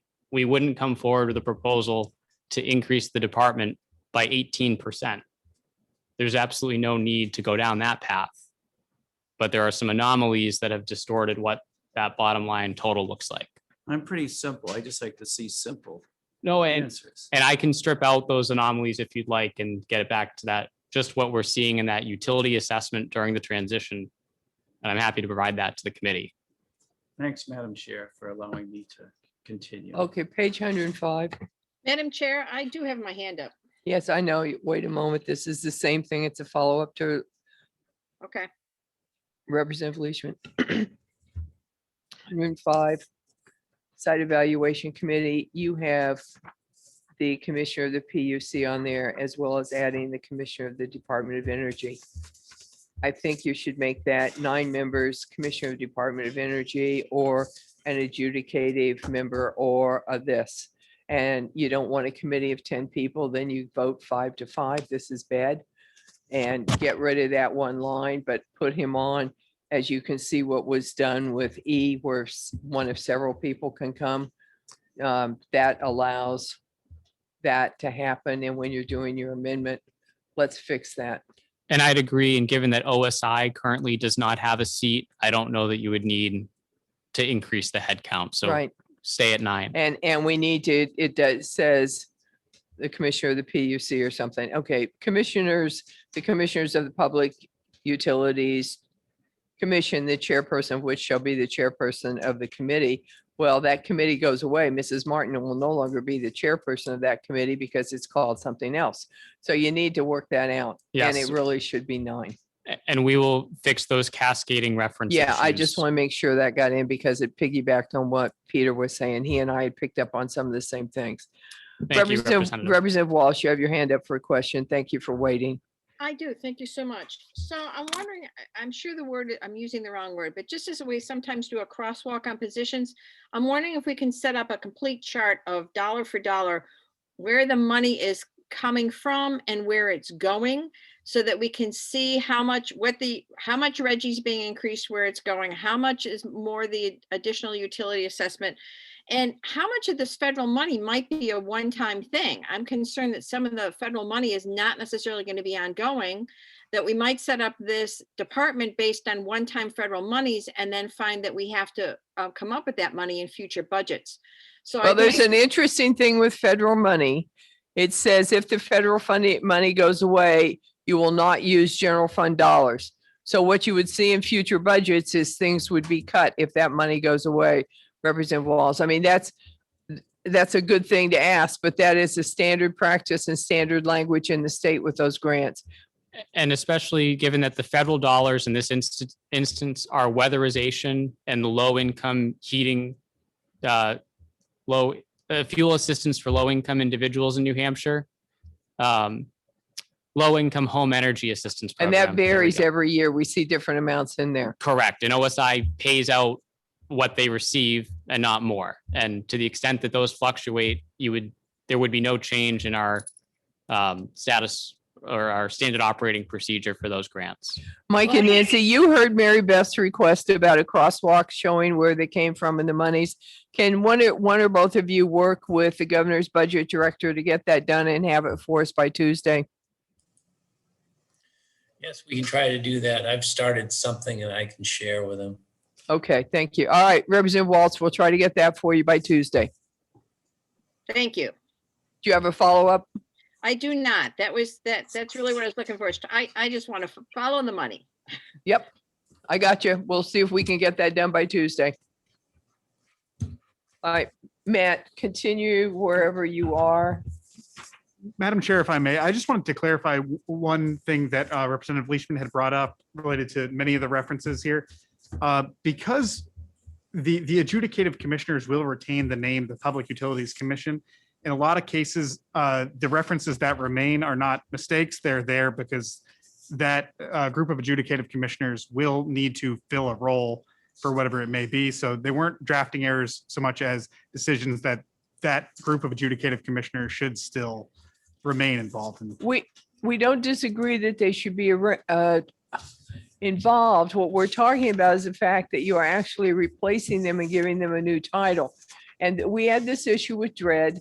You guys weren't here then, but Nathan White at LBA had to go through, I can't tell you how many pages, and verify the language across all of the things equally. Peter and I were sitting on the committee at that time. It was a huge overhaul. So it's just something that we need to correct and make Absolutely. right. and we're happy to do that. We understand it. You're gonna have it, but it's gotta be right. I'll go to page 90 from there, the Office of Offshore Wind Industry. Now, is that new?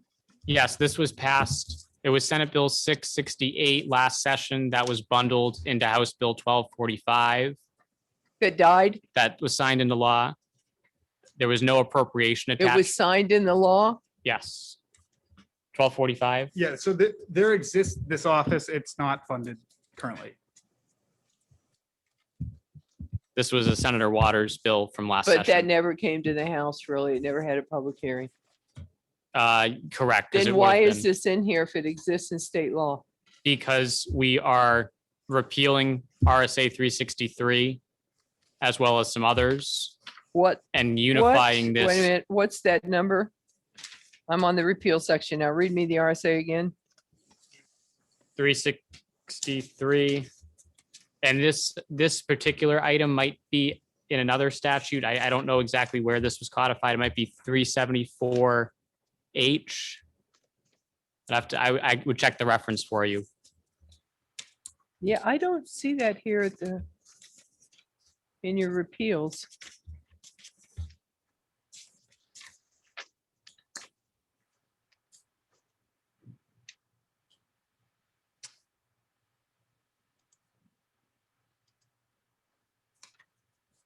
Okay, I need that by Tuesday. Okay.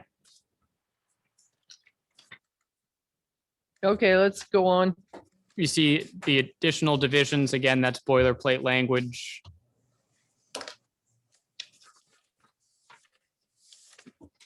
Page 91 talks about natural gas and the authority that would exist with the commission.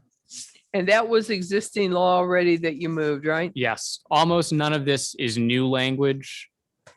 If anything, I couldn't point to a piece of new language that's not currently on the books. Again, this is really Yeah. translating from one structure of government to another.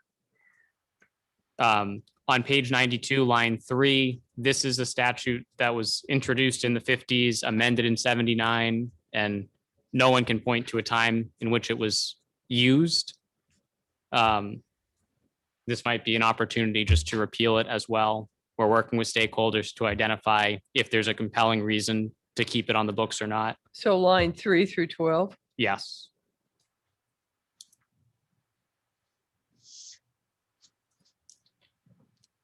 And again, we'll continue those conversations.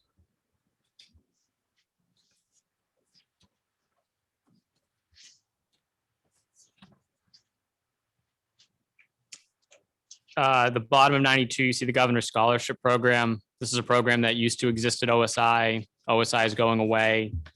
So it renames the chapter title to account for that. That's now in Treasury. Yeah. 194 or page 93, top of page 3 is just the organizational structure of the executive branch. You see the positions that we've created here.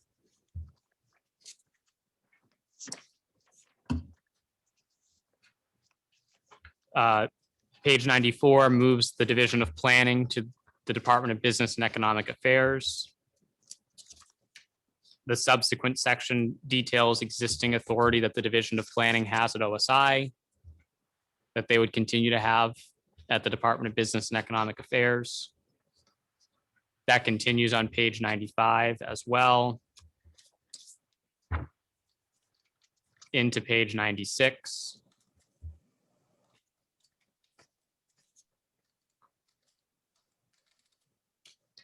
Continuing forward to 97, still existing authorities that Division of Planning has. Section 200 is the name of the department, which replaces OSI with Department of Energy in a series of statutes. Line 8 on page 98 changes a reference. This is related to the state energy strategy. That's where it is.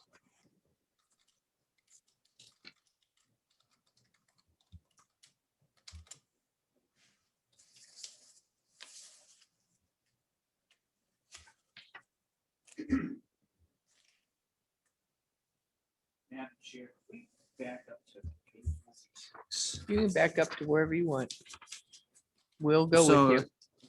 I'm not quite familiar with the policies and plans. It's on the bottom of page 95, line 34, and going over to 96. There are a number of things listed which are done by other departments in the state. So is that existing language there now that you're just moving over, or is this creating more oversight of all these A through J, which again, some of them have already are handled by other agencies like water resources or solid waste. I'll Which is- verify the existing RSA that this comes from, but it is existing language. Okay, thanks. Thanks, Madam Chair. I think we did that piece when OSI was created and planning moved into OSI.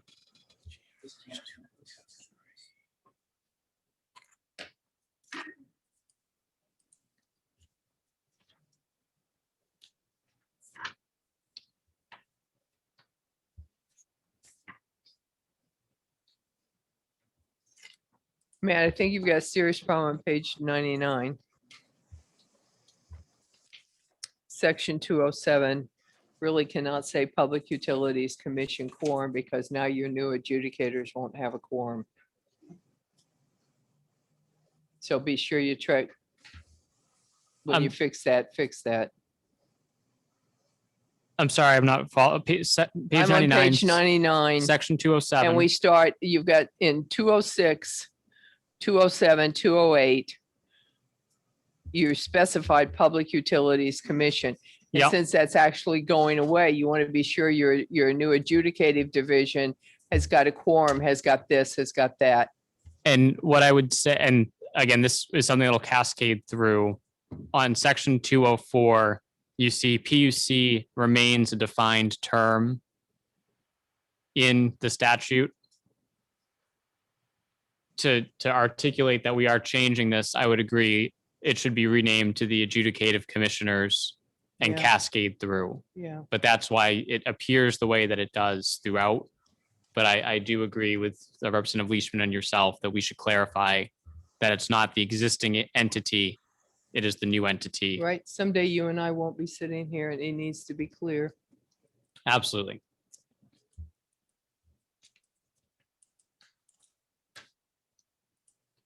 And somebody ought to be able to do a control F, find all these, or even a control R and replace it with this phrase and pop it in. I mean, that's, computers are great at things like that. Representative Walls. Yeah, I have a concern I just want to raise. It looks like that 363.1 is making the chair of the commissioner report directly to the governor. Does that mean the governor could influence the commission, which is supposed to be independent? That's my concern with the way this is drafted.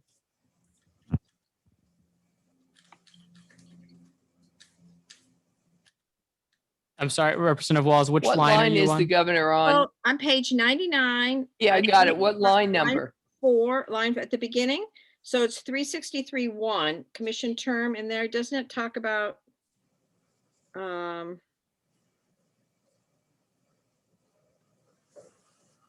I don't see it saying one reports to the governor. That's what I'm missing.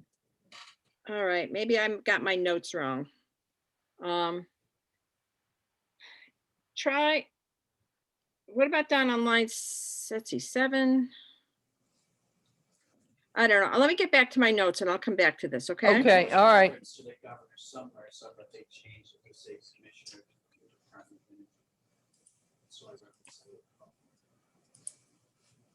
All right, please continue, Matt. She's gonna, look, I don't know, I didn't see that, so we don't all see everything, so if she finds it, we'll go back to it. And the other thing, Representative Ober, that we might do through this amendment is consolidate the repeals into a single series of That consecutive would be sections. easier to Yeah. deal with, for sure. Yeah. But again, you got to get this done by Tuesday, so my thought is, what can you do to get it done by Tuesday morning? And you got to make that decision. I can't do it for you. Time is a finite resource. Yes, it is.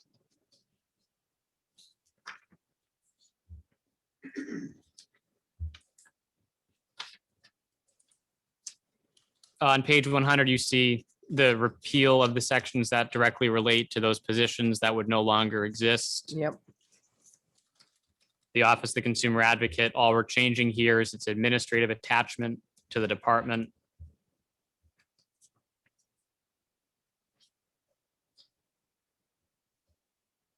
That continues on page 101. Yeah. Just a series of reference changes. Yeah, on 102. And 103.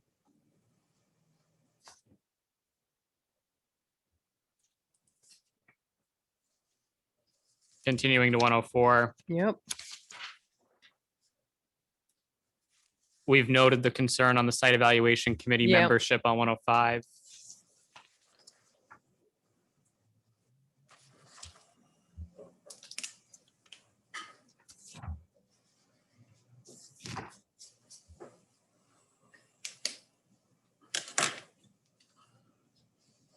A lot of the rest of this is that reference change into Department of Energy.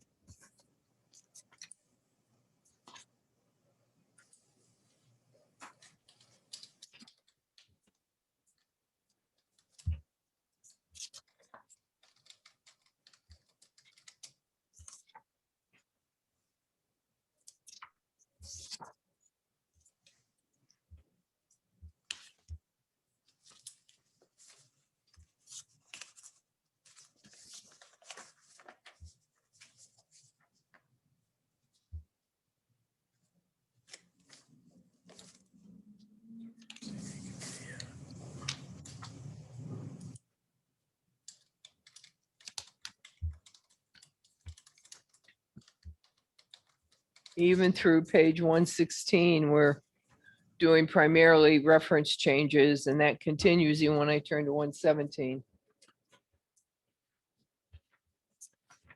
Not sure do we have anything substantive after that with the change other than the reference change to Department of Energy? On page 118 and into the beginning of 119 is the contracting authority, reducing it to the level set by governor and council. Oh, the $10,000. And again, I think this is to institute more standard procedure for this new entity that every other agency in state government has to go Yes. through.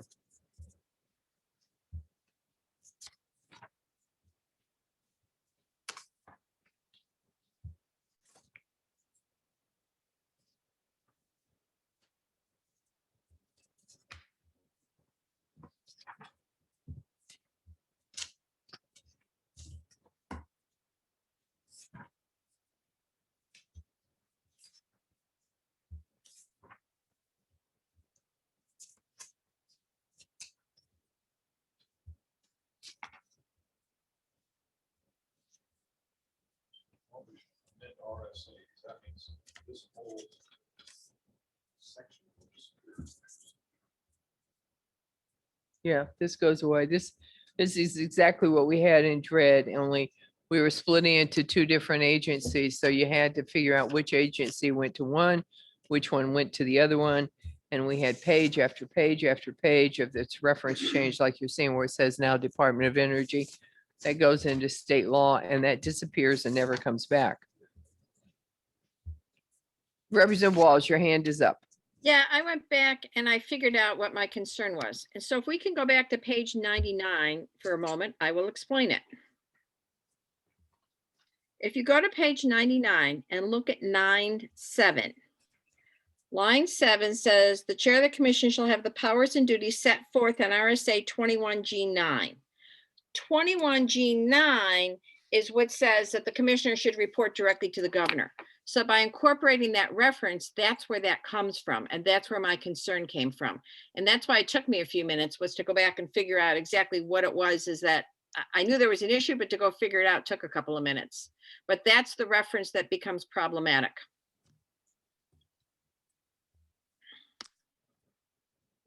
let me respond after this hearing just to go through 21G9 and determine if this is something that only should apply to the department agency head as opposed to the chair of the commission. But I'll report back to you on that, Representative Walls. It's lovely you're coming back on Tuesday. Yes. Thank you, sir.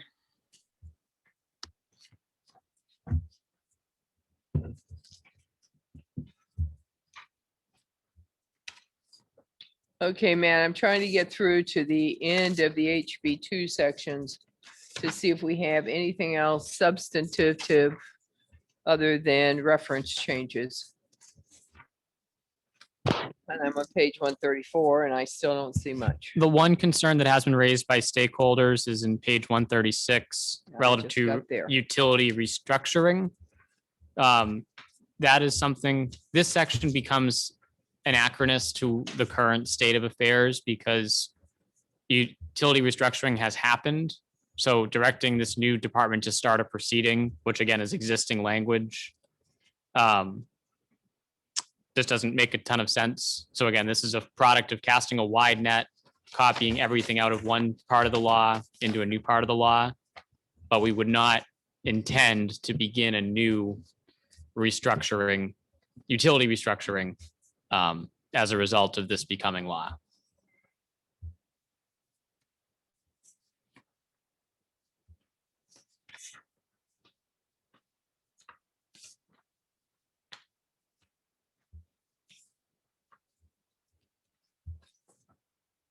People are zooming in. This is like watching paint dry because we're flipping pages. Our Zoom audience is bigger than it's been, so they must like watching paint dry. Are we at a whole 3 people, Chairwoman? No, we have 16. Wow.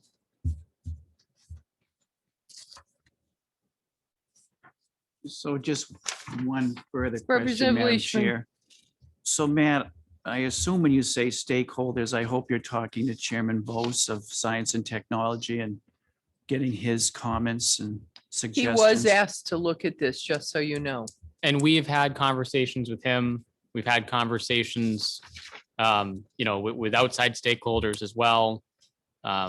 Whether it be, regional groups that deal with energy issues, utilities, the Office of the Consumer Advocate, wanting to make sure that we get this right and it is workable.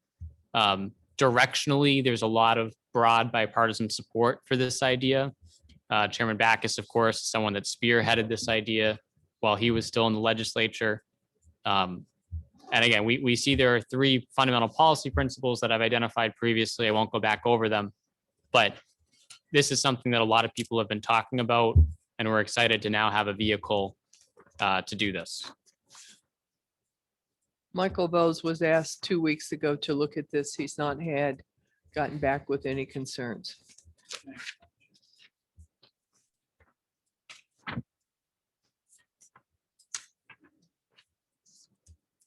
Another area is on page 149, the multi-use energy data platform. This is something that is ongoing. Our intention would not be to require that process to restart as a result of this. That's another section that we've heard.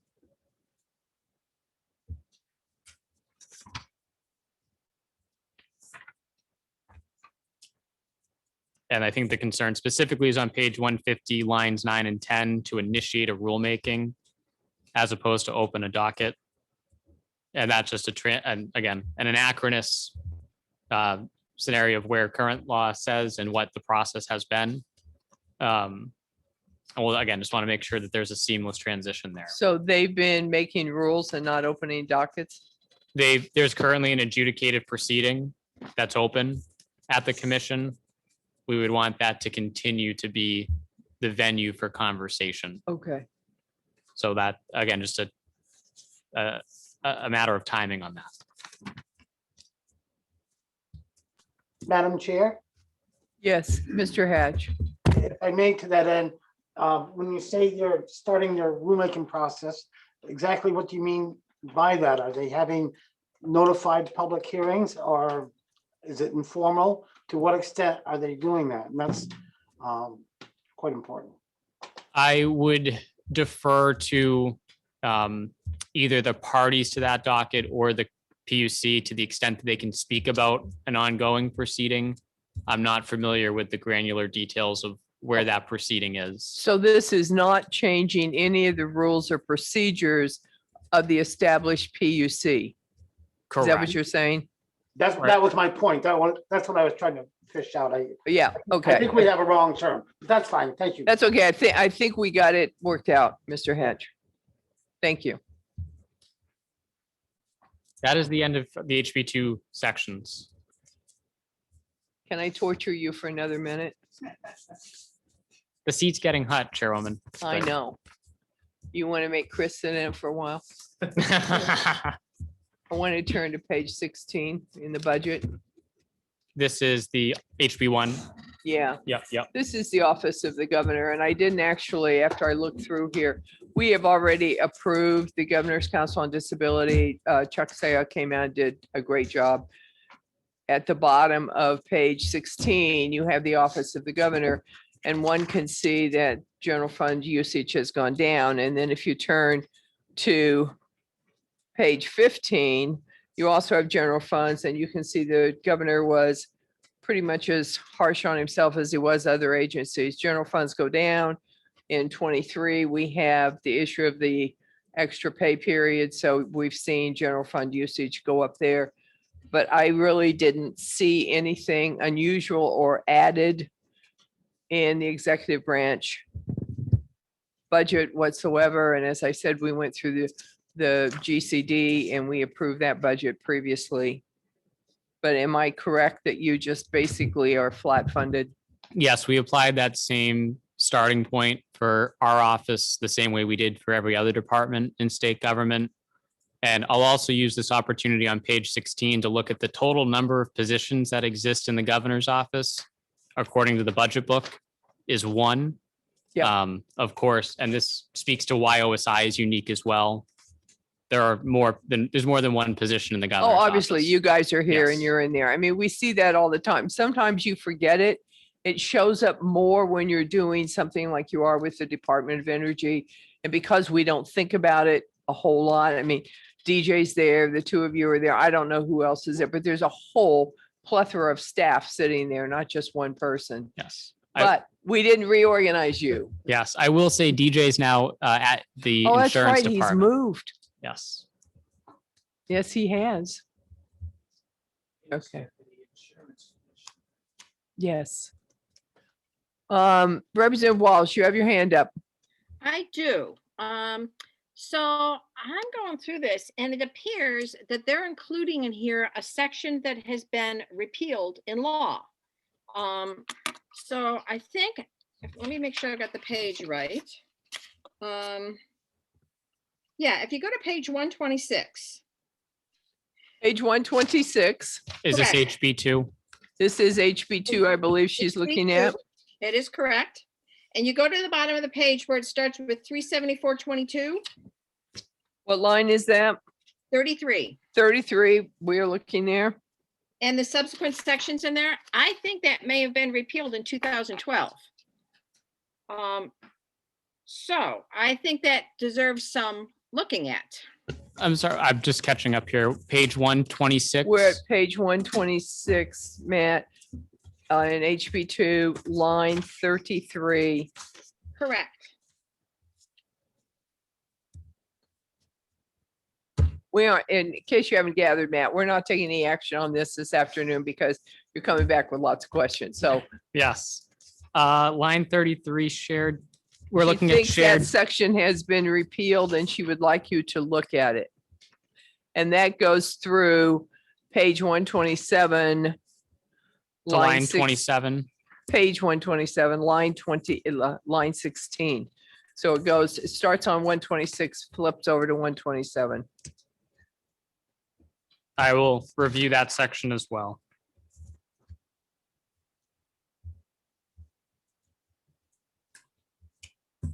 Reporting back on Tuesday. Yes. So to be clear, I was gonna say, it wasn't all repealed, but most of it was. And I think, but parts that are included in here are part of the parts that were repealed. So I think it deserves a really careful look because it seems silly to be including repealed laws in this. And I'll compare that to the existing law and see what was the root cause of that. And Representative Walls, is this a potential situation where chapter law might say one thing? Or do you feel that the language in the RSA as it exists today? LBA might be able to help you Yeah. with that, Matt. That would be where I would go to ask that question. I guess my concern is I don't know where we would have found repealed language to include. So I just want to make sure we can track that down. Mike or Nancy, do you happen to know off the top of your head? I'm actually looking at it online and I don't see repealed language here. Look at 374:A-1. It's 374:22-L. Yeah. She's telling you I think she's telling you it's a different statute. Is that what the translation was, Nancy? Yes, if I could Well, share. let's look at this, because to me it's confusing here what's going on. So I just think it warrants looking at. Can you see my screen? No. No. Now we can.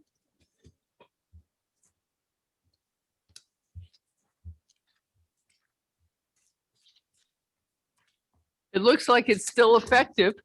Is there some reference you're looking at that I'm not seeing?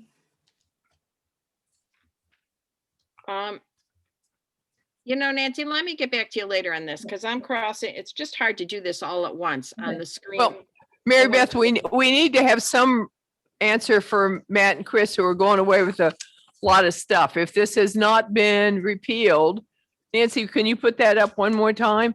Then Sure. they need to, I mean, they've got a lot of things they're doing for us. Time is a finite resource. Well, here, I would just say, look at 374:1-a. All right, hang on.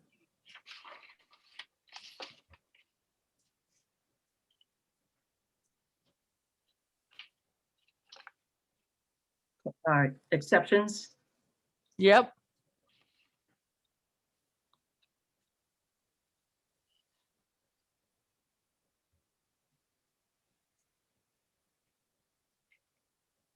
I don't see anything about 22 in there.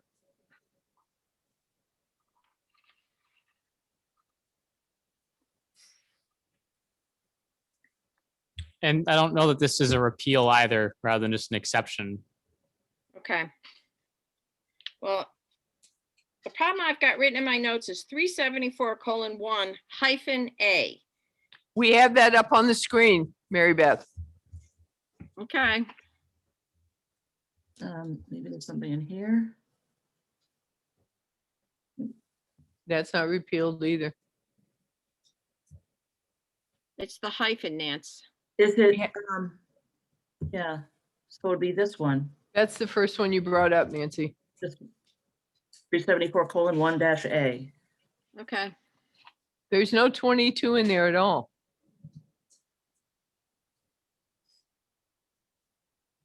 Well, we can go back and take a look and Okay. This is the statute in question right here. That's correct. I think it may make some stuff inapplicable, but again, it's just hard to do this on the fly.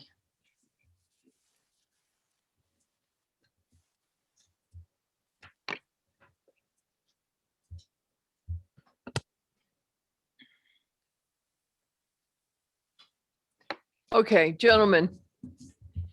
I appreciate your time. I appreciate you listening to our questions. I We're happy to appreciate answer you them. badgering and letting us badger you a little bit over certain things. He's used to it, he says. Well, as you famously said once to me, Representative, and it stuck with me, you come from the show me state and we're going to have to show you. So You're gonna have to show me. I hope we're able to do a little bit of that today. You were. Happy to come back on Tuesday. We'll get some of these questions squared away and answered. And if there's anything else that comes up in writing, happy to Yeah, I follow up think, as well. if at all possible, we need to try to square away the amendment for us to keep this in HB2. We need to do that. Quite honestly, we expect to be done with our work on Wednesday. That's why I'm saying to you 2 days, knowing you were coming on Tuesday. Like, if I tell you Wednesday and then you say no Thursday, I was like, no, sorry, too late. And I will say that, yes, there's a lot that we've covered. I don't know that there's all that much drafting that would need to happen for this Okay. amendment, which does make me feel that it's a reasonable timeline. So we'll Okay, certainly meet it. all right. Appreciate you coming. Good to see you both. Nancy and Mike, can you guys, I see George Kapadas waiting and I don't know who he wants to bring with him. If you could bring them over. Tracy is going to start and run that hearing. I'll be back in just a minute. Will do. Oh.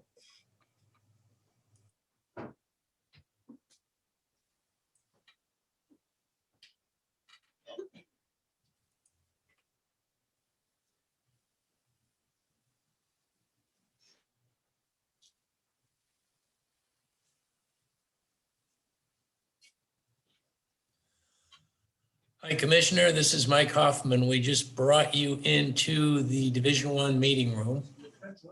Thanks, Mike. You're welcome.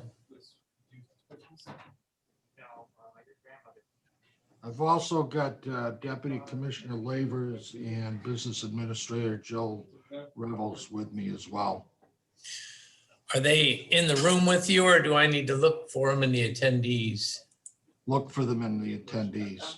Okay. Thank you. Yeah. Thank you for your patience. When you do a whole revision, but overall, it's I know purple hair. okay, good. Okay, now we're starting another hearing.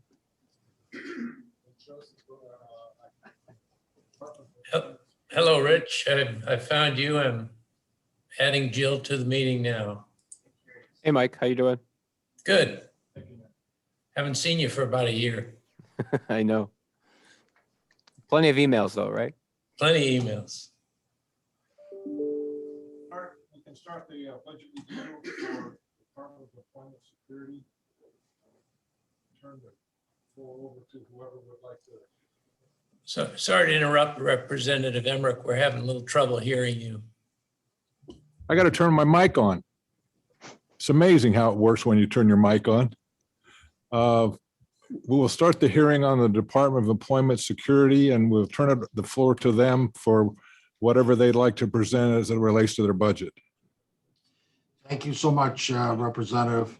So I'll start just by giving a brief overview, and then we want to talk also about some amendments we're putting in, and then we can take questions. So the department receives no state general funds, and the majority of its non-matching federal funds comes from the U.S. Department of Labor. The biennial budget projection is based on knowledge and expectation of the continuation of our core programs, employment services, unemployment insurance, and labor market information. The department also receives supplemental funding in the form of a 0.2% diversion of employers. George, we're having a very difficult time hearing you. I don't know if you've got a mask on or you're not close enough to the mic, but we can barely hear you.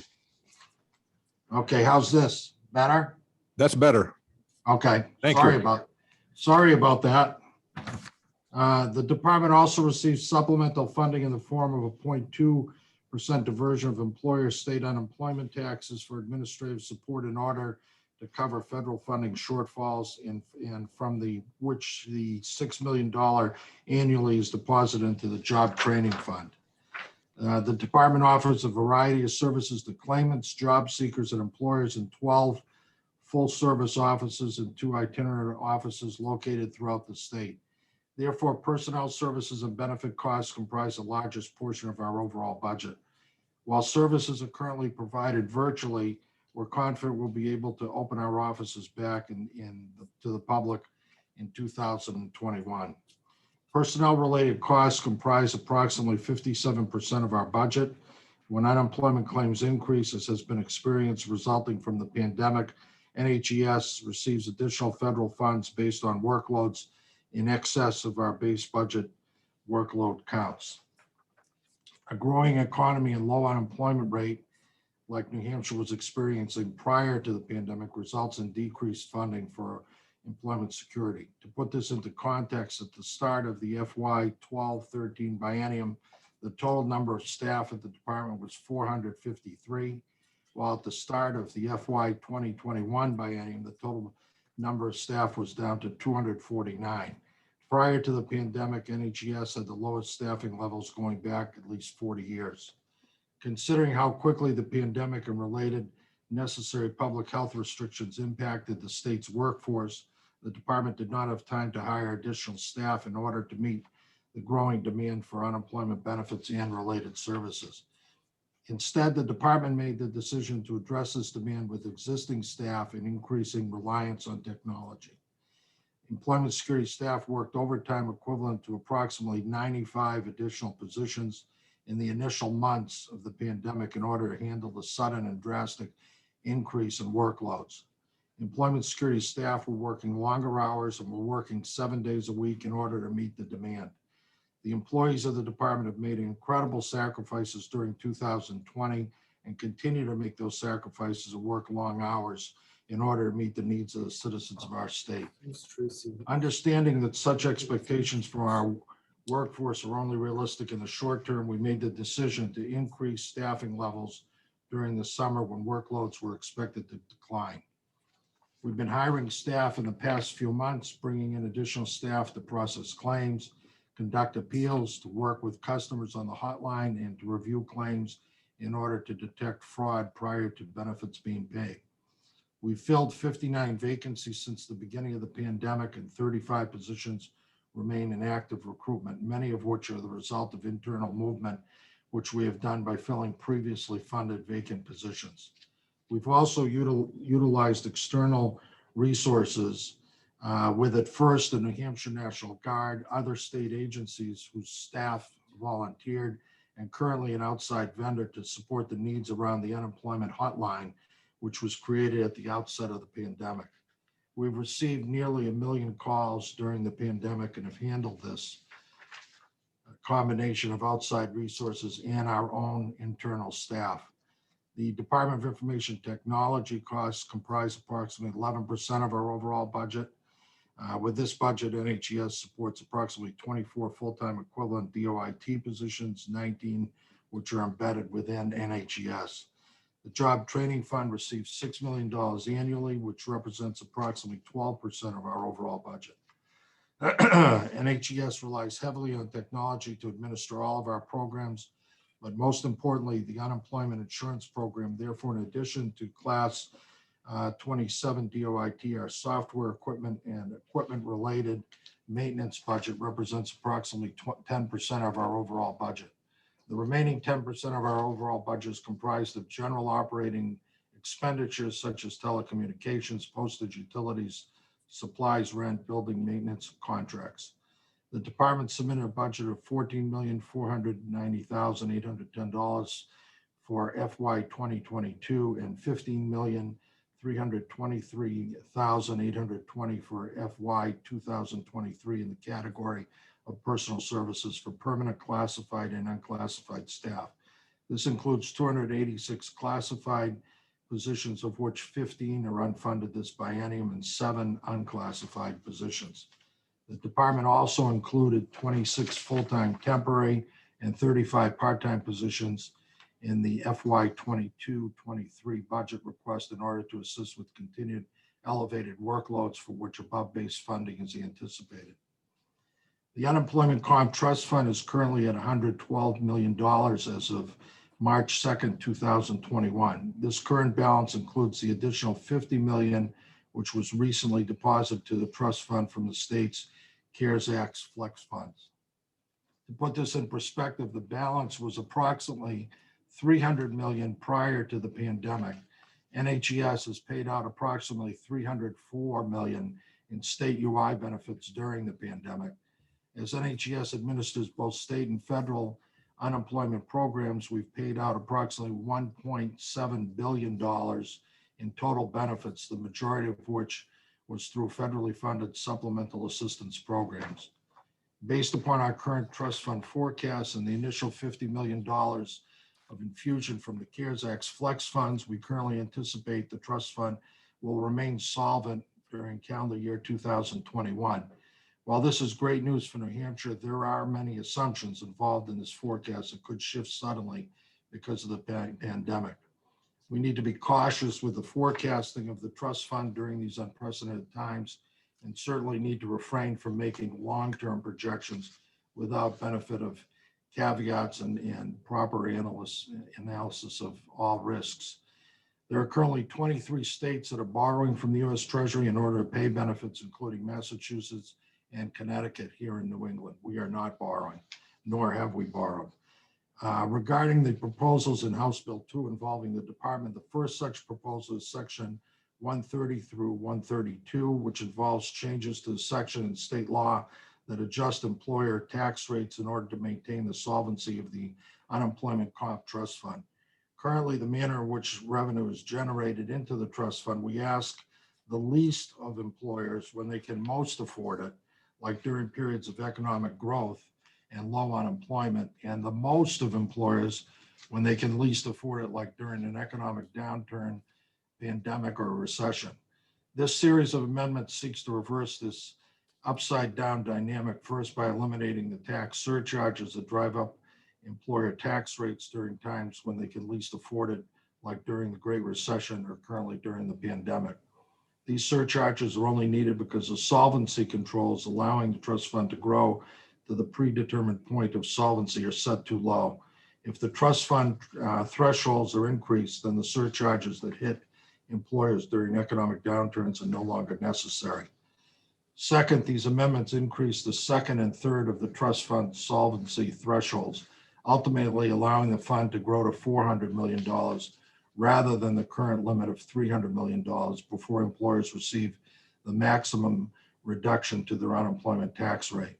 We're confident that if these changes had been implemented prior to the Great Recession, New Hampshire would have not needed to borrow the $120 million that we had borrowed from the federal treasury in order to pay benefits.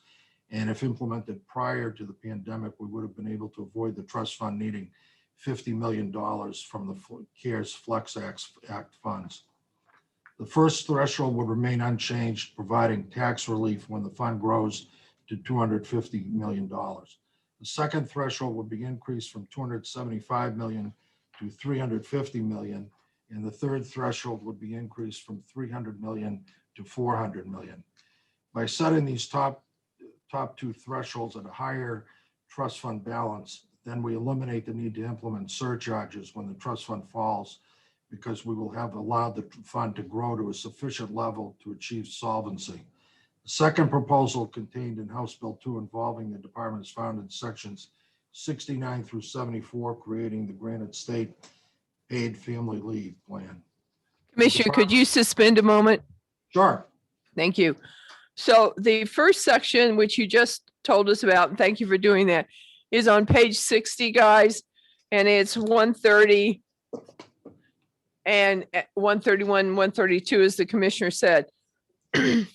Commissioners, I understand your testimony. You are in favor of those, and we need those. Is that correct? Correct. Could I have a motion to approve those sections? Representative Emmerich moves to approve section 130 through 132. Representative Griffin seconds. Is there any discussion on the motion? Seeing none, would the clerk please call the roll if you're in favor of approving sections 130 to 132? When your name is called, please say aye. If you are opposed, please say nay. Okay, Madam Chairman, Yes. Vice Chairman, Yes. the clerk votes yes. Representative Griffin? Yes. Representative Leishman is excused. Representative Hatch? Yes. Representative Walls? Yes. Okay, the motion passes 6-0. Okay, thank you, Commissioner. Tell us again what section we're now going to that you're going to talk about. Thank you, Madam Chairman and committee members. So now the second section, section 69 through 74, creating the Granite State Paid Family Leave Plan. Okay, the governor is going to come in and talk to us about that as well. So we won't be voting on that today, sir, but please tell us about it. Okay.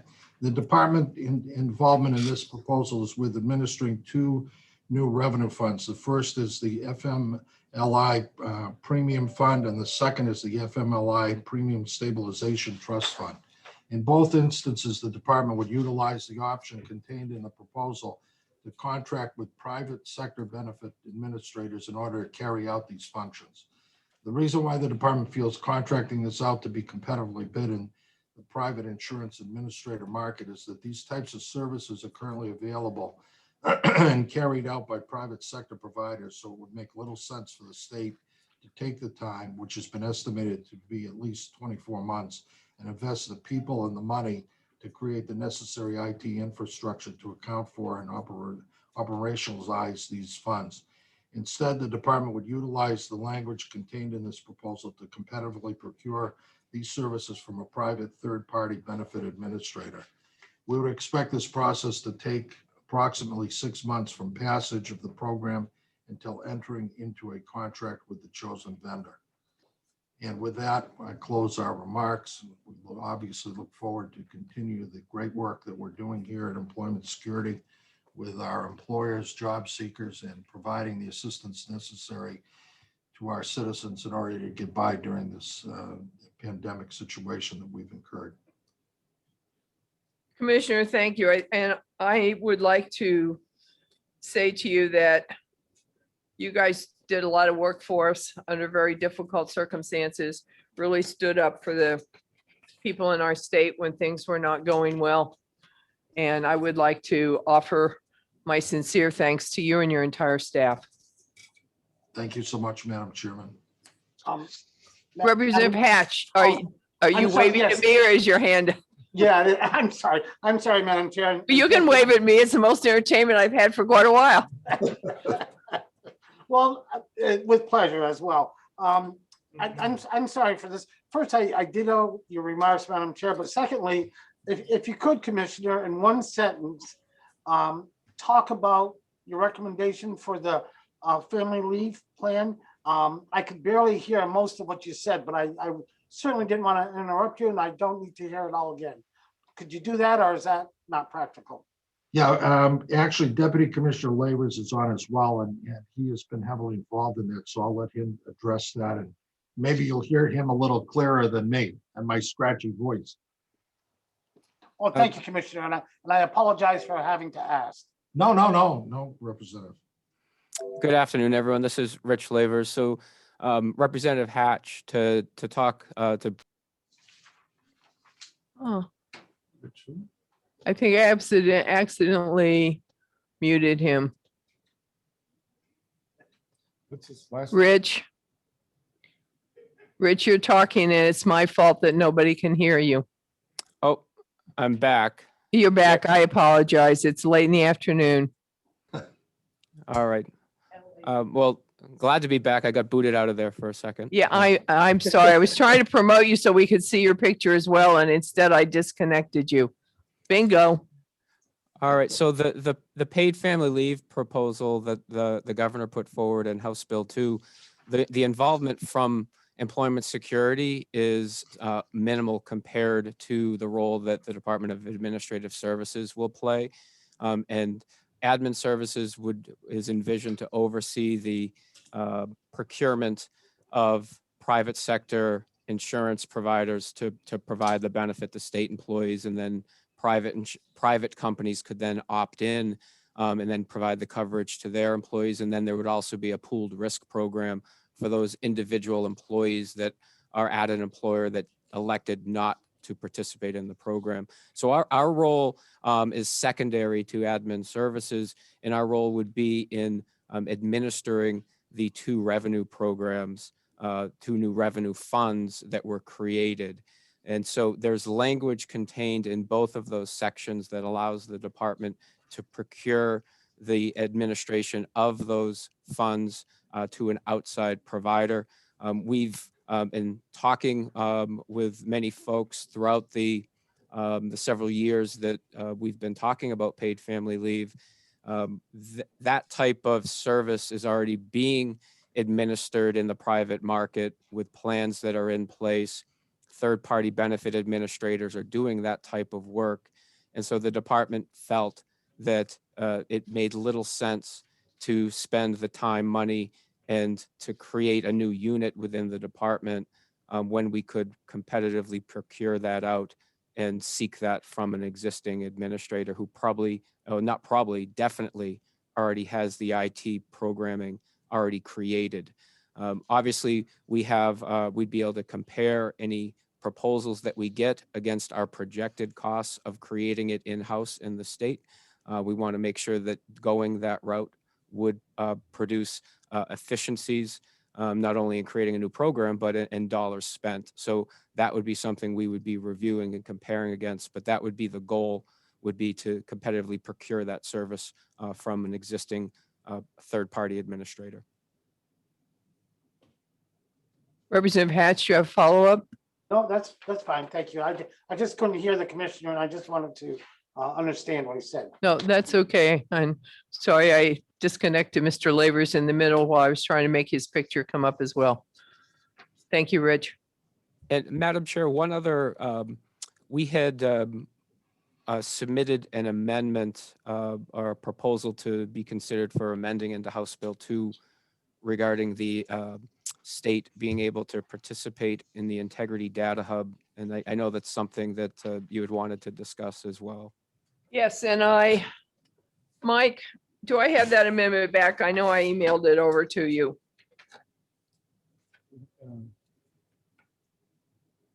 I will look at my stack real quickly, but if not, I can share the screen.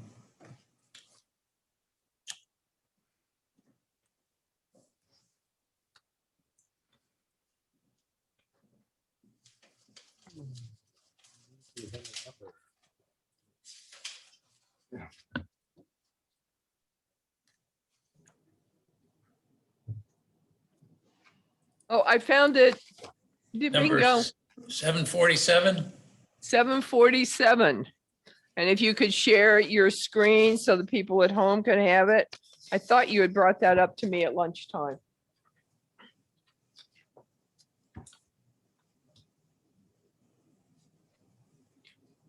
Okay, it's up on the screen, and Rich, those of us sitting in LOB have a copy as well because Mr. Hoffman very efficiently provided it at lunch. So please talk about it.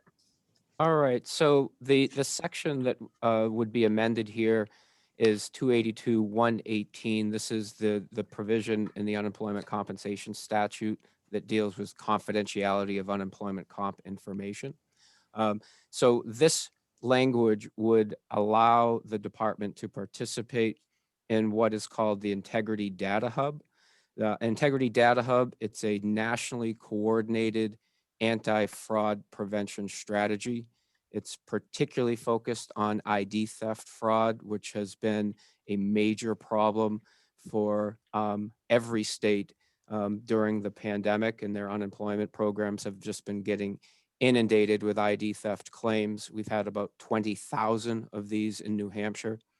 And that the goal is that these fraud schemes, as they're targeted against one state, that we know that those are not isolated incidents, and that the experiences of one state and the successes that they have in preventing this type of activity, detecting it, and then shutting it down, that the best strategy is to share those experiences across all states so that we have the benefit of those other states that have been able to deter this fraud. We can prevent it here in New Hampshire and protect our trust fund.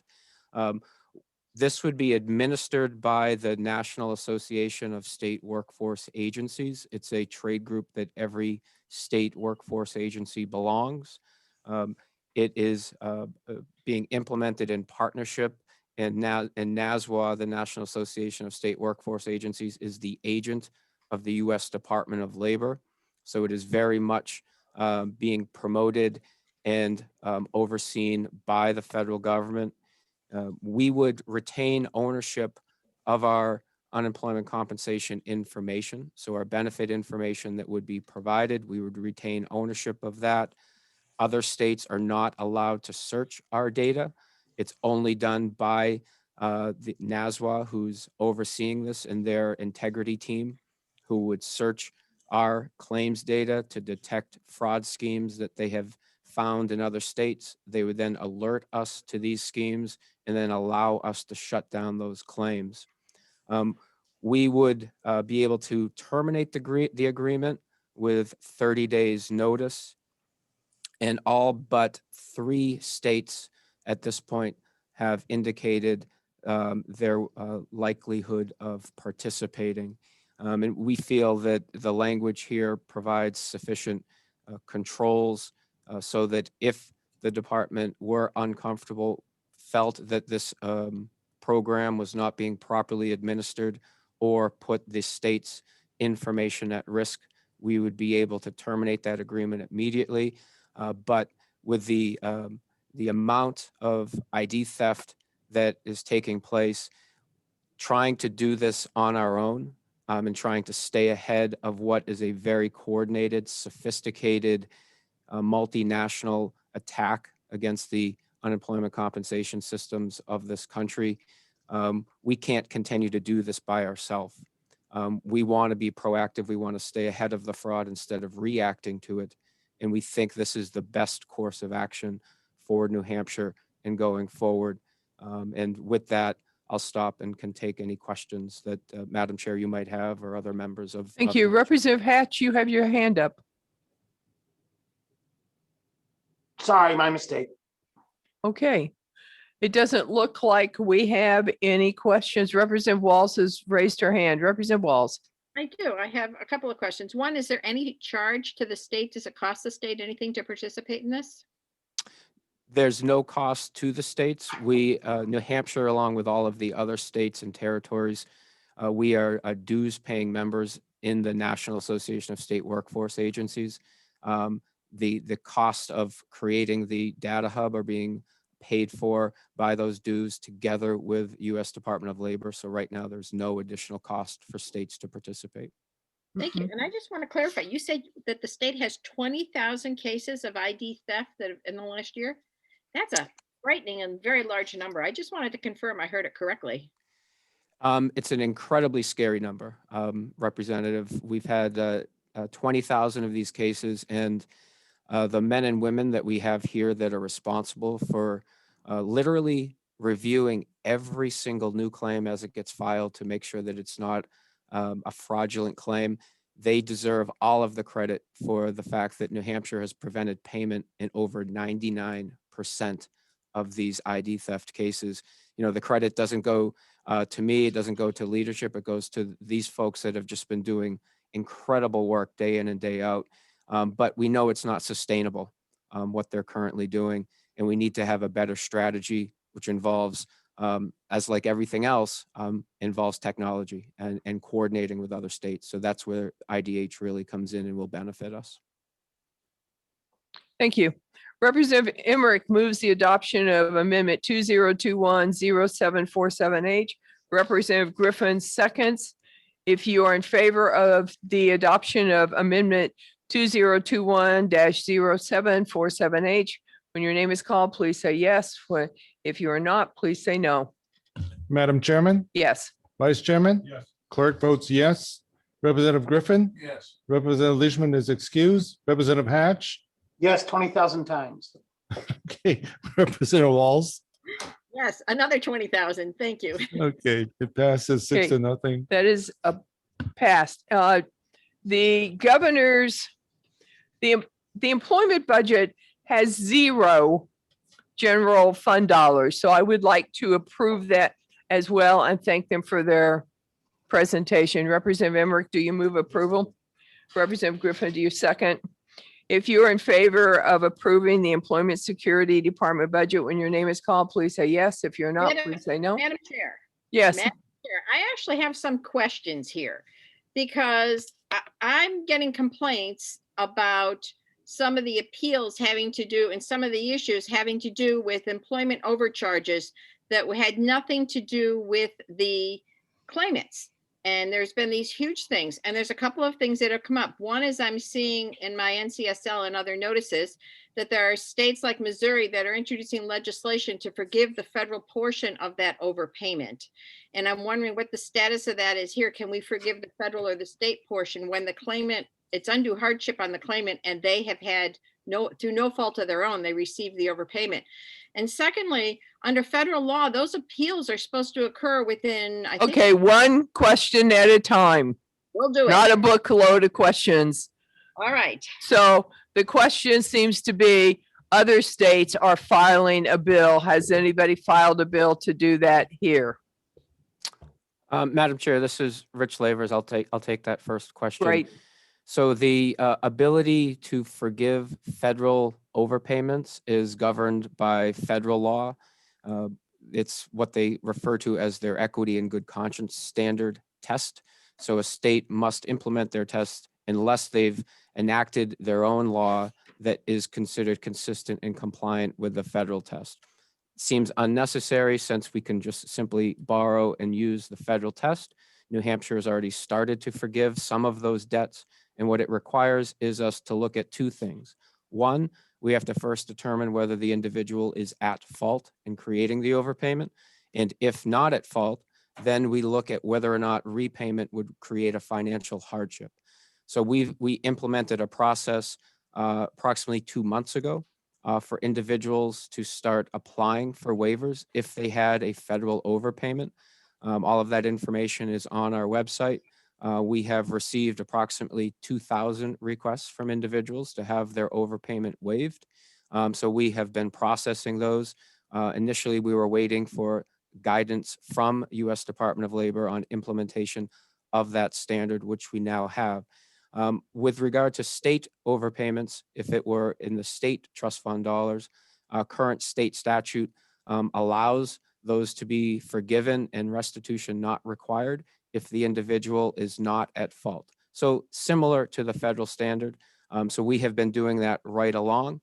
What we have found, although the department does screw up occasionally, we do make mistakes, just like everybody else. And there are occasions, certainly with the volume that we've seen and with all of these new programs that all have their own brand new eligibility criteria, there are times when an overpayment or improper payment that results is the fault of the department. Those individuals will all be forgiven and not be required to be repaid. However, a lot of the overpayments that we are dealing with don't fit into that bucket. A lot of these are where individuals, particularly self-employed or those that didn't have their wages previously reported to the department, overstated their earnings.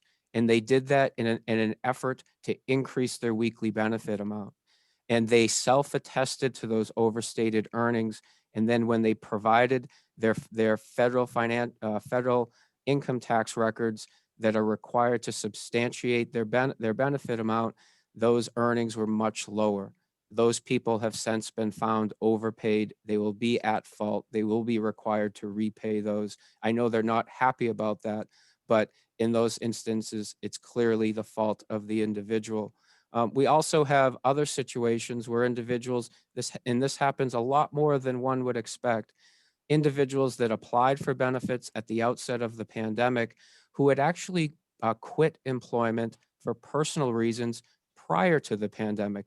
A lot of people who had left employment in the fourth quarter of 2019 or in January and February of 2020, who then file for benefits, tell us that they left employment for a coronavirus related reason. We pay them benefits. We then later learn from their employer, no, they had left employment back in January for personal reasons. Those people are found overpaid. Those people should not be forgiven either because they misrepresented the circumstances of their separation and were not eligible for benefits. So we have to parse through those issues. We have to determine whether or not someone is at fault. We try to do that as expeditiously as possible. For those that are appealing those determinations, we have hired 2 additional rounds of appeal tribunal chairpersons with 3 people in the prior round, 3 people starting tomorrow to increase our ability to process those appeals as quickly as possible. We also will be issuing an RFP out to private sector law firms and allowing them to conduct some of these hearings so that we can expedite those appeals as well. So the appeals are a difficult subject in order to handle quickly. I think we're doing our best with increasing our own staffing, but also leveraging outside private sector attorneys that have experience in employment law. Follow up, Representative Walls? Indeed. So a couple of things. First of all, I want to say, I think you have done a yeoman's job, and I don't want you to think this is any way a personal attack on you, Commissioner Lavers. I'm so awed by what you've done. Having said that, I'm hearing from constituents that on the appeals, that it's taking 6 months for an appeal to be scheduled. Yet the federal requirement is that you have to do 60% within 30 days and 80% within 45 days. And right now you're just starting to schedule people who made their appeal in October. And I'm not sure what the implication of that is being so far out of compliance with the federal standards. Okay, Representative Walls, I appreciate that. Mr. Lavers, could you get Representative Walls's phone number? These are obviously not budget questions, but they are legitimate questions, and give her a call later when we are done with the budget hearing. I've got one more budget or one more money related question, Madam. Well, you haven't asked any money related questions yet as far as the budget goes. So if you do have something related to the budget, I appreciate your helping your constituents. I want to get you that help, but not right now during the budget hearing.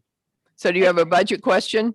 Well, it has to do with the interest on the overpayments. I'm not sure if that qualifies as budget, but they're collecting interest on the overpayments that they've forgiven, and I'm concerned about that. I don't think that's in the budget either. You're going to take that up with Mr. Lavers. Thank you. Would you like her to read off her phone number, Mr. Lavers? Or would you rather look it up? Because this is open to the public. I don't want to open Representative Walls to identity theft either. Commissioner Lavers has my contact information. We've been in touch on constituent issues previously. Thank you, Madam Chair. Okay, good. Thank you. I don't want to be the cause of ID theft. All right, so we have a motion on the floor to approve the employment budget. If you're in favor, when your name is called, please say yes. If you're opposed, please say no. Mr. Clerk? Okay, Madam Chairman, Yes. Vice Chairman? The clerk votes yes. Representative Griffin? Yes. Representative Leishman is excused. Representative Hatch? Yes. Representative Walls? Yes. Thank you. Passes 6-0 unit. Okay. Commissioner and Deputy Commissioner, I think we have covered all your items. I thank you for spending the time with us this afternoon. It's always nice to hear from you, and please keep up the good work. Thank you. Thank you, Madam Chairman and committee members. Mike, can you bring up Amendment 2021-0767, please? 6-7. Okay. This will complete something we started yesterday. This is the deletion of the 3 DOJ sections in HB2, 151, 154, 155, and 156. We had a written letter from the agency asking us to delete these sections. HB2, cool. Representative Emmerich moves to approve Amendment 2021-0767H, and Representative Griffin seconds the motion. Is there any discussion on this deletion? Seeing none. If you're in favor, when your name is called, please say yes. If you're opposed, please say no. Chairman, Yes. Vice Chairman? Yes. Clerk votes yes. Representative Griffin? Yes. Representative Leishman is excused. Representative Hatch? Yes. Representative Walls? Mary Beth? Sorry, I muted again. Yes. Okay, it passes 6-0. Thank you.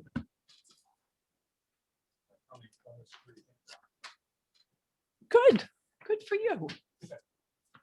Mike, will you bring up 2021-0711? This is from our friends in the Judicial Branch. This is section 16, which this morning they asked us to delete so that their budget would work. And we have the deletion. Long time to read. Yeah, Representative Emmerich would like 5 minutes to read this amendment, but he is going to move the adoption of Amendment 2021-0711H, and Representative Griffin seconds it. Is there any discussion? Seeing none, if you are in favor of the adoption when your name is called, please say yay. If you are opposed, please say nay. Okay. Madam Chairman, Yes. Vice Chairman? Yes. The clerk votes yes. Representative Griffin? Yes. Representative Leishman is excused. Representative Hatch? Bill? Yes. Representative Walsh? Yes. Okay, 6-0, it's unanimous, Madam Chairman. Okay, I'm going to ask you to turn to section 142 in HB2, and I'm going to ask Mr. Hoffman to bring up Amendment 2021-0798H. This is the amendment I talked about this morning. Madam Chair, what page? I don't know. Okay, can you give me the section number again, please? It is 142. Thank you.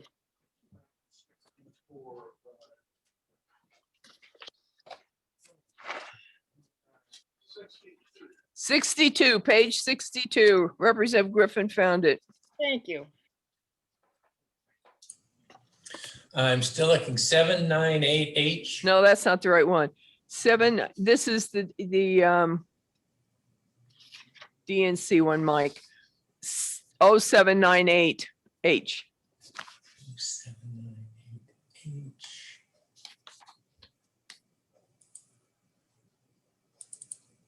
It is on it starts at the bottom of 64. Really what we're working with is on page 65.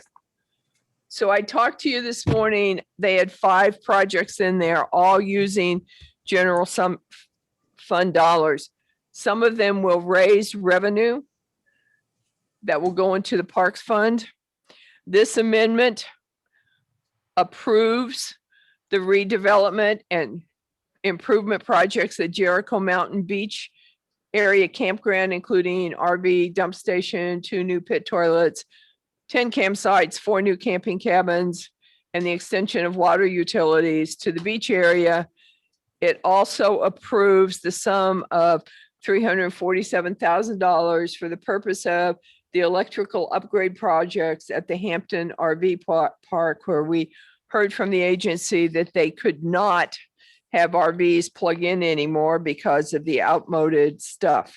It does eliminate the other 3 projects, which also equal another $1 million, not because they aren't good, but because we just don't have enough money to do it all. And I kind of question why the Fort Stark project doubled in cost and we didn't get a good answer.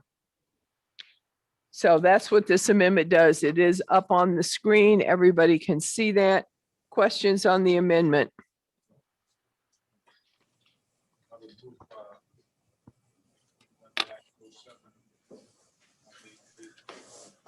Representative Emmerich moves to approve 2021-0798H. Representative Griffin seconds. Any discussion on the motion? Seeing none, if you're in favor of the approval of Amendment 2021-0798H, when your name is called, please say aye. If you're opposed, please say nay. Madam Chairman? Yes. Vice Chairman? Yes. The clerk votes yes. Representative Griffin? Yes. Representative Leishman is excused. Representative Hatch? Yes. Representative Walsh? Yes. Oh, it passes 6-0, unanimous. All right, guys, I've got one more amendment for today. And this one, what have I done with it? Well, I thought I did. Maybe I've lost it. Well, hang on while I dig through the papers. Okay, I'm doing this so Representative Taberge can get caught up.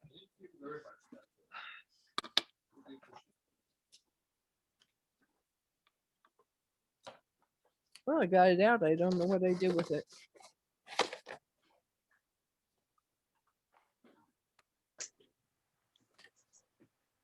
Fascinating.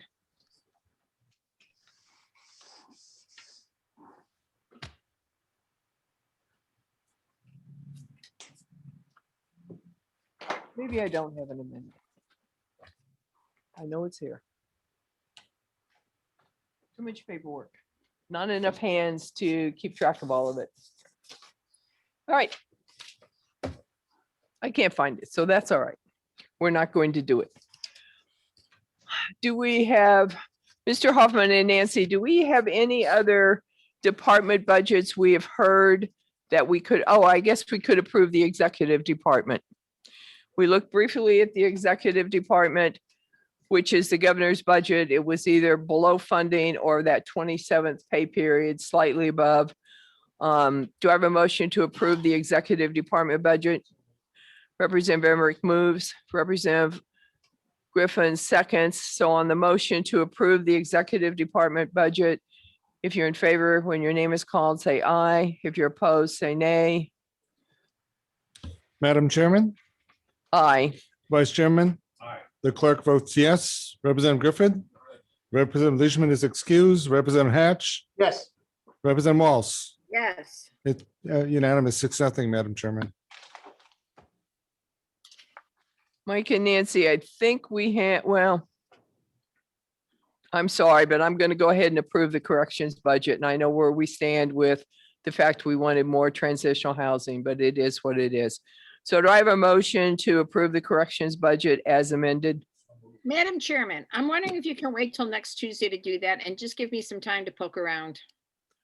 And do what? See if I can find some money for at least some of the transitional housing. And what will you cut? Because it's not just moving money in, it's cutting something else. Well, that's exactly what I'm asking time to find is what, if anything, is appropriate to cut.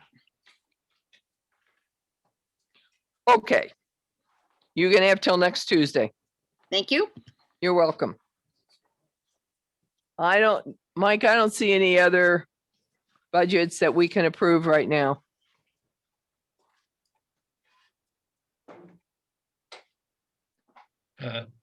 Nothing comes to mind at this point. I No, have three or four amendments over here. I can bring them over today, or I can hold them until Tuesday.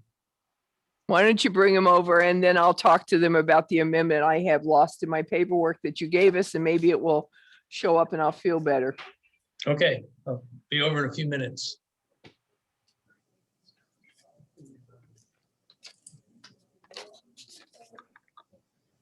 No. On on Tuesday, we had House Bill 591, which had passed the House, came to Finance as a second committee. We voted to suspend it, to retain it, to see if we could put it into the budget. And I know the amendment's here, so I'm going to dig around for a minute. That basically gives $36,540 in 22 and the same amount in 23. And it is what Vice Chairman of Ways and Means, Patrick Obrami, described to me as a mistake Ways and Means made last biennium, and they wanted to correct it. It is revenue. We are entitled to it. If I can find that amendment, that is the piece I have. If not, I'm going to have Mike make more copies for us and we'll have it next Tuesday. But I wanted to let you know what I was looking for. I mean, we had looked at that on Tuesday together. So it's not a surprise. If we could, we were going to put it back in here. Madam Chair, can you please give me the bill number again? 591. Thank you very much. You're welcome.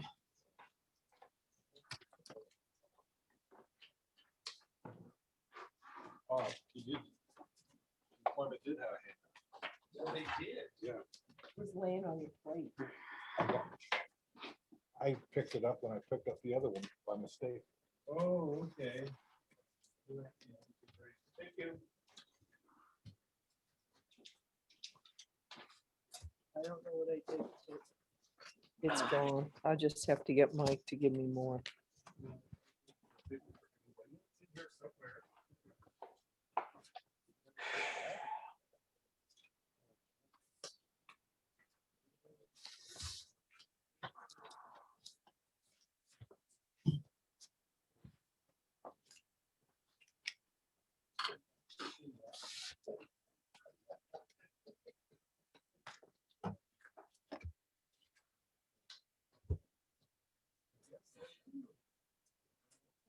Except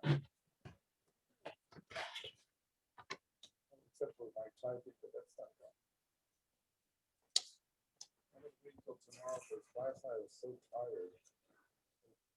Mistakes. Then I came on time and just fixed it. So, what I do to correct myself is I fix the words that I misspelled or numbered. The trick I learned a long time ago.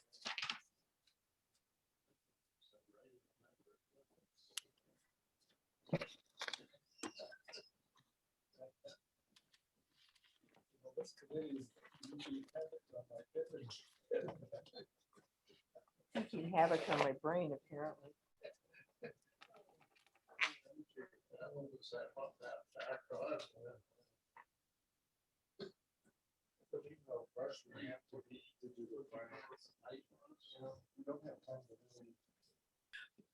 Mary Beth and Bill, this is going to reference page 370 in the governor's budget, please.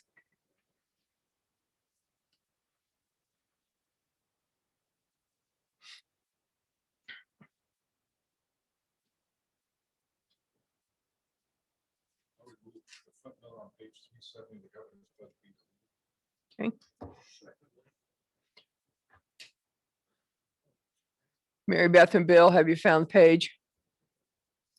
Yeah. All right, the motion is going to be, as we discussed earlier when the governor's budget director was here, to remove the footnote, i.e. organizational note, to delete the organizational note in the middle of the page, which says, in the event the expenditures in either fiscal year in this accounting unit are greater than application fees and other filing fees, the site evaluation committee may request with prior approval, additional funding, because that's not been happening. They've been asking after they spent the money. So the motion made by Representative Emmerich, seconded by Representative Griffin, is to delete the organizational footnote on page 370. Seeing no discussion, when the clerk is ready, if you're in favor of deleting this organizational footnote on page 370, when your name is called, you will say yay. If you are opposed, you will say no. Madam Chairman, Yes. Vice Chairman? Yes. The clerk votes yes. Representative Griffin? Yes. Representative Leishman is excused. Representative Hatch? Yes. Representative Walls? Yes. Okay, the motion passes 6-0, Madam Chairman.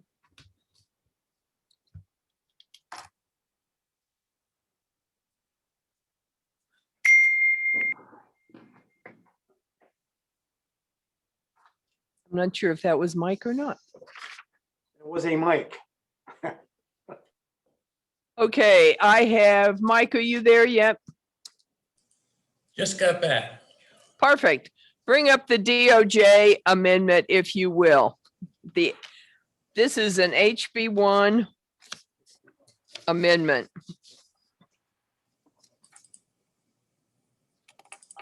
Do we have a page number? 272. And Mike is going to bring the amendment up on the screen so you can see it.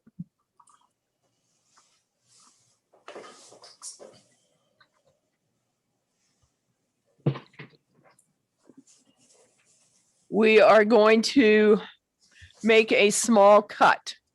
However, what we're doing is we are delaying the start of the Director of Diversity and Community Outreach. The position is still approved. It will be funded with the new start date.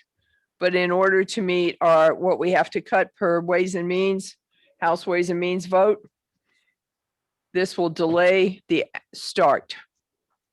And it saves us $111,000. Madam Chair, delay the to start from when to when? Until January 1st, 2023. I think that's on the screen. You can see it. So it's delaying it by 6 months? It's Oh. delaying it till January 1st, 2023, which is 18 months. Yeah, sorry, it's just small. I'm not- Okay. Thank you. And again, I'm hoping the Senate, when they get the business taxes, can actually fix this. But in the meantime, we're trying to, Representative Walls is now trying to get in more transitional housing. And this, you can't count this cut, Mary Beth, I'm sorry. It's one I needed in order to make what we had to do. So No, I'm. sorry about that.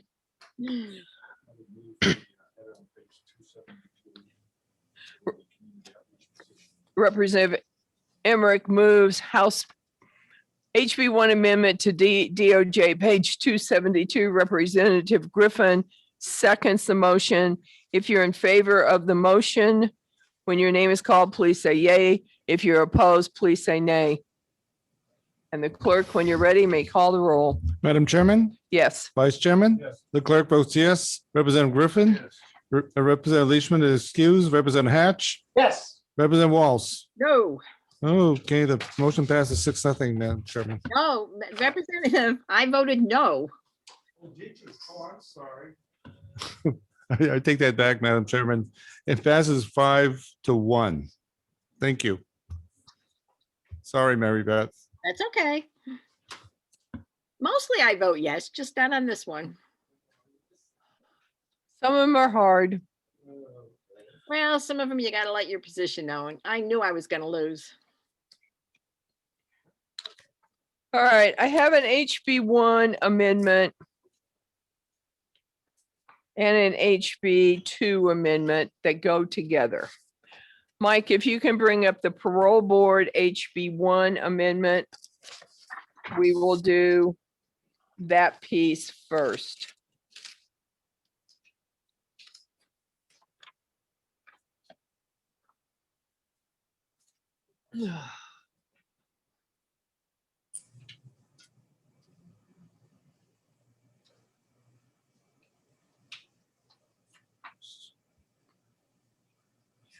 Okay, in HB 2, the governor proposes eliminating 4 members of the parole board and moving them till 5. What section, please? In HB 2, I don't know, we're looking at HB 1 right now. So What we page? reviewed those sections earlier. That's okay. What page? Page 525. Thank you. He proposed a salary. In addition, he changed the number of days they were going to work till 36 days in a fiscal year. And he proposed the salary to be $30,000 per member for 36 days salary. This HB 1 amendment changes the proposed annual pay for the 5 board members from $30,000 to $20,000. He also proposed moving the chairman of the board into a full-time unclassified position. Right now, the chairman is just a board member and will continue to be a board member. This amendment further delays the start of the unclassified chairman by 6 months. That chairman will still be a board member. She's a board member now. She will continue to be a board member. And this change, which again, unfortunately, Representative Walls is not going to be able to capture for transitional housing, amounts to a savings of $100,783 in fiscal year 22, and a small savings in fiscal year 23 because the salary will be $20,000, not $30,000 in each of the 2 years. But the chairman will, after the first 6 months, be the full-time unclassified parole board member.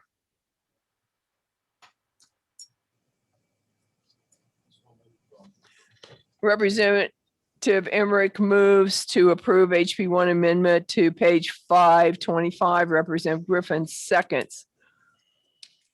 If you're in favor of the motion, you will say yes when your name is called. If you are not, you will say no. Madam Chairman, Yes. Vice Chairman, Yes. the clerk votes yes. Representative Griffin, Yes. Representative Leishman is excused. Representative Hatch, Yes. Mary Beth, sorry, Yes. Representative Walls, sorry. It's fine. Representative Yes. Walls. Okay, thank you. The motion passes 6-0, Madam Chairman. Okay, Robert, I get called so many wrong names. If you put Mary in front of almost anything, I answer to it. I have the same problem. Well, they call me Thebers, the Berg, Thiberge, Teabags, you name it. Amongst other things. Okay, Bill, I knew you'd chime in. Thank you. Most often these days I get called Mary Jane, and I'm sure you guys can all figure out why. yeah, I don't want to do that right now. All right, Mike also brought me, what is section 292 in HB 2? Section 292. Oh, this goes along with what we did in HB 1 for DOJ. Yes, it changes the effective date for House Bill 2, sections 157 and 158. Okay. Can you bring that up on the screen? Yes. Thank you.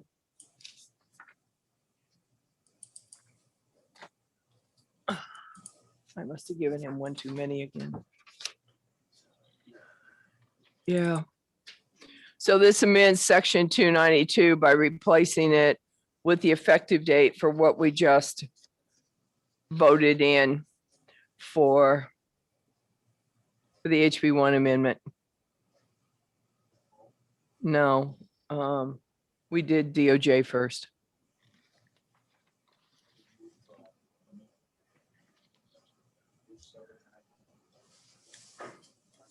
Representative Emmerich moves to approve 2021-0799H. Representative Griffin seconds. If you're in favor of this motion, when your name is called, you will say yes. If you're opposed, you will say no. Madam Chairman, Yes. Vice Chairman, the clerk votes yes. Representative Griffin, Representative Leishman is excused. Representative Hatch, Bill, Bill. you're muted. Sorry, yes. okay, Representative Pauls. Yes. Okay, that's unanimous 6-0, Madam Chairman. Okay, I have a letter from Ken Merrifield that is dated March 11th, which is today, which Mike Hoffman just brought up, and references section 129 in HB 2, which is his section that we still had open.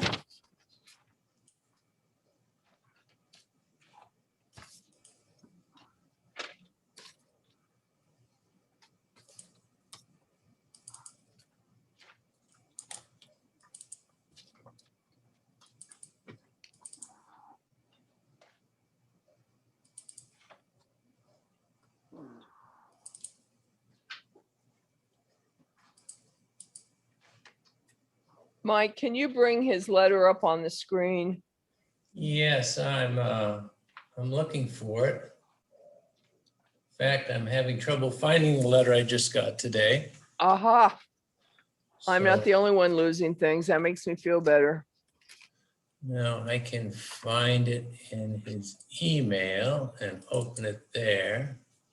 So in HB2, we're on page 157. We barely, 57, we've barely managed to get ourselves there while Mike is looking for the letter. So we're having our own problems.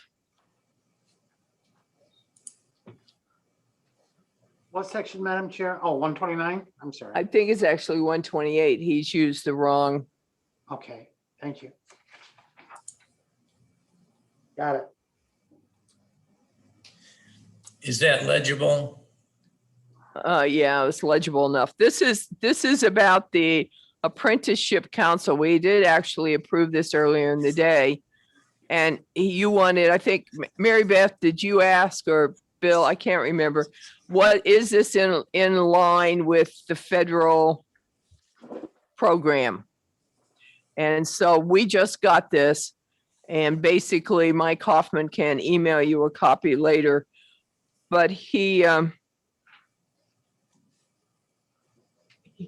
says that we were, because the current concerns the division expressed, the changes about the changes shown, The effort associated with apprenticeship that you see in HB2 is simply our attempt to square state law with the reality of federal control over registered apprenticeship in New Hampshire.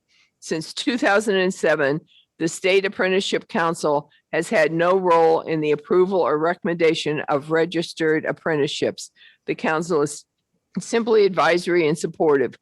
A letter from the U.S. Department of Labor dated August 6, 2007 states in relevant part, quote, OA, the Federal Office of Apprenticeship, will assume full responsibility and authority over registered apprenticeship in New Hampshire, end quote. And a responsive letter from the Department of the U.S. DOL dated August 14, 2017 states in relevant part, quote, we are in agreement that the effect of this legislative change is that the state relinquishes the authority to register apprenticeship programs, end quote. So he's clarifying for us, we have approved that section. Yes, we did. We did approve earlier. But then we wanted to have a check to see if it really was the federal law. Madam Chairman, my recollection is we did not approve it because we were waiting for this letter. I'm happy to approve it, but perhaps. We can vote it again. It's late. I don't care. I have down that we approved it. Representative Emmerich says he is happy to move section 129. Okay. Representative Hatch seconds. And on the approval of 129, if you're in favor, please say yes. If you're opposed, please say no. And I promise you, Mr. Clerk, this is the last vote of the day for your tired fingers. All right, Madam Chairman, Yes. Vice Chairman, the clerk votes yes. Representative Griffin, Representative Leishman is excused. Representative Hatch, Yes. Representative Walsh. Yes. Motion passes 6-0, Madam Chairman. All righty, guys, we are adjourned until Tuesday morning at 9 o'clock. Have a wonderful weekend. Thank you for all of your hard work and Madam Chair, I'm sorry, if I may I want to just personally thank you for your patience and just let you know that a great lunch that could be mailed is Beef Eaters London. That's all. yeah, I hate to tell you, but you have to be here to get your lunch. Have a good Thank you for weekend. the offer of letting me email you something or mail you something. Have a great weekend. Thank you.